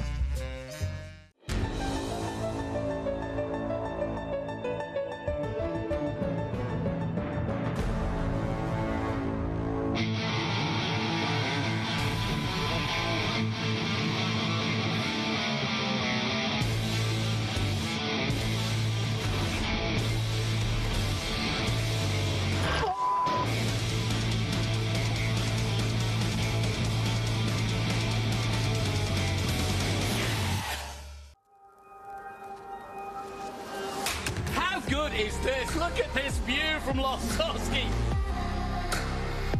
It brings all my fans, it brings the audience into the car with me. Speed turn, 140 mile an hour entry speeds. The quickest and most efficient way for me to get information to my drivers is from using the V-Box HD2 system.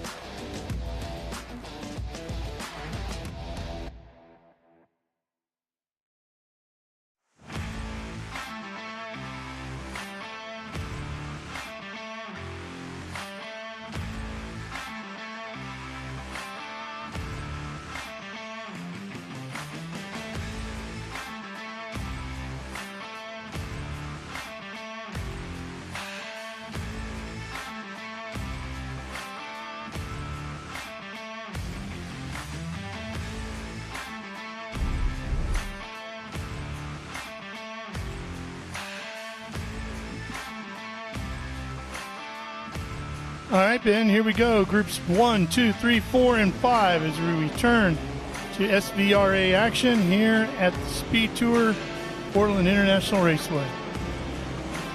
My favorite. Now, this is a group that we don't like to put together too much with the 2 and the 5, with the 1, 3, and the 4. But Group 1 is the small bore production cars. Group 2 is the Formula Fords, the Formula Bs. Group 3 is the smaller-ish, but not as small as the small bore production cars, like the 356s. Let me see what else is out there. A Volvo P1800, MGBs, Triumph TR4s would be out there. Group 4 is like the Devons, some like specials, things like that. And then Group 5 are the small sports racers, the Spec 4s, things like that. There's the entry list here at the PIR SpeedTour. We've got Jason Perkins starting first, Stephen Temple second, Joshua Jacobs third, John McCoy fourth, Granton Perryman in a beautiful Brabham BT21, Dave Sweeney sixth, Sherm Johnston and Yarborough.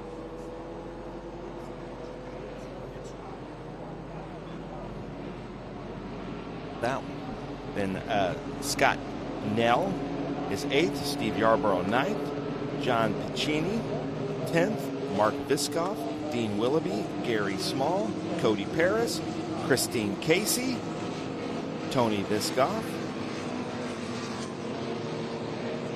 Cameron Mail, Edward Hugo, Keel Phelps.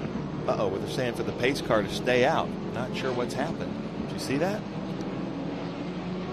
Not sure what's happened here, so we'll But you know what? It was funny because Christine Casey apologized to me because she called me Patrick, and I think I called her Katie yesterday. So sorry about that. I'm not sure if they spotted something on the track surface they wanted to take care of. I don't see Christine out there. Oh, here it is. Yeah, that would be something on the surface.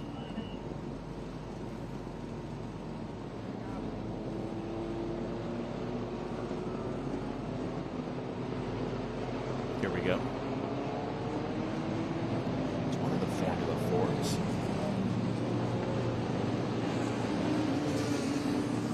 That was the Titan Viking Blue of Scott Nell. Look at there's a Ford Cortina and then a Lotus Cortina. So we've got a split start between these groups. I hope they know that they're not taking the green. Uh-oh. Because they're pacing themselves. I hope they know they're not coming here to take the green. Stay yellow.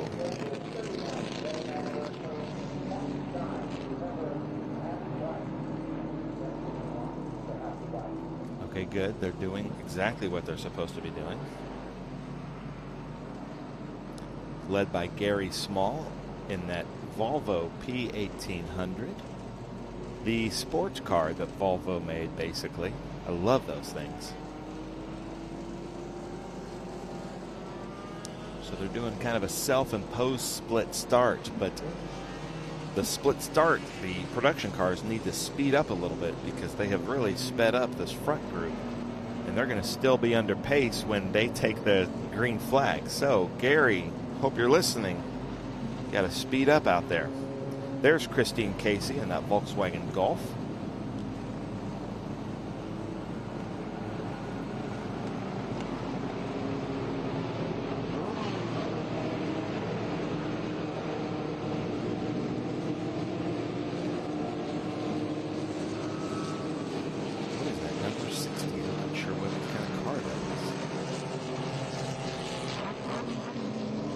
Malik MK27. Almost looks like a drag racing funny car out there. Well, here they come to take the green flag, Ralph. Getting ready to get this one underway. Watching that flag stand, which is high up in the air to their left. There's the flag, and we are underway. Getting ready to jump onto that brake pedal. Turning into the Shelton chicane. Yeah, there's your Malik running right there in third. moved up a little bit. Jason Perkins takes the lead in that number 65 S2000. Swift TB5.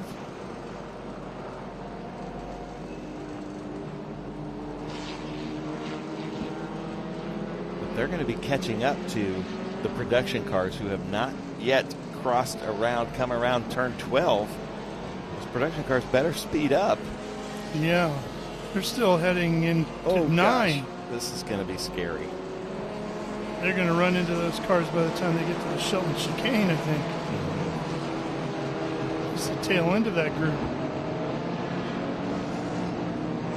There's my favorite car. Yep. Love Steve that. Smith. Yeah, there they are going into 11. Already caught him, and these guys haven't even taken the green yet. And they can't get around.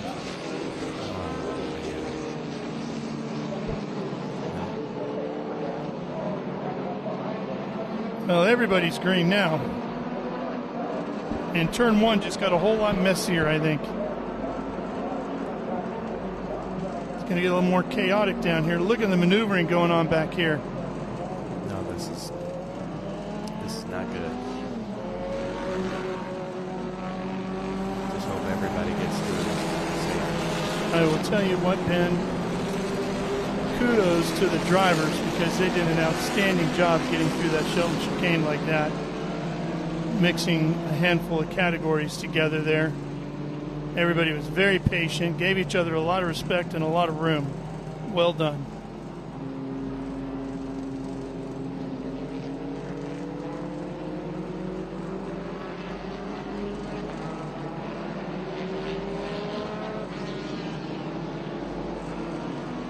Malik of John McCoy. Look how far back he sits on that. Looks like a rear engine or front engine dragster. Yeah. Then you've got a Formula B going there right in front of Steve Smith in turn 7. I don't like the look of this right now.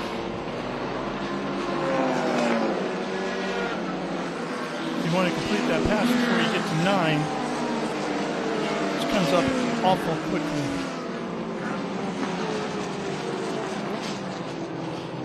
Otherwise, you pretty much need to tuck in line and wait to the front straightaway here. Jensen Healy of Richard Thomas. We don't see those too often. Great little British cars.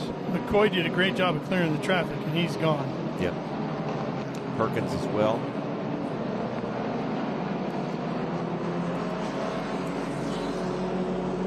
But that, I'm fanning out 3 wide going to the inside here. That's Sherm Johnston and Yarborough who passed the line at the same time yesterday. Oh, Yarborough on that red car.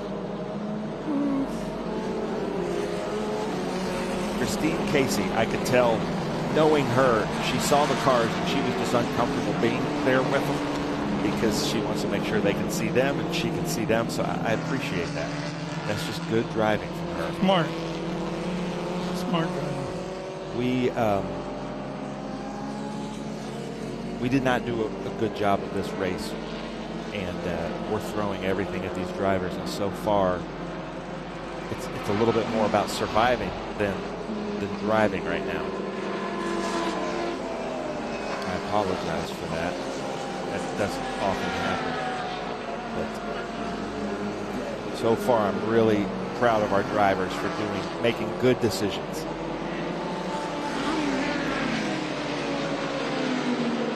Now that it's spreading out, I can kind of breathe a sigh of relief. I'll tell you, some of these sedan racers right now aren't necessarily sure who they're racing because they're dealing with all these faster open wheel machines slicing through the field, and they're not sure how far back the next sedan is. Yeah.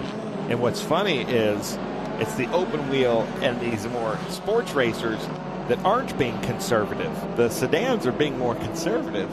And you'd think that these open wheel guys would be the ones that would be the conservative ones. Yeah.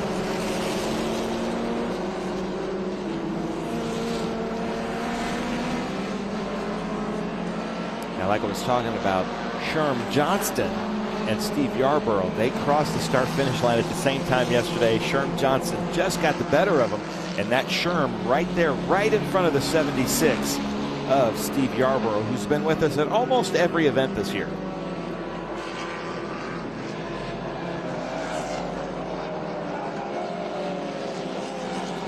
Little red Corvette. Yeah, it's blue, yeah. But Sherm Johnston also out here from Boise, Idaho, but he was with us at Indy and Mid-Ohio this year. And there is that Malik. Yeah, you're right. That just looks like a drag race. It's like a front-engine drag strip. Do you remember the car when Snake and Mongoose had the dragsters and they did the aero body on the car? Yeah. That's kind of what it looks like to me.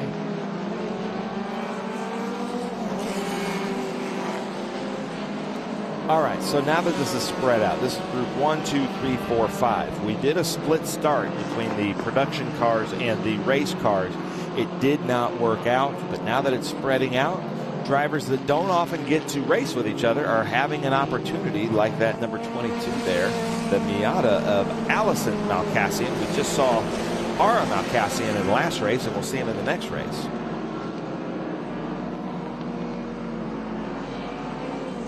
It's a driving position similar to the old Panos. Remember the Panos? Yeah. Same thing where drivers were sitting way back in the car. So Temple and Perry, two Formula Bs, they're having a good race out there.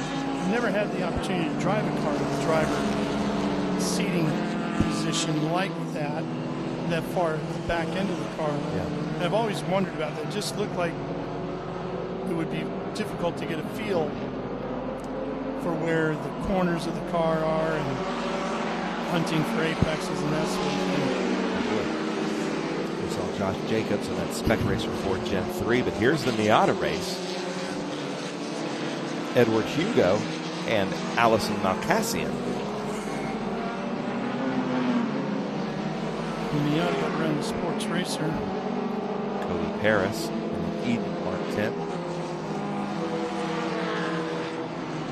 Here's our open wheel cars. Look at that 3 wide back with Yarborough in the middle. They sort that out a little bit. Is that Viscoyne and Johnson back there with him?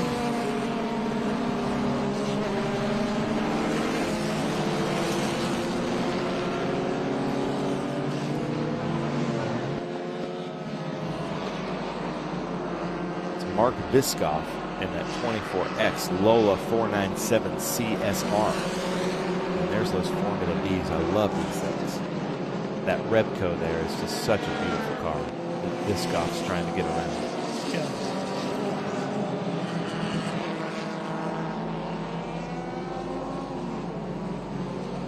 It's Dave Sweeney in a BT14. Brabham BT14. And we're going to have a couple of busy weeks here. We're off to New Jersey Motorsports Park next week, and then shortly after that, it'll be a trip up over the border to Canadian Tire Motorsports Park. I'm looking forward to CTMP. It was a great event last year. There's that Jensen Healy. Oh, here's one off. That's Sherm Johnston. He won yesterday. Now he's off in that turn 7 kind of drag racer runoff area.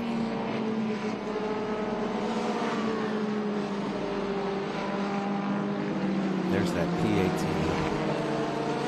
In my opinion, the prettiest car Volvo ever made.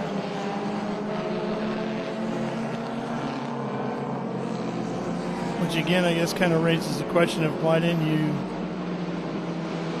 keep evolving that car? I think that was right when they made the determination that Volvo is going to be synonymous with safety. Yeah. Now, they still made some great race cars, but they were boxy and square and station wagons. Yeah. You know, but they made for great race cars. Yeah, sure did. But I like the 122, the 123 GT, the Amazons, and the P1800s. But Volvo famously had the patent for the 3-point seat belts, that they could have charged every car manufacturer a royalty to use it, and they said, nope, we think this will save lives. we will not charge you royalty. Could have made millions, hundreds of millions of dollars. Yeah. But, and I like respect them for corporations make good decisions. Not often you see one like that made, right? So hats off to Volvo. And they have made a bunch of things for safety over the years. Great innovators. Yeah. And then the P1800 was the car from that show, The Saint. Yes. Yeah. Here it is, Stephen Smith in that beautiful Volkswagen Beetle, the Bug. That car has a ton of history. We were speaking to him yesterday. Raced here in Oregon. It's the only year they released the Bahama Blue. Nicknamed Gilbert after the original owner of the car. Tribute to him. It is such a cool car in every way, shape, or form. I don't like seeing production cars and Fords going because Gary may not be able to see him. Gary's small in that Volvo P1800.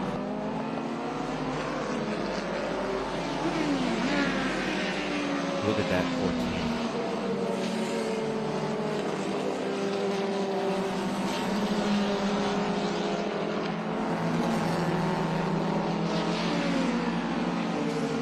Stephen Temple and a Brabham BT35. They're going to try to flat toe Sherman Johnston in. There's our leader in the production cars, Group 3. Gary Small.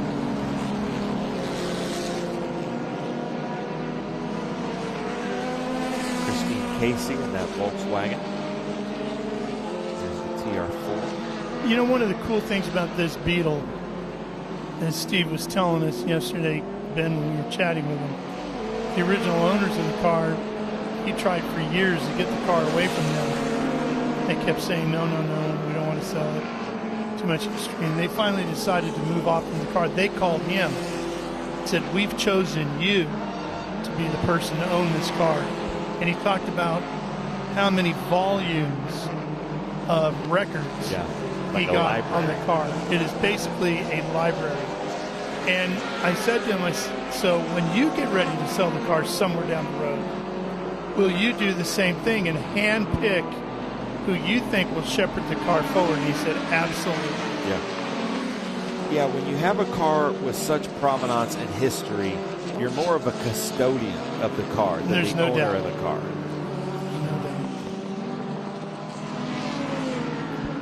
And then that is a Ford Cortina right behind him. My dad had a Beetle. That was his daily driver back and forth to the office. And I remember as a very, very young kid riding in the far back of the car. There's that, on the shelf? In the shelf area back there. And we had a hill that you would go down coming into our neighborhood. And I'd be back there and he'd be giving me a ride. And he'd always pop it out of gear and rev the engine and a downshift, going into the corner. And man, I thought that Beetle was a race car. Of course, I thought it was Herbie because Herbie was out. But here is a real car, a real race car. Herbie before Herbie, actually, the age of this car. I guess the Herbie movies came out in the 70s, right? Was it about 70s? So late 60s, early 70s, yeah. Let's see. So that would be, we saw the B sedans earlier. This would be a C sedan car. Right. So Mini Coopers, Volkswagen Beetles that would be considered a C sedan. Now, watch out, guys, because you're in your own race, but you've got some Formula Bs coming up behind you. Herbie the Love Bug was released in '68, right around Christmas. But then there were tons after that. There's Herbie, there's the Monte Carlo, and all that. Yeah. Herbie races again, and then, of course, it was reinvented years later, right? Herbie Fully Loaded and that whole thing. Which is also a great movie. So, Cortina. Did you see F1 yet? I haven't, no. Saw it this week. I'm excited to see it. You were telling me about it yesterday, and you said it was a great movie. Yeah, very well done. I'll tell you what it did. It has put the pressure on Tom Cruise. If he is going to remake Days of Thunder, do a sequel, he's going to have to step up the game because F1 did a tremendous job of following in the footsteps of combining entertainment and racing the way Days of Thunder did. Tony Viskoff around. Christine Casey in that Volkswagen Golf and his Ford Cortina GT. That's a beautiful car.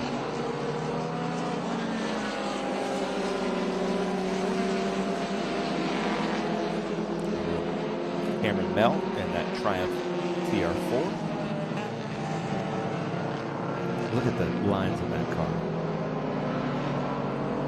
White flag is out. One more to go here. Groups 1, 2, 3, 4, and 5. Their second sprint race of the weekend.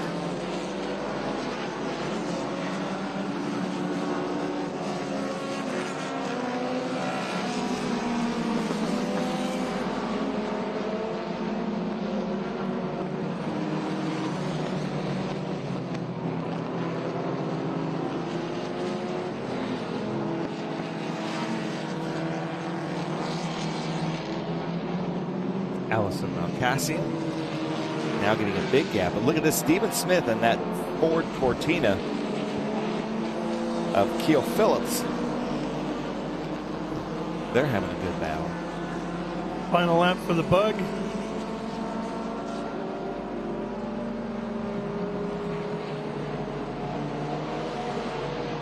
Checkered flag waving.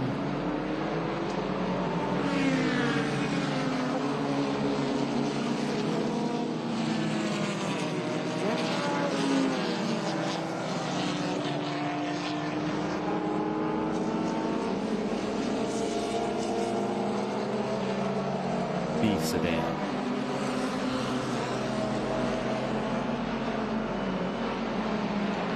So our first of our production cars is going to be Gary Small in that Volvo P1800. There's the Volkswagen Golf. Yeah. Christine Casey in that Volkswagen Golf.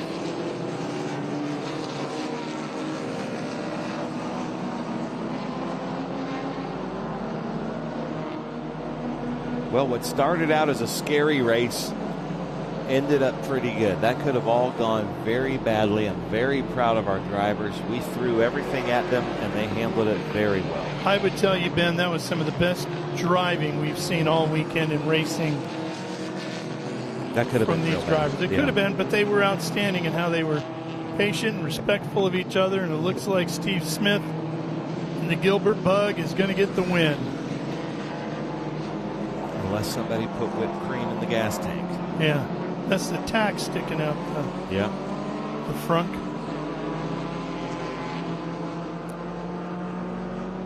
Yarborough won today in that Formula 4. Man, that's such a relief, Ralph. You know, I'm just good friends with a lot of the drivers in here. Very proud of them. I apologize for what we just threw at you and hope that doesn't happen again, but nice job, everybody. Jason Perkins at the top with Stephen Temple, Joshua Jacobs, John McCoy, Grant Perryman, Dave Sweeney, Mark Viskoff, Steve Yarborough, Cody Paris, John Puccini in 10th. Dean Willoughby, Tony Viskoff, Christine Casey, Cameron Mell, Allison Malcassian, Edward Hugo, Stephen Smith, Keel Phillips, Gary Small, and Richard Thomas. And Ben, we are getting our white flag. One to go. One more race on the weekend here. SpeedTour at Portland International Raceway. Group 8, Hoosier 2.5 Challenge Sprint Race coming up. So we'll take a quick break here, and then we will return for the last race of the weekend with SVRA.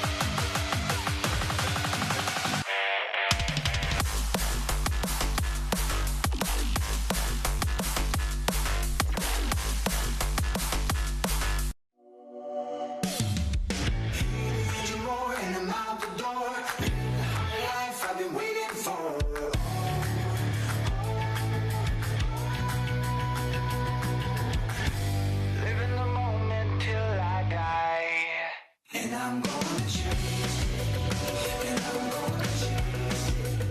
I know we can't give up, no matter how I try.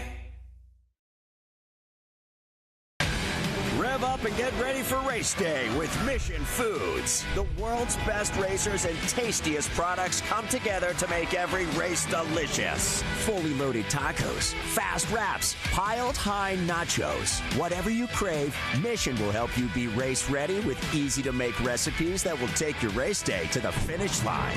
Keep your racing delicious and enjoy all the mouth-watering action. Brought to you by Mission Foods. Too fast, too tasty.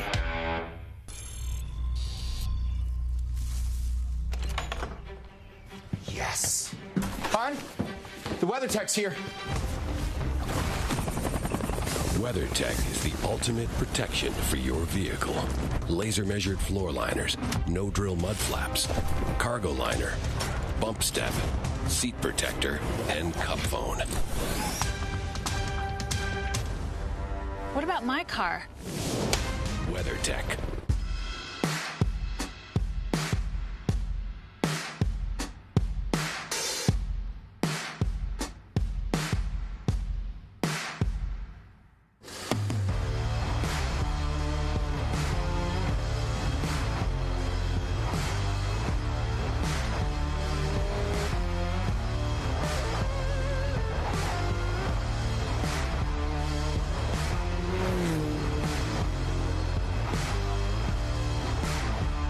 Hawk Performance packs 100 years of friction dynamics into every product. Backed by Carlisle Brake and Friction, the world's premier innovator of industrial brake and friction components, Hawk leverages R&D tools and motorsports experience to deliver uncompromising performance on the street. There's no reason to settle for less. Choose pads that are race-proven and street-legal. Find the Hawk Performance brake dealer near you at hawkperformance.com.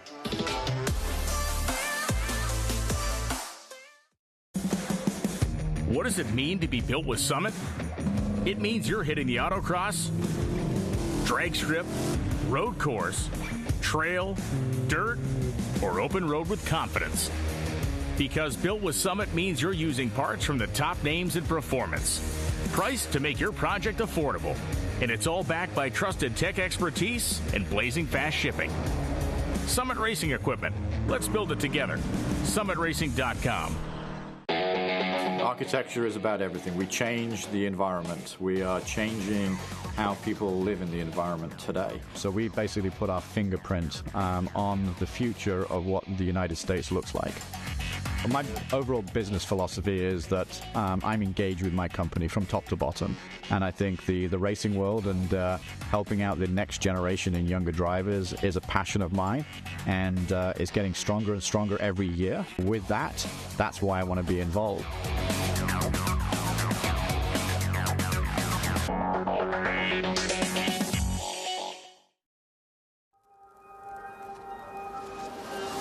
How good is this? Look at this view from Losowski.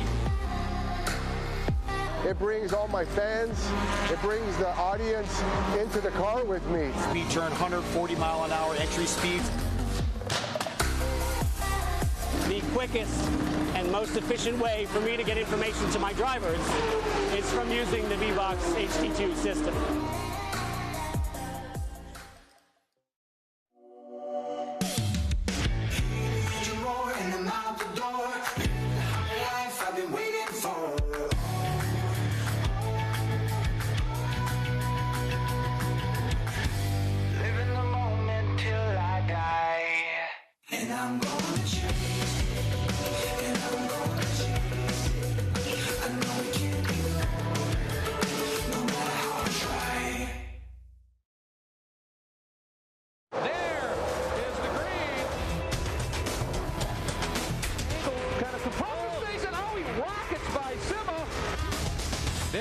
Said. One of the ways you overtake here at Sebring is really good in the braking zone, like this one right here. Both go around. There's the green. We are back and at it. Watch this. Oh, look out. Miller, look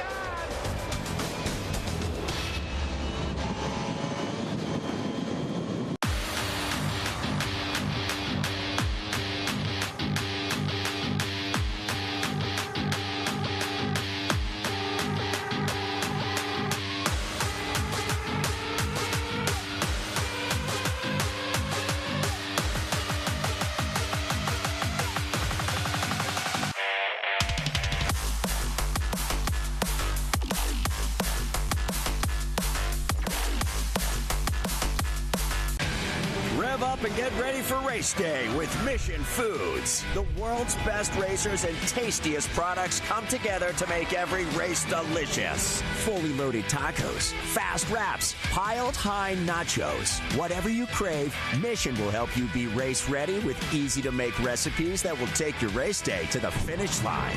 Keep your racing delicious and enjoy all the mouth-watering action. Brought to you by Mission Foods. Too fast, too tasty.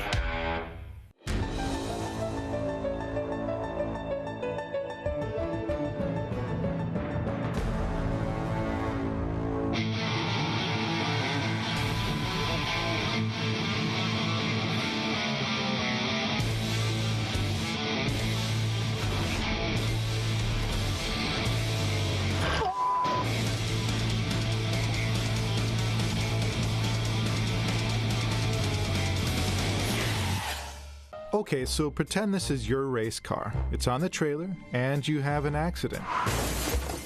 Ouch! At least your truck's insurance will pay for another one? Yeah, not so fast. Standard insurance won't replace your race car, whether it's in the trailer, in the paddock, in the garage, or the repair shop. But at Haggerty, we can protect it for what it's really worth anytime it's off the track.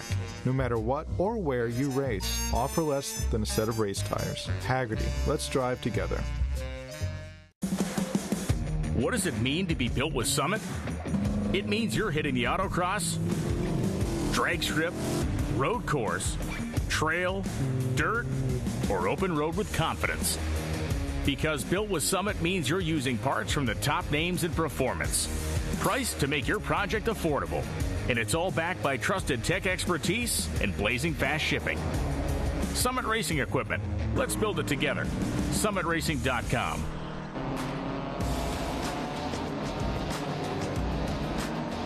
All right, we are back here at Portland International Raceway in the shadows of Mount Hood, not far off the banks of the Columbia River.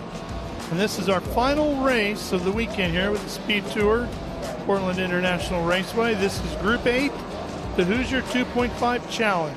Yeah, this is going to be a lot of fun. We just saw there at the back, they texted me a picture of themselves. They said, be nice, but Phil Hartstein and Armin Gorbani are starting from the back in this race. So I'm not sure what happened there, but anything can happen with the Hoosier 2.5 Challenge, one of the best race series in vintage.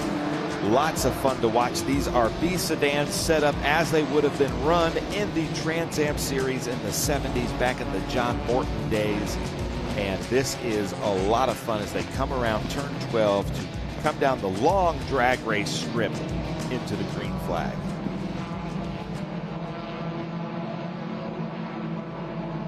Waiting patiently as they roll out onto the front straightaway here.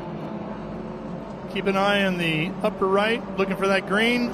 There it is, and we are underway. Headed down to the Shelton chicane. The old festival curves. 3 wide, deep in the field. Up front, first one turning in is Jeff Mosing. Ooh, but Brian O'Shaughnessy, it's inside on 2, and I don't think Mosing would have been expecting that. O'Shaughnessy, aggressive move to get up. Your leader. Headed down to turn number 4. So it looks like it's O'Shaughnessy, Mosing, Moriarty. Let's see if they come around. Yes, and then Ara Malkassian. Oh, but we've got Zane O'Shaughnessy and Tony Delane, 2 drivers about the same age, both in BMW 2002 side by side. Then there's Steve Walker, Daniel Wu. So he got his car fired back up. There's Tim Probert, and then Hartstein and Garbani around 7. And what's cool, too, when you walk around the paddock is how many of these guys are pitted together. Oh, these are all very good friends. They have a lot of fun. Ashley and Troy Ermish do such a great job of putting this all together. Whoa, that was one way off into the dirt and not back on either.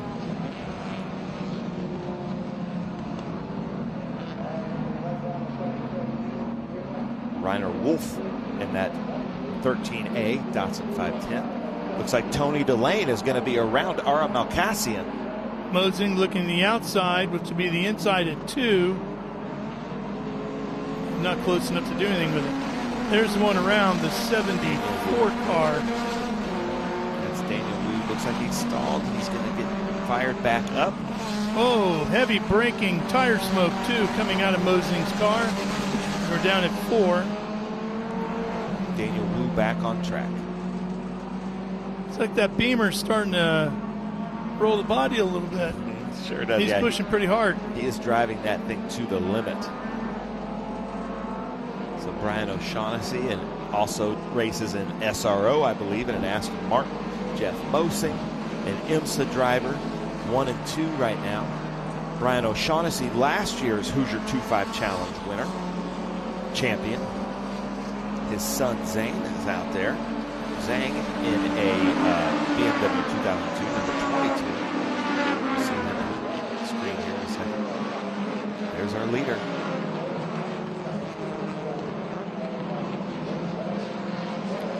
Saw Tony Delane locking up his rear brakes going into 12. Brian O'Shaughnessy trying to break the draft. Look at him snaking away. Because these cars cut a big hole in the air. Boy, Mosing right there with him. You can see the back end of that Datsun dancing around a little bit too. Mosing got a better run out of 2, maybe. Nope. Now Moriarty might have a look at him. Delane not far out of that battle as well. Mosing did the right thing. He knew that he wasn't going to be able to get the momentum. We'll pick up at the 2 and gave it back to Moriarty and just wanted to duck right back into his draft. So now Brian O'Shaughnessy, big lead. So now these Datsuns might need to work together, draft each other down this long banana back straight just to try to use the draft to catch up to that BMW. Then we've got Tony Delane, Ara Malkassian, and then there is Zhang O'Shaughnessy.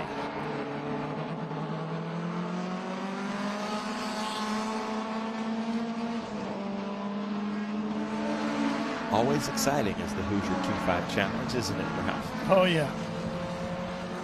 And there's Steve Walker, Gorbani, and Tim Probert going into turn 10, 3 wide. Phil Hartstein. Uh-oh, look at this. And here comes the battle out onto that front straightaway. The Beamer still in the lead.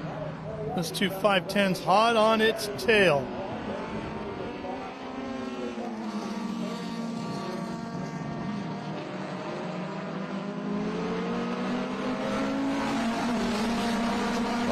Falling back a little bit as Tony Delane, Ara Malkassian coming up behind him, but it's anybody's race here in this top 5. Anybody, in my prediction, in this top 5 could take this.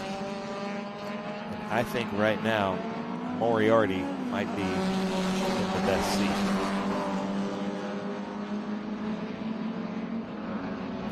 If you notice, Brian O'Shaughnessy is driving his BMW to the absolute limit, and that's also his personality. Moriarty looks a little bit more comfortable back there, like he's going to let this race come to him, as does Mosing.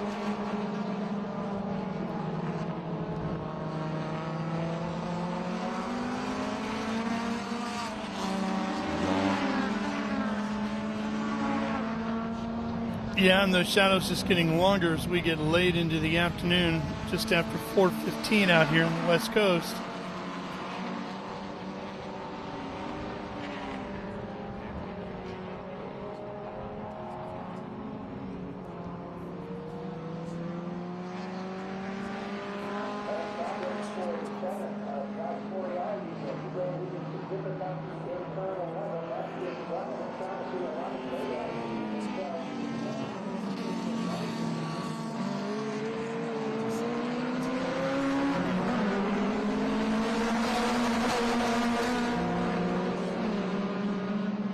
Yeah, he disappeared. He's dropped all the way down to 11th overall. He's coming through the pro pit lane. Yes, he is.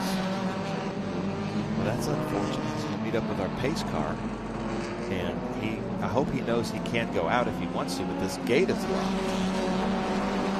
So here we go. Jeff Mosing, Tony Delane. Ara Malkassian.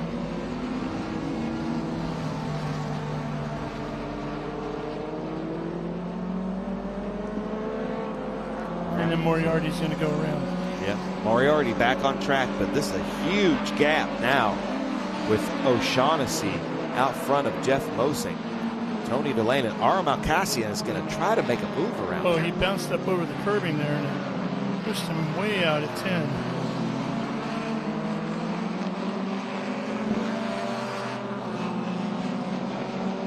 So that's Daniel Wu there in that red and silver Datsun 510, and now he's being followed by the leaders.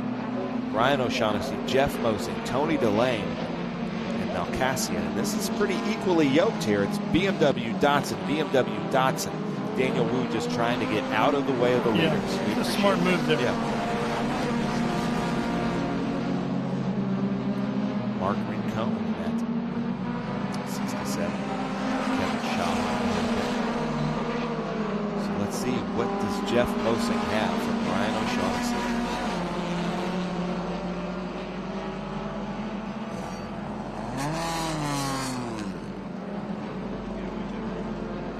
Datsun 510s just don't have the body room of the 2010s.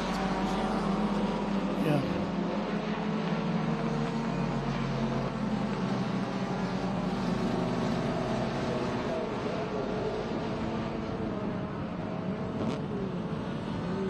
Okay, so Moriarty coming into pit lane.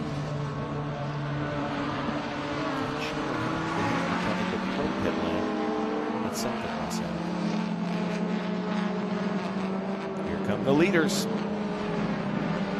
O'Shaughnessy just hanging that out, but Mosing able to close that gap. And let's watch O'Shaughnessy snake back and forth trying to break that draft.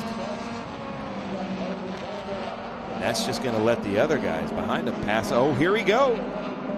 There it is, looking inside, going into one. See the rear end dancing around under the brakes. And he turns in sharply and pulls a bit of a lead. Yeah, but that was some fantastic driving from O'Shaughnessy to not collect both of them. So Brian, nice job on that one.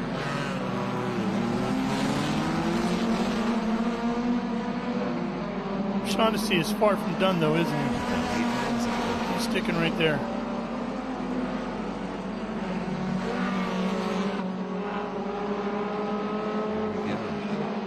See if that sticker that Holly Ermish put on the back of Mosing's car does in fact make him faster.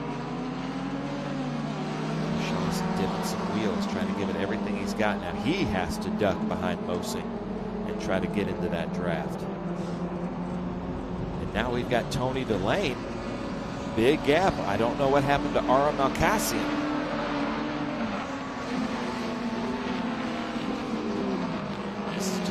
Crazy turn of events here. Yeah, it sure has. Well, locking it up is Delane.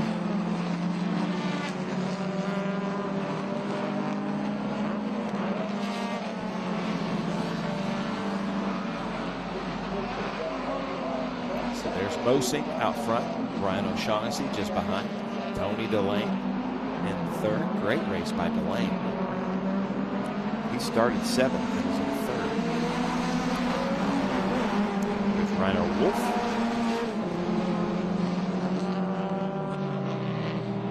So Tony Delane falling back a little bit. Those roundy taillights of the BMW 2002.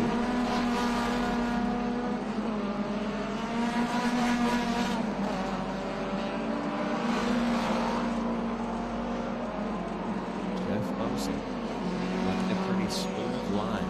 O'Shaughnessy's going to try everything he can to catch him. That's a tall order. These Datsun 510s, which is very well balanced, as O'Shaughnessy lays some stripes down there. He did. Yeah, he did. See, this is the square taillights of the BMW in that number 18. Edmund Germain. It's the later version of the 2002. That's Edmund's beat car. Kevin Shaw high there. Mark Rincon, 67.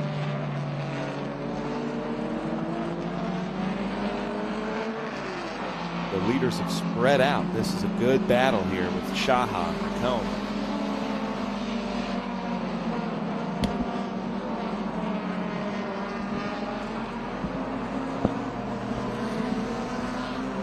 Now Cassian has fallen back to 6th place. Tim Probert and Gorbani are going at it for 4th and 5th. Seems like everywhere we go, it's a Datsun and a BMW, or a BMW and a Datsun. Yeah. This is a good equalizer track, I guess, here at Portland, because we've seen the Datsuns absolutely dominate at other tracks, but this one seems to be pretty equal.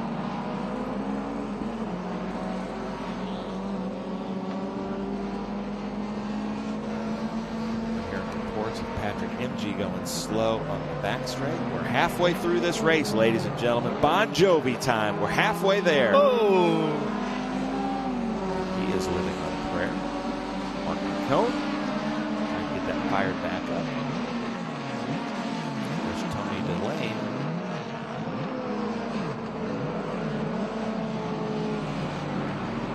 Armin Gorbani, Tim Probert, Ara Malcassian.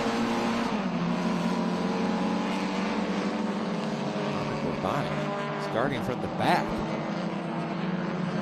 working his way up to 4th. He's just looking for a double yellow. Yeah. Because he's the fastest car on track right now. Yeah.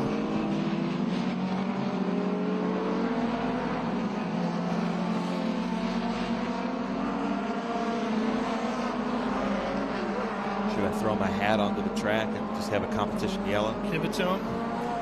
Here's Probert and Penny trying to get right behind Gorbani.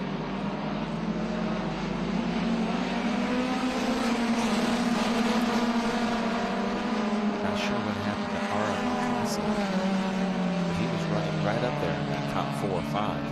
Yeah. Also Zhang O'Shaughnessy. But look at Probert. Probert may be losing his tires just a little bit. Or I'm sorry, Mosing may be losing his tires here just a little bit as well.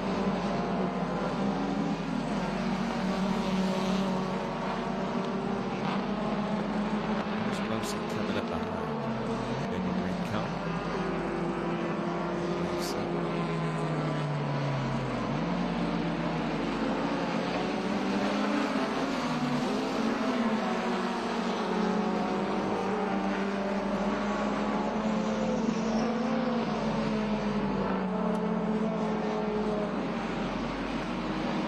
Rincon just went by us here at the start finish.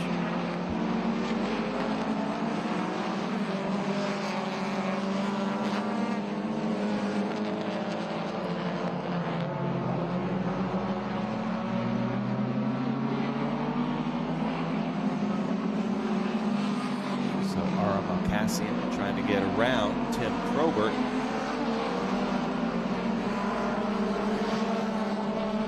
Phil Hartstein trying to join in with these 3 510s.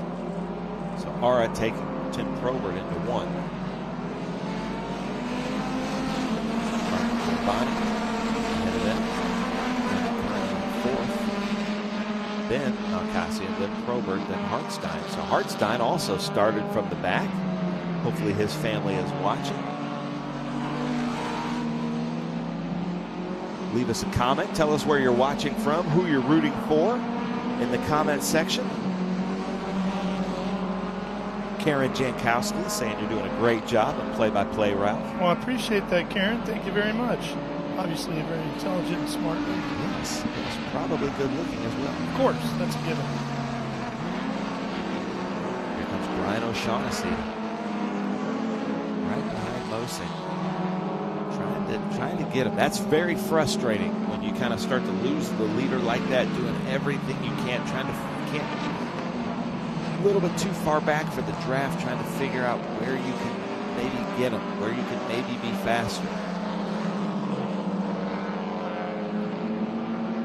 Jeff Mosing, though, I've noticed going into 1, when he gets hard on the binders, that car goes left and right when those calipers engage.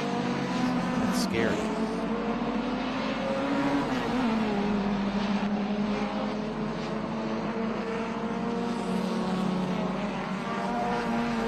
White flag next time by Ralph on the leader, 5-6.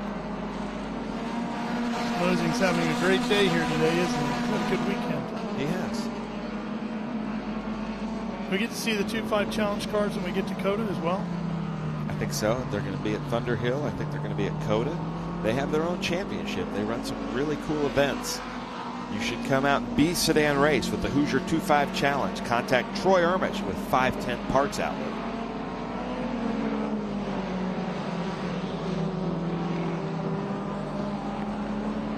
So it's Mosing, O'Shaughnessy.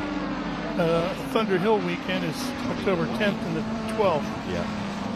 That'll also be a Trans Am Western Championship. Are you interested in going? They had a great race last year there. It makes for some really good sedan racing. So here comes Mosing down the front straight to take that white flag. So what was a 5-car race up front has turned into, it's Jeff Mosing's race to lose.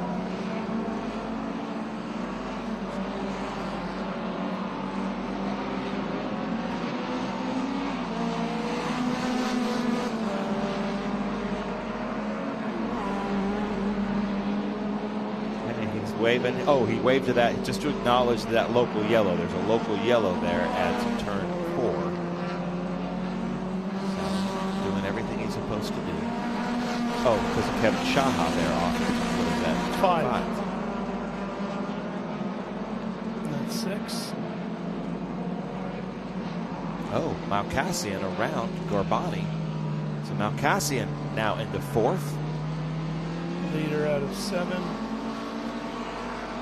Headed down the backside of the racetrack. And we haven't mentioned Steve Walker, but Steve Walker comfortably in 8th place. Nice job, Steve. Yeah, Mosing. Hopefully somebody's talking to him if he has a radio in that thing. Take it easy through this carousel section that's so difficult. 9 and go 10. off. And the final 2 corners at 11 and 12. So bring us home, Ralph. All right, final checkered flag of the weekend. Sports Car Vintage Racing Association SpeedTour here at Portland International Raceway. The 2.5 Challenge goes to Mosing with the win. He has had a tremendous weekend here. Shaughnessy will hang on for 2nd. Watch Gorbani, though, because Malkassian went into the dirt. Gorbani might be able to get him, but it looks like he's too far back. Tulane gets 3rd. Malkassian 4th. Gorbani, and then Probert in Penny. And then Hartstein. Hartstein gave Probert a run for his money, though.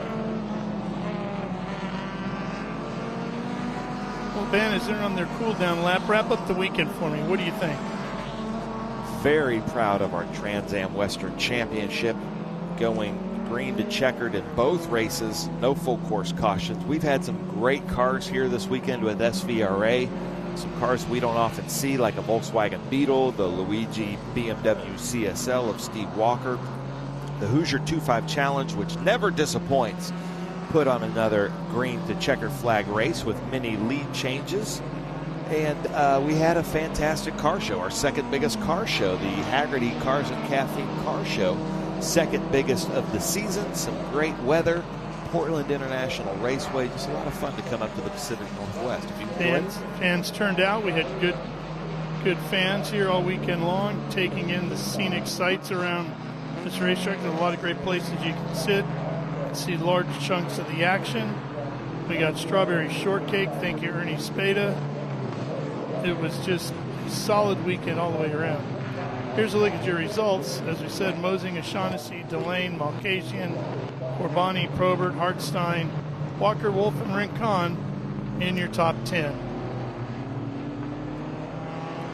Patrick MG, Edmund Germain, Kevin Shaha, Zhang O'Shaughnessy, Josh Moriarty, Daniel Wu, and Hanjin Gutman in that Volvo.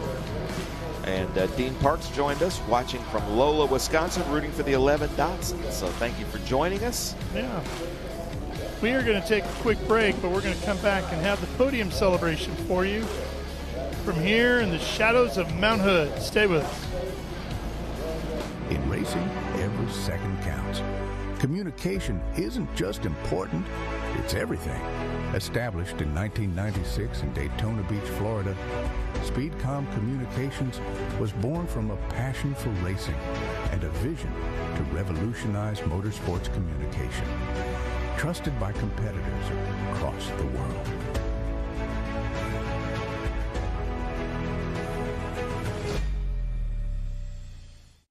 Okay, so pretend this is your race car. It's on the trailer, and you have an accident. Ouch! At least your truck's insurance will pay for another one? Yeah, not so fast. Standard insurance won't replace your race car, whether it's in the trailer, in the paddock, in the garage, or the repair shop. But at Haggerty, we can protect it for what it's really worth anytime it's off the track. No matter what or where you race, all for less than a set of race tires. Haggerty, let's drive together.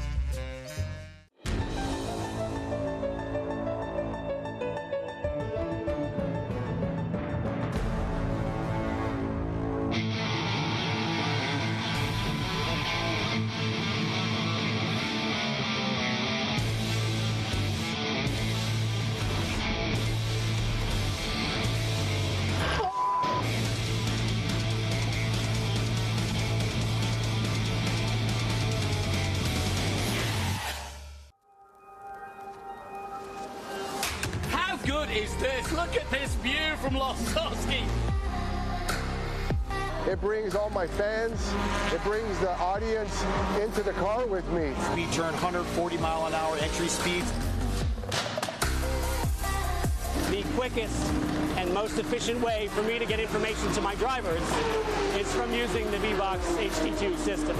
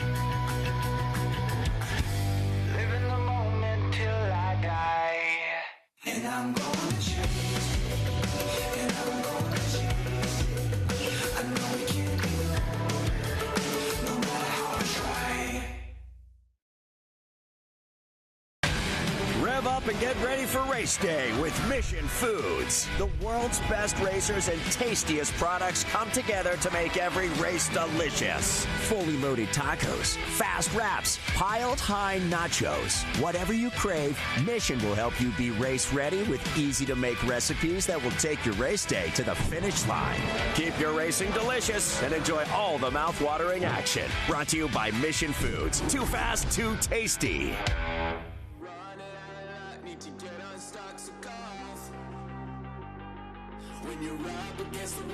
Portland International Raceway has been a great host for our SpeedTour weekend. Rounds 4 and 5 of the Trans Am Series presented by Pirelli Western Championship, as well as SpeedTour with our Sports Car Vintage Racing Association. Beautiful, beautiful weather out here. If you're baking in the heat anywhere in the country, I hate to tell you, it was absolutely gorgeous out here this weekend. Well, there are the cars getting ready to go through post-race inspection, and some podium celebrations are going to happen, and we are going to run out of time here. So with that, I will thank Andy Lally and Ben Sissel for joining me in the booth and covering the action on pit lane all weekend long. Our next stop is next weekend. We'll be in New Jersey Motorsports Park for more great racing action. We hope to have you join us from there. For now, I'm Ralph Shaheen. So long from Portland. See you next week in Jersey, everybody. Good night.